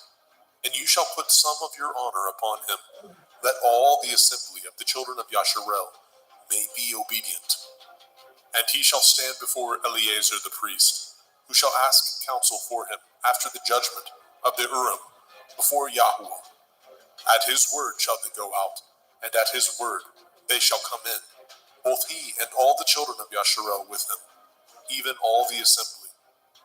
And Moshe did as Yahuwah commanded him. And he took Yahusha, and set him before Eleazar the priest, and before all the assembly. And he laid his hands upon him, and gave him a charge, as Yahuwah commanded by the hand of Moshe. Bamidbar, Numbers chapter 28. And Yahuwah spoke unto Moshe, saying, Command the children of Yasharel, and say unto them, My offering and my bread for my sacrifices made by fire, for a sweet savor unto me, shall ye guard to offer unto me in their appointed time. And you shall say unto them, This is the offering made by fire, which ye shall offer unto Yahuwah, 2 lambs of the first year, without spot, day by day, for a continual burnt offering. The one lamb shall you offer in the morning, and the other lamb shall you offer at evening. And a 10th part of an ephah of flour for a meat offering, mingled with the 4th part of a hin of beaten oil. It is a continual burnt offering, which was ordained in Mount Sinai for a sweet savor, a sacrifice made by fire unto Yahuwah. And the drink offering thereof shall be a 4th part of a hin for the one lamb. In the holy place shall you cause the strong wine to be poured unto Yahuwah for a drink offering. And the other lamb shall you offer at evening, as the meat offering of the morning. As the drink offering thereof, you shall offer it, a sacrifice made by fire, of a sweet savor unto Yahuwah. And on the Shabbat, 2 lambs of the first year without spot, and 2/10 deals of flour for a meat offering mingled with oil, and the drink offering thereof. This is the burnt offering of every Shabbat, beside the continual burnt offering, and his drink offering. And in the beginnings of your months ye shall offer a burnt offering unto Yahuwah, 2 young bullocks, and 1 ram, 7 lambs of the first year without spot, and 3/10 deals of flour for a meat offering, mingled with oil, for 1 bullock, and 2/10 deal of flour for a meat offering, mingled with oil, for 1 ram, and a several tenths deal of flour mingled with oil for a meat offering unto 1 lamb, for a burnt offering of a sweet savor, a sacrifice made by fire unto Yahuwah. And their drink offering shall be half a hin of wine unto a bullock, and the 3rd part of a hin unto a ram, and a 4th part of a hin unto a lamb. This is the burnt offering of every month throughout the months of the year. And 1 kid of the goats for a sin offering unto Yahuwah shall be offered, beside the continual burnt offering, and his drink offering. And in the 14th day of the first month is the Pesach, Passover of Yahweh. And in the 15th day of this month is the feast. 7 days shall matzah, unleavened bread, be eaten. In the first day shall be a holy assembly. Ye shall do no manner of servile work therein, but ye shall offer a sacrifice made by fire for a burnt offering unto Yahweh, 2 young bullocks and 1 ram, and 7 lambs of the first year. They shall be unto you without blemish. And their meat offering shall be of flour mingled with oil. 3/10 deals shall ye offer for a bullock, and 2/10 deals for a ram. A several tenth deal shall you offer for every lamb throughout the 7 lambs, and 1 goat for a sin offering, to make an atonement for you. Ye shall offer these beside the burnt offering in the morning, which is for a continual burnt offering. After this manner ye shall offer daily, throughout the 7 days, the meat of the sacrifice made by fire, of a sweet savor unto Yahweh. It shall be offered beside the continual burnt offering, and his drink offering. And on the 7th day ye shall have a holy assembly. Ye shall do no servile work. Also in the day of the first fruits, when ye bring a new meat offering unto Yahweh, after your weeks be out, ye shall have a holy assembly. Ye shall do no servile work. But ye shall offer the burnt offering for a sweet savor unto Yahweh, 2 young bullocks, 1 ram, 7 lambs of the first year, and their meat offering of flour mingled with oil, 3/10 deals unto 1 bullock, 2/10 deals unto 1 ram, and several tenths deal unto 1 lamb, throughout the 7 lambs, and 1 kid of the goats to make an atonement for you. Ye shall offer them beside the continual burnt offering, and his meat offering. They shall be unto you without blemish, and their drink offerings. Bamidbar. Numbers, chapter 29. And in the 7th month, on the first day of the month, ye shall have a holy assembly. Ye shall do no servile work. It is Yom Teruah, the day of blowing the shofar, the day of the awakening blast unto you. And ye shall offer a burnt offering for a sweet savor unto Yahweh, 1 young bullock, 1 ram, and 7 lambs of the first year, without blemish. And their meat offering shall be of flour mingled with oil, 3/10 deals for a bullock, and 2/10 deals for a ram, and 1/10 deal for 1 lamb, throughout the 7 lambs, and 1 kid of the goats for a sin offering, to make an atonement for you, beside the burnt offering of the month, and his meat offering, and the daily burnt offering, and his meat offering, and their drink offerings, according unto their manner, for a sweet savor, a sacrifice made by fire unto Yahweh. And ye shall have on the 10th day of this 7th month a holy assembly. Ye shall afflict your souls. Ye shall not do any work therein. But ye shall offer a burnt offering unto Yahweh for a sweet savor, 1 young bullock, 1 ram, and 7 lambs of the first year. They shall be unto you without blemish. And their meat offering shall be of flour mingled with oil, 3/10 deals to a bullock, and 2/10 deals to 1 ram, a several tenth deal for 1 lamb, throughout the 7 lambs, 1 kid of the goats for a sin offering, beside the sin offering of atonement, and the continual burnt offering, and the meat offering of it, and their drink offerings. And on the 15th day of the 7th month, ye shall have a holy assembly. Ye shall do no servile work, and ye shall keep a feast unto Yahweh 7 days.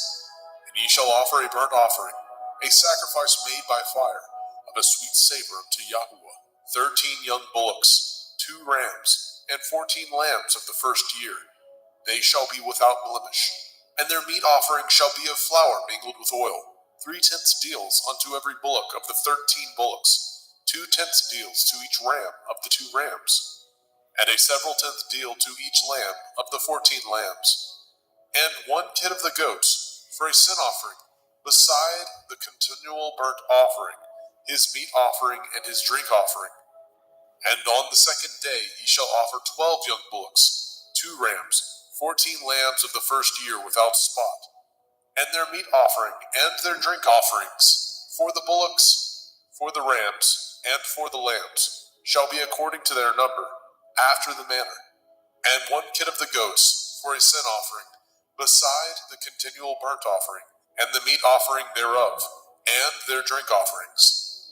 And on the 3rd day 11 bullocks, 2 rams, 14 lambs of the first year without blemish, and their meat offering, and their drink offerings, for the bullocks, for the rams, and for the lambs, shall be according to their number after the manner, and 1 goat for a sin offering, beside the continual burnt offering, and his meat offering, and his drink offering.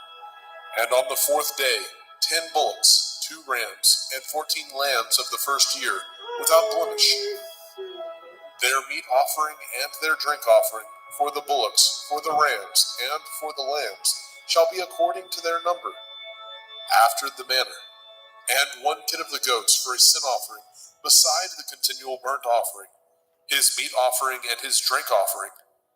And on the 5th day 9 bullocks, 2 rams, and 14 lambs of the first year, without spot, and their meat offering and their drink offerings, for the bullocks, for the rams, and for the lambs, shall be according to their number, after the manner. And 1 goat for a sin offering, beside the continual burnt offering, and his meat offering, and his drink offering. And on the 6th day 8 bullocks, 2 rams, and 14 lambs of the first year without blemish, and their meat offering, and their drink offerings, for the bullocks, for the rams, and for the lambs, shall be according to their number, after the manner. And 1 goat for a sin offering, beside the continual burnt offering, his meat offering and his drink offering. And on the 7th day 7 bullocks, 2 rams, and 14 lambs of the first year, without blemish, and their meat offering and their drink offerings, for the bullocks, for the rams, and for the lambs, shall be according to their number, after the manner. And 1 goat for a sin offering, beside the continual burnt offering, his meat offering, and his drink offering. On the 8th day ye shall have a solemn assembly. Ye shall do no servile work therein, but ye shall offer a burnt offering, a sacrifice made by fire, of a sweet savor unto Yahweh, 1 bullock, 1 ram, 7 lambs of the first year, without blemish. Their meat offering and their drink offerings, for the bullock, for the ram, and for the lambs, shall be according to their number, after the manner. And 1 goat for a sin offering, beside the continual burnt offering, and his meat offering, and his drink offering. These things ye shall do unto Yahweh in your set feasts, beside your vows, and your freewill offerings, for your burnt offerings, and for your meat offerings, and for your drink offerings, and for your peace offerings. And Moshe told the children of Yashrael according to all that Yahweh commanded Moshe. Bamidbar, Numbers chapter 30. And Moshe spoke unto the heads of the tribes concerning the children of Yashrael, saying, This is the thing which Yahweh has commanded.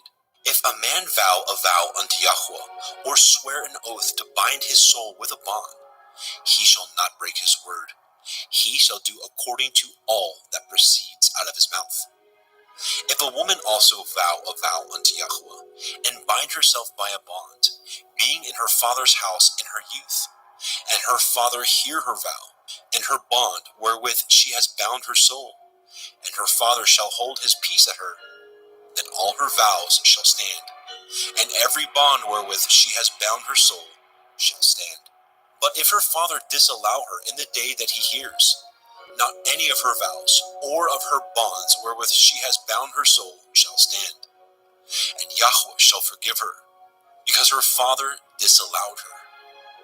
And if she had at all a man, when she vowed, or uttered aught out of her lips, wherewith she bound her soul, and her man heard it, and held his peace at her in the day that he heard it, then her vows shall stand, and her bonds wherewith she bound her soul shall stand. But if her man disallow her on the day he heard it, then he shall make her vow which she vowed, and all that which she uttered with her lips, wherewith she bound her soul, of no effect, and Yahweh shall forgive her.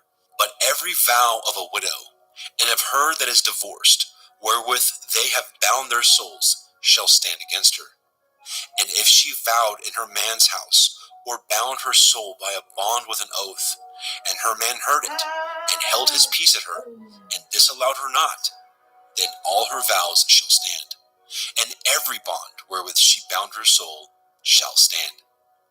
But if her man utterly made them void on the day he heard them, then whatsoever proceeded out of her lips concerning her vows, or concerning the bond of her soul, shall not stand. Her man has made them void, and Yahweh shall forgive her every vow, and every binding oath to afflict the soul. Her man may establish it, or her man may make it void. But if her man altogether hold his peace at her from day to day, then he establishes all her vows, or all her bonds which are upon her. He confirms them, because he held his peace at her in the day that he heard them. But if he shall any ways make them void after that he heard them, then he shall bear her iniquity. These are the statutes which Yahweh commanded Moshe, between a man and his woman, between the father and his daughter, being yet in her youth in her father's house. Bemidbar, Numbers chapter 31. And Yahweh spoke unto Moshe, saying, Avenge the children of Yasharel of the Midianim. Afterward shall you be gathered unto your people. And Moshe spoke unto the people, saying, Arm some of yourselves unto the war, and let them go against the Midianim, and avenge Yahweh of Midian. Of every tribe 1,000, throughout all the tribes of Yasharel shall ye send to the war. So there were delivered out of the thousands of Yasharel 1,000 of every tribe, 12,000 armed for war. And Moshe sent them to the war, 1,000 of every tribe, them and Pinechas, the son of Eleazar the priest, to the war, with the holy instruments, and the trumpets to blow in his hand. And they warred against the Midianim, as Yahweh commanded Moshe, and they slew all the males. And they slew the kings of Midian, beside the rest of them that were slain, namely, Evi, and Rechem, and Sur, and Horai, and Reva, 5 kings of Midian. Bilam also, the son of Beor, they slew with the sword. And the children of Yasharel took all the women of Midian captives, and their little ones, and took the spoil of all their cattle, and all their flocks, and all their goods. And they burnt all their cities wherein they dwelt, and all their goodly castles with fire. And they took all the spoil, and all the prey, both of men and of beasts. And they brought the captives, and the prey, and the spoil unto Moshe, and Eleazar the priest, and unto the assembly of the children of Yasharel, unto the camp at the plains of Moab, which are by the Yarden, near Jericho. And Moshe, and Eleazar the priest, and all the princes of the assembly went forth to meet them without the camp. And Moshe was wroth with the officers of the host, with the captains over thousands, and captains over hundreds, which came from the battle. And Moshe said unto them, Have ye saved all the women alive? Behold, these caused the children of Yasharel, through the counsel of Bilam, to commit transgression against Yahweh in the matter of Peor. And there was a plague among the assembly of Yahweh. Now therefore, kill every male among the little ones, every woman that has known man by lying with him. But all the women children that have not known a man by lying with him, keep alive for yourselves. And do ye abide without the camp 7 days, whosoever has killed any person, and whosoever has touched any slain. Purify both yourselves and your captives on the 3rd day, and on the 7th day. And purify all your raiment, and all that is made of skins, and all work of goat's hair, and all things made of wood. And Eleazar the priest said unto the men of war which went to the battle, This is the ordinance of the Torah, which Yahweh commanded Moshe. Only the gold, and the silver, and the brass, and the iron, and the tin, and the lead, everything that may abide the fire, ye shall make it go through the fire, and it shall be clean. Nevertheless, it shall be purified with the water of separation. And all that abides not the fire, ye shall make go through the water. And ye shall wash your clothes on the 7th day, and ye shall be clean. And afterward ye shall come into the camp. And Yahweh spoke unto Moshe, saying, Take the sum of the prey that was taken, both of man and of beast, you and Eleazar the priest, and the chief fathers of the assembly, and divide the prey into 2 parts, between them that took the war upon them, who went out to battle, and between all the assembly. And levy a tribute unto Yahweh of the men of war which went out to battle, 1 soul of 500, both of the persons, and of the cattle, and of the asses, and of the sheep. Take it of their half, and give it unto Eleazar the priest, for a heave offering of Yahweh. And of the children of Yasharel's half, you shall take 1 portion of 50, of the persons, of the cattle, of the asses, and of the flocks, of all manner of beasts, and give them unto the Leviim, which guard the watch of the tabernacle of Yahuwah. And Moshe and Eleazar the priest did as Yahweh commanded Moshe. And the booty, being the rest of the prey which the men of war had caught, was 600,000 and 70,000 and 5,000 sheep, and 60,012 cattle, and 60,001 asses, and 32,000 persons in all, of women that had not known man by lying with him. And the half, which was the portion of them that went out to war, was in number 300,007 and 30,500 sheep.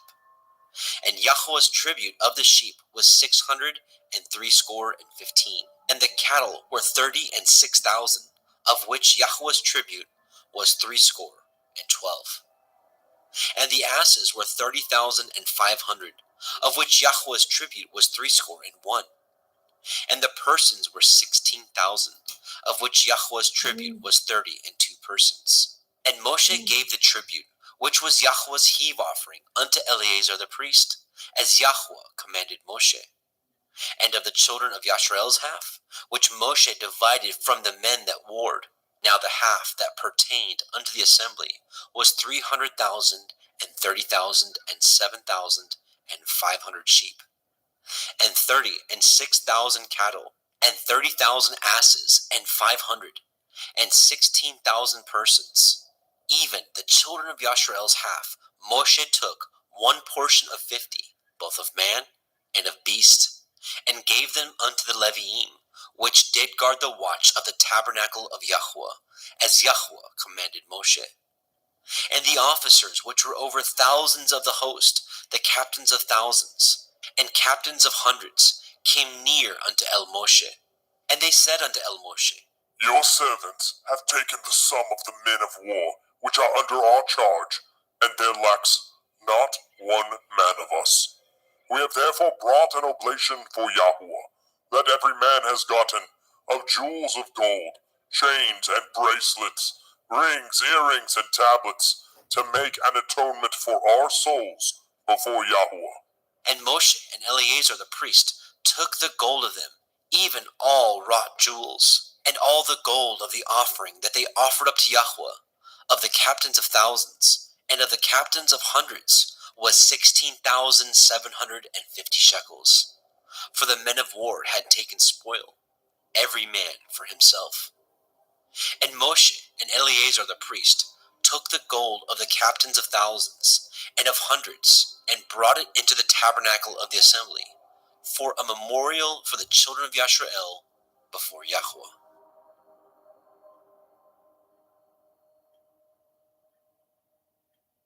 Bemidbar, Numbers chapter 32. Now the children of Reuben and the children of Gad had a very great multitude of cattle. And when they saw the land of Ya'azer and the land of Gilead, that behold, the place was for cattle, the children of Gad and the children of Reuben came and spoke unto Moshe, and to Eleazar the priest, and unto the princes of the assembly, saying, Adoroth, Divon, Ya'ezir, and Nimrah, and Heshbon, and El-Allah, and Sevam, and Nevu, and Beon, even the country which Yahweh smote before the assembly of Yasharel, is a land for cattle, and your servants have cattle. Wherefore said they, If we have found grace in your sight, let this land be given unto your servants for a possession, and bring us not over the Yarden. And Moshe said unto the children of Gad, and to the children of Reuben, Shall your brethren go to war, and shall ye sit here? And wherefore discourage ye the heart of the children of Yashrael from going over into the land which Yahweh has given them? Thus did your fathers, when I sent them from Kadesh Barnea to see the land. For when they went up unto the valley of Eshcol and saw the land, they discouraged the heart of the children of Yashrael, that they should not go into the land which Yahweh had given them. And Yahweh's anger was kindled the same time. And he swore, saying, Surely none of the men that came up out of Mitzrayim from 20 years old and upward shall see the land which I swore unto Avraham, unto Yitzchak, and unto Yaakov, because they have not wholly followed me, save Caleb, the son of Yefuneh, the Kenizzite, and Yahusha, the son of Nun, for they have wholly followed Yahweh. And Yahweh's anger was kindled against Yashrael, and he made them wander in the wilderness 40 years, until all the generation that had done evil in the sight of Yahweh was consumed. And behold, ye are risen up in your father's stead, an increase of sinful men, to augment yet the fierce anger of Yahweh toward El Yashrael. For if ye turn away from after him, he will yet again leave them in the wilderness, and ye shall destroy all this people. And they came near unto him and said, We will build sheepfolds here for our cattle, and cities for our little ones. But we ourselves will go ready armed before the children of Yasharel, until we have brought them in unto their place. And our little ones shall dwell in the fenced cities, because of the inhabitants of the land. We will not return unto our houses until the children of Yasharel have inherited every man his inheritance. For we will not inherit with them on yonder side of the Yarden, or forward, because our inheritance is fallen to us on this side of the Yarden, eastward. And Moshe said unto them, If ye will do this thing, if ye will go armed before Yahweh to war, and will go all of you armed over the Yarden before Yahweh, until he has driven out his enemies from before him, and the land be subdued before Yahweh, then afterward ye shall return, and be guiltless before Yahweh, and before Yashrael, and this land shall be your possession before Yahweh. But if ye will not do so, behold, ye have sinned against Yahweh, and be sure your sin will find you out. Build you cities for your little ones, and folds for your sheep, and do that which has proceeded out of your mouth. And the children of Gad and the children of Reuben spoke unto Moshe, saying, Your servants will do as my Lord commands. Our little ones, our women, our flocks, and our cattle shall be there in the cities of Gilad. But your servants will pass over, every man armed for war, before Yahweh to battle, as my Lord says. So concerning them Moshe commanded Eleazar the priest, and Yahusha the son of Nun, and the chief fathers of the tribes of the children of Yashrael. And Moshe said unto them, If the children of Gad and the children of Reuben will pass with you over of the Yarden, every man armed to battle, before Yahweh, and the land shall be subdued before you, then ye shall give them the land of Gilead for a possession. But if they will not pass over with you armed, they shall have possessions among you in the land of Canaan. And the children of Gad and the children of Reuben answered, saying, As Yahweh has said unto your servants, so will we do. We will pass over armed before Yahweh into the land of Canaan, that the possession of our inheritance on this side of the Yarden may be ours. And Moshe gave unto them, even to the children of Gad, and to the children of Reuben, and unto the half tribe of Manasseh, the son of Joseph, the kingdom of Sihon, king of the Amorim, and the kingdom of Og, king of Bashan, the land, with the cities thereof in the coasts, even the cities of the country round about. And the children of Gad built Divon, and Ataroth, and Aroer, and Atroth, Shofan, and Yazer, Yogbeha, and Beit Nimrah, and Beit Haran, fenced cities, and folds for sheep.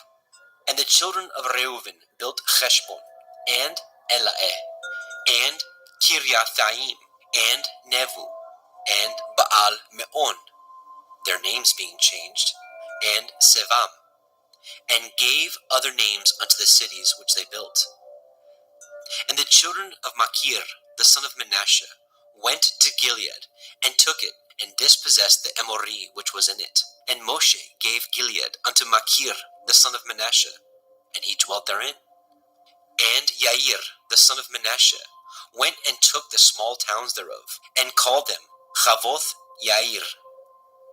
And Novach went and took Kenath, and the villages thereof, and called it Novach after his own name. Bamidbar, Numbers, chapter 33. These are the journeys of the children of Yashrael, which went forth out of the land of Mitzrayim, with their armies under the hand of Moshe and Aharon.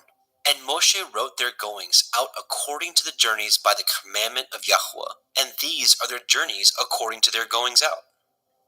And they departed from Raamses in the first month, on the 15th day of the first month, on the morrow, after the Pesach. The children of Yashrael went out with a high hand in the sight of all the Mitzrim. For the Mitzrim buried all their firstborn, which Yahweh had smitten among them. Upon their Elohim also Yahweh executed judgments. And the children of Yashrael removed from Raamses, and pitched in Succoth. And they departed from Succoth, and pitched in Etham, which is in the edge of the wilderness. And they removed from Etham, and they turned again unto Pi Ha-Chairoth, which is before Baal Zephon. And they pitched before Migdol, and they departed from before Pi Ha-Chairoth, and passed through the midst of the sea into the wilderness, and went 3 days' journey into the wilderness of Etham, and pitched in Marah. And they removed from Marah, and came unto Elim. And in Elim were 12 fountains of water, and 70 palm trees, and they pitched there. And they removed from Elim, and encamped by the Red Sea. And they removed from the Red Sea, and encamped in the wilderness of Sin. And they took their journey out of the wilderness of Sin, and encamped in Dophkah. And they departed from Dophkah, and encamped in Alush. And they removed from Alush, and encamped in Rephidim, where there was no water for the people to drink. And they departed from Rephidim, and pitched in the wilderness of Sinai. And they removed from the desert of Sinai, and pitched at Kivroth hat Ta'ava. And they departed from Kivroth hat Ta'ava, and they encamped at Chatzeroth. And they departed from Chatzeroth, and pitched in Rithma. And they departed from Rithma, and pitched at Rimon Peretz. And they departed from Rimon Peretz, and pitched in Livna. And they removed from Livna, and pitched in Rika. And they journeyed from Rika, and pitched in Kehelatha. And they went from Kehelatha, and pitched in Mount Shefer. And they removed from Mount Shefer, and encamped in Harada. And they removed from Harada, and pitched in Makheloth. And they removed from Makheloth, and encamped at Tachath. And they departed from Tachath, and pitched at Terach. And they removed from Terach, and pitched in Mithka. And they went from Mithka, and pitched in Chashmona. And they departed from Chashmona, and encamped at Moseroth.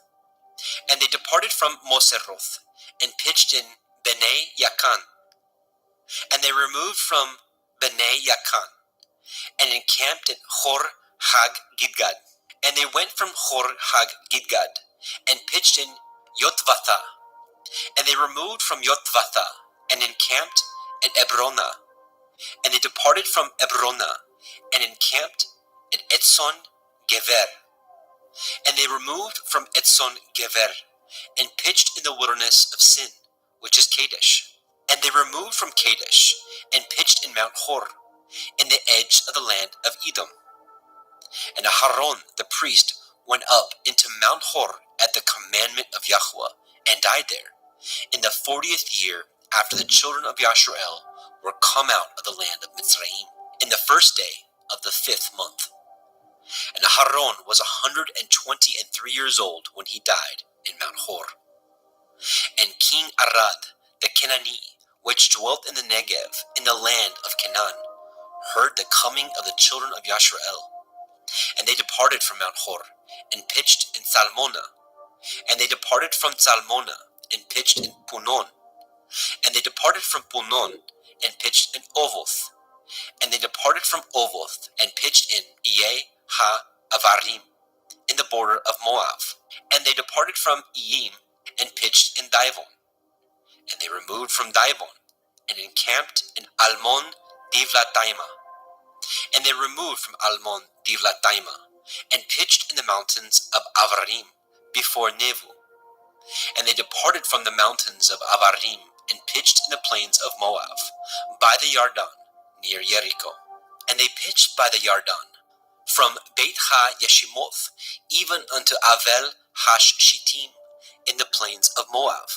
And Yahweh spoke unto El Moshe in the plains of Moab, by the Yarden near Jericho, saying, Speak unto the children of Yasharel, and say unto them, When ye are passed over the Yarden into the land of Canaan, then ye shall drive out all the inhabitants of the land from before you, and destroy all their pictures, and destroy all their molten images, and quite pluck down all their high places.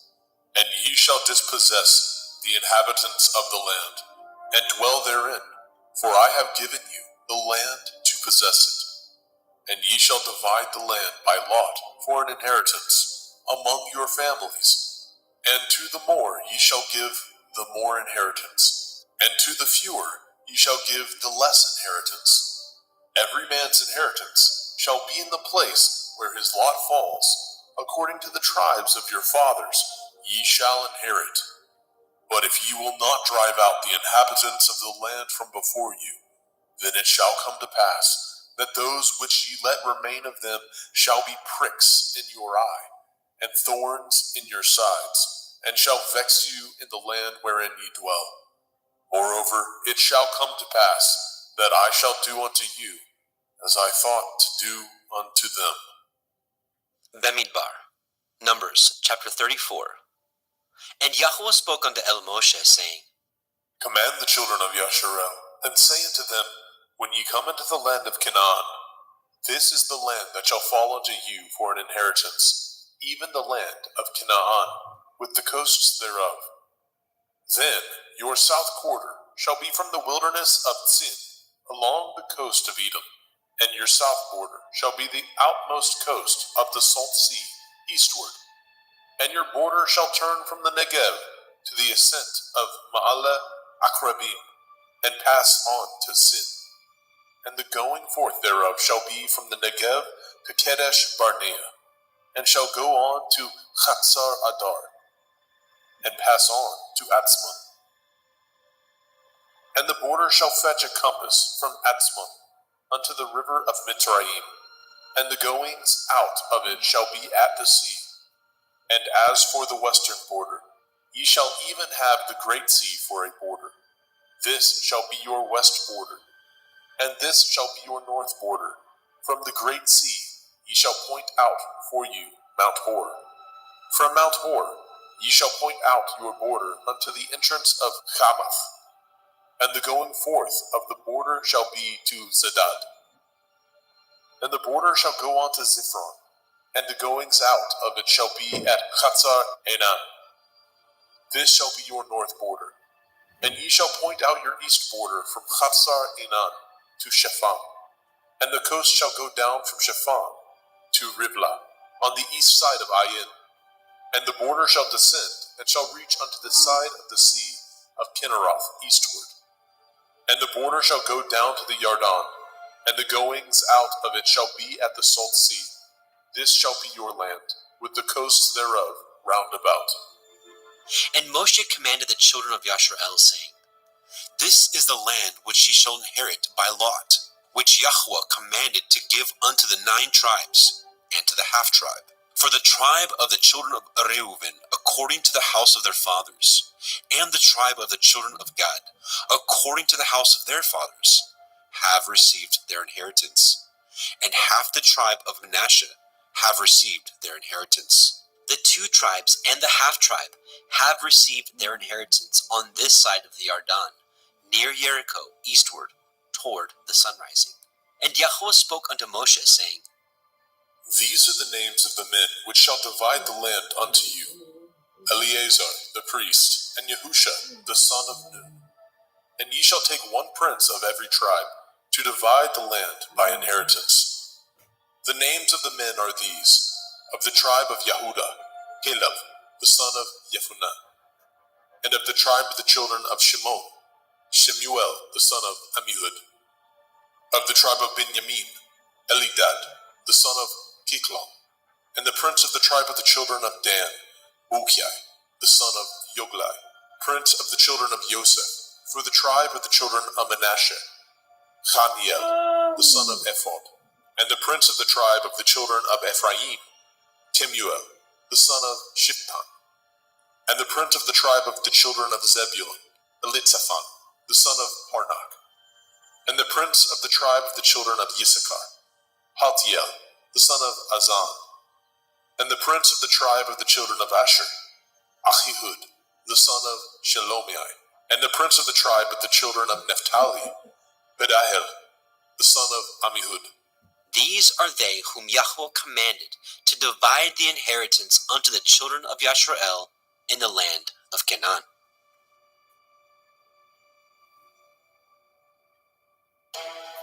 Bemidbar, Numbers chapter 35. And Yahweh spoke unto El Moshe in the plains of Moab, by the Yarden, near Jericho, saying, Command the children of Yasharel that they give unto the Leviim of the inheritance of their possession cities to dwell in. And ye shall give also unto the Leviim suburbs for the cities round about them. And the cities shall they have to dwell in, and the suburbs of them shall be for their cattle, and for their goods, and for all their beasts. And the suburbs of the cities which ye shall give unto the Leviim shall reach from the wall of the city outward 1,000 cubits round about. And ye shall measure from without the city on the east side 2,000 cubits, and on the south side 2,000 cubits, and on the west side 2,000 cubits, and on the north side 2,000 cubits. And the city shall be in the midst, and this shall be to them the suburbs of the cities. And among the cities which ye shall give unto the Leviim, there shall be 6 cities for refuge, which ye shall appoint for the manslayer, that he may flee thither. And to them ye shall add 42 cities. So all the cities which ye shall give to the Leviim shall be 48 cities. Them shall ye give with their suburbs. And the cities which ye shall give shall be of the possession of the children of Yasharel. From them that have many ye shall give many, but from them that have few ye shall give few. Every one shall give of his cities unto the Leviim according to his inheritance, which he inherits. And Yahweh spoke unto El Moshe, saying, Speak unto the children of Yasharel, and say unto them, When ye are come over the Yarden into the land of Canaan, then ye shall appoint your cities to be cities of refuge for you, that the slayer may flee thither, which kills any person at unawares.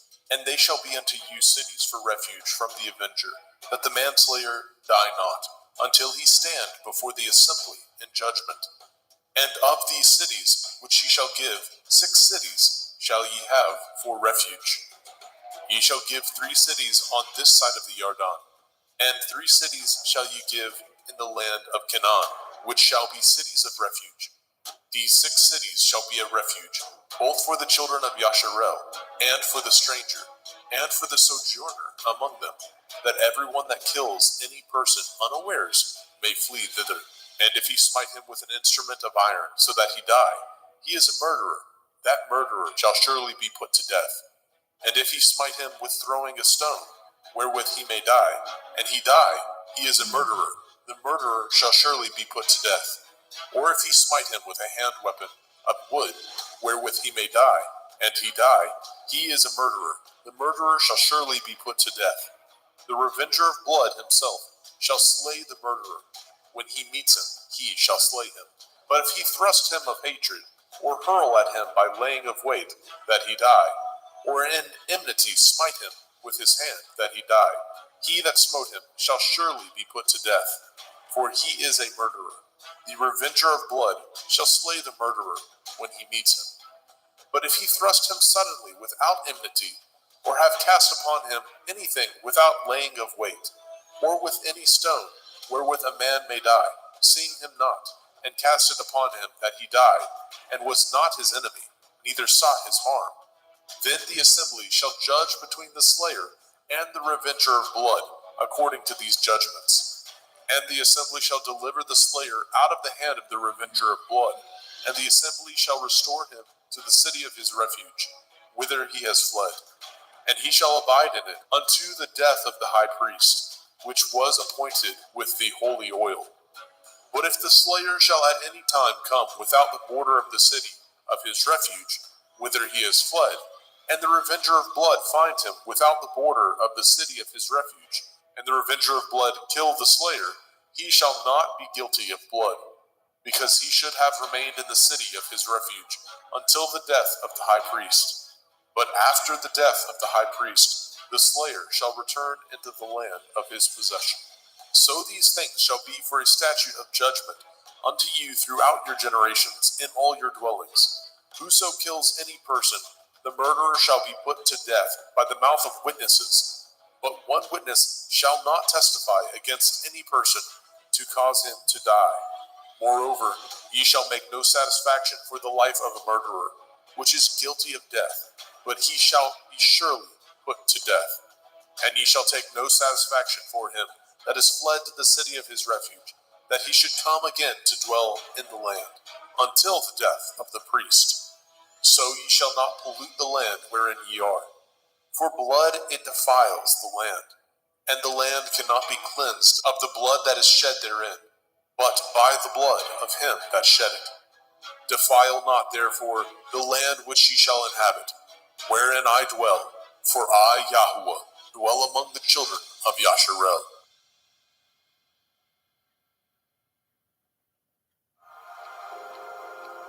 Bamidbar, Numbers, chapter 36. And the chief fathers of the families of the children of Gilead, the son of Machir, the son of Manasseh, of the families of the sons of Joseph, came near, and spoke before Moshe, and before the princes, the chief fathers of the children of Yasharel. And they said, Yahuwah commanded my Lord to give the land for an inheritance by lot to the children of Yasharel. And my Lord was commanded by Yahuwah to give the inheritance of Zelophehad, our brother, unto his daughters. And if they be married to any of the sons of the other tribes of the children of Yasharel, then shall their inheritance be taken from the inheritance of our fathers, and shall be put to the inheritance of the tribe whereunto they are received. So shall it be taken from the lot of our inheritance. And when the jubilee of the children of Yasharel shall be, then shall their inheritance be put into the inheritance of the tribe whereunto they are received. So shall their inheritance be taken away from the inheritance of the tribe of our fathers. And Moshe commanded the children of Yasharel according to the word of Yahuwah, saying, The tribe of the sons of Joseph has said well. This is the thing which Yahuwah commands concerning the daughters of Zelophehad, saying, Let them marry to whom they think best. Only to the family of the tribe of their father shall they marry. So shall not the inheritance of the children of Yasharel remove from tribe to tribe. For every one of the children of Yasharel shall keep himself to the inheritance of the tribe of his fathers. And every daughter that possesses an inheritance in any tribe of the children of Yasharel shall be a woman unto one of the family of the tribe of her father, that the children of Yasharel may enjoy every man the inheritance of his fathers. Neither shall the inheritance remove from one tribe to another, but every one of the tribes of the children of Yasharel shall keep himself to his own inheritance. Even as Yahuwah commanded Moshe, so did the daughters of Zelophehad. For Malcha, Tirzah, and Hogla, and Milcah, and Noah, the daughters of Zelophehad, were married unto their father's brothers' sons. And they were married into the families of the sons of Manasseh, the son of Joseph, and their inheritance remained in the tribe of the family of their father. These are the commandments and the judgments which Yahweh commanded by the hand of Moshe unto the children of Yashrael in the plains of Moab, by the Yarden, near Jericho.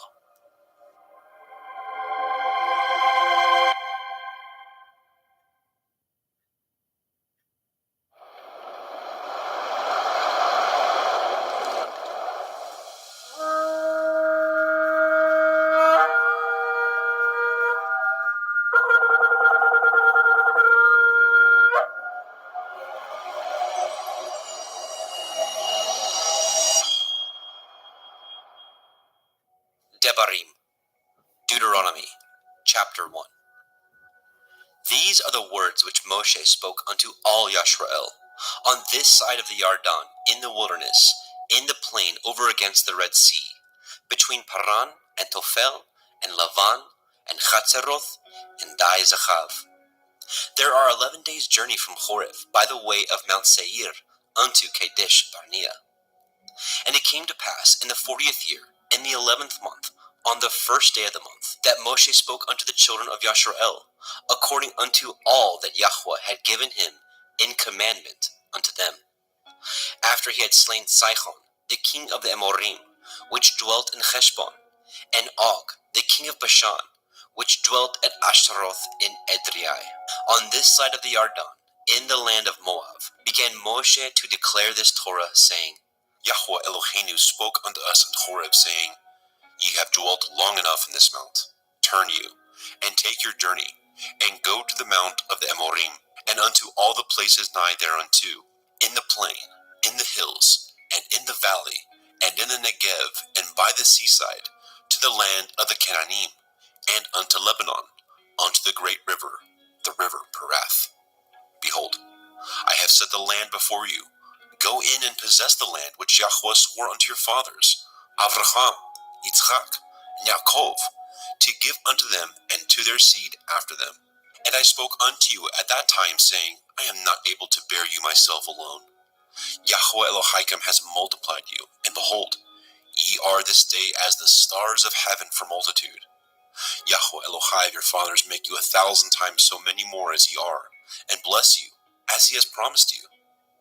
How can I myself alone bear your cumbrance, and your burden, and your strife? Take you wise men, and understanding, and known among your tribes, and I will make them rulers over you.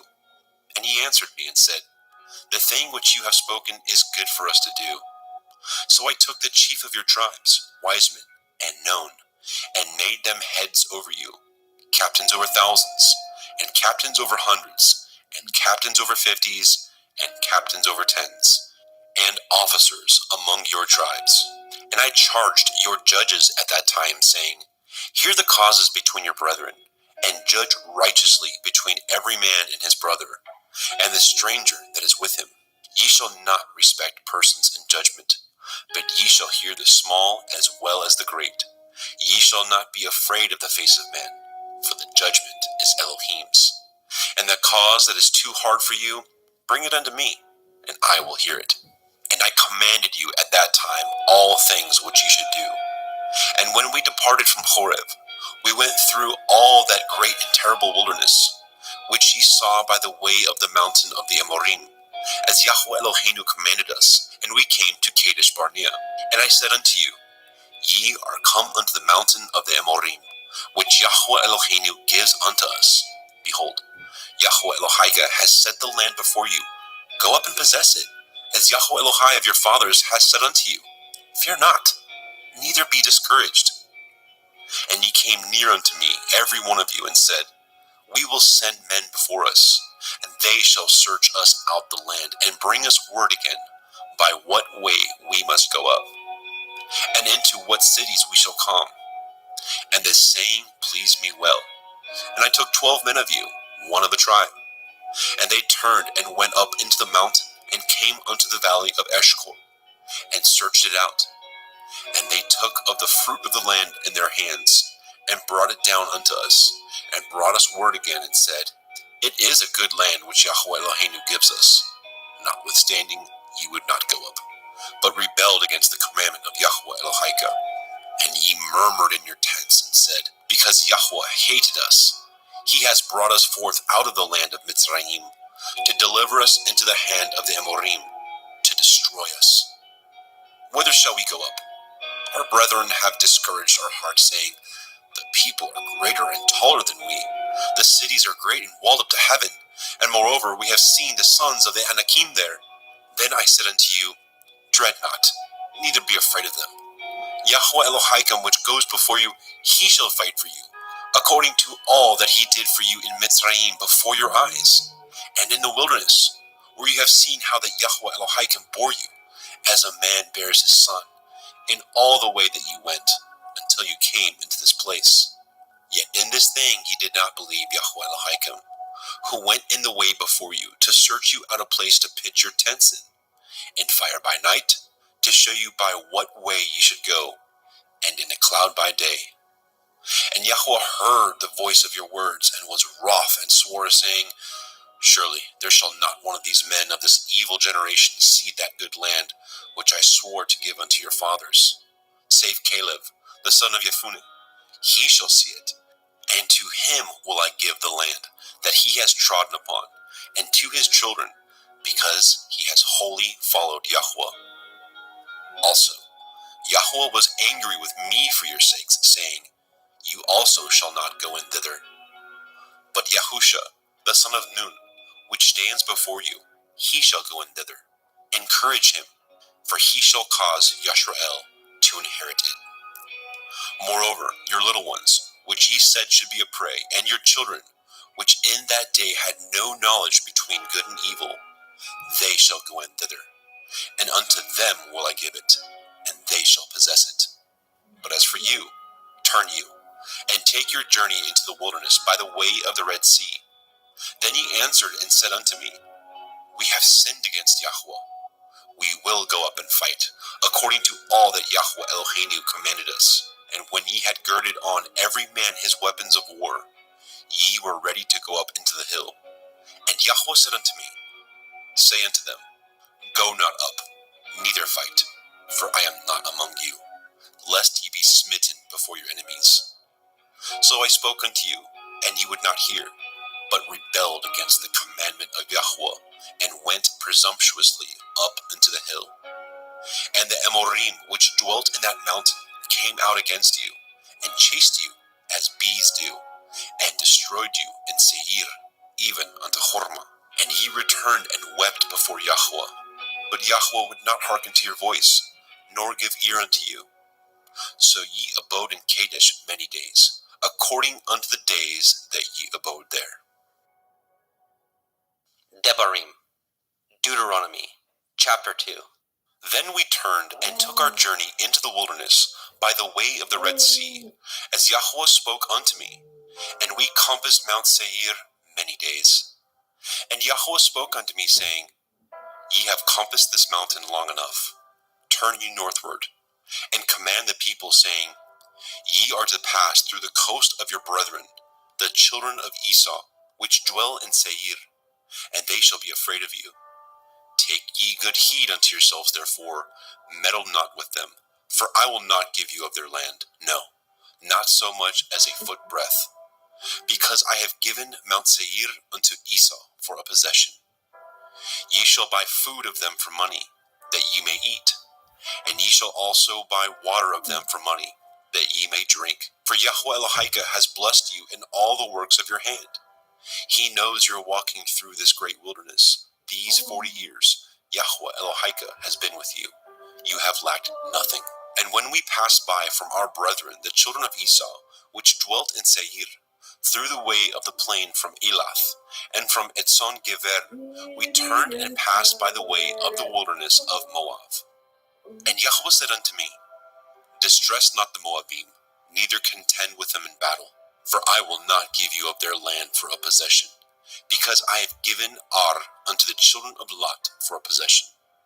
The Emim dwelt there in times past, a people great and many, and tall as the Anakim, which also were accounted Rephaim as the Anakim, but the Moabim called them Emim.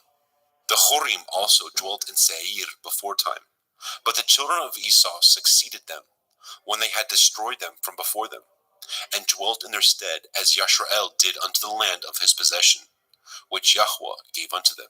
Now rise up, said I, and get you over the brook Zered.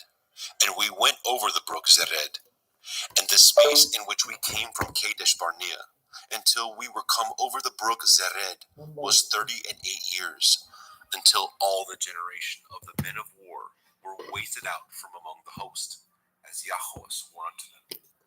For indeed the hand of Yahweh was against them, to destroy them from among the host, until they were consumed.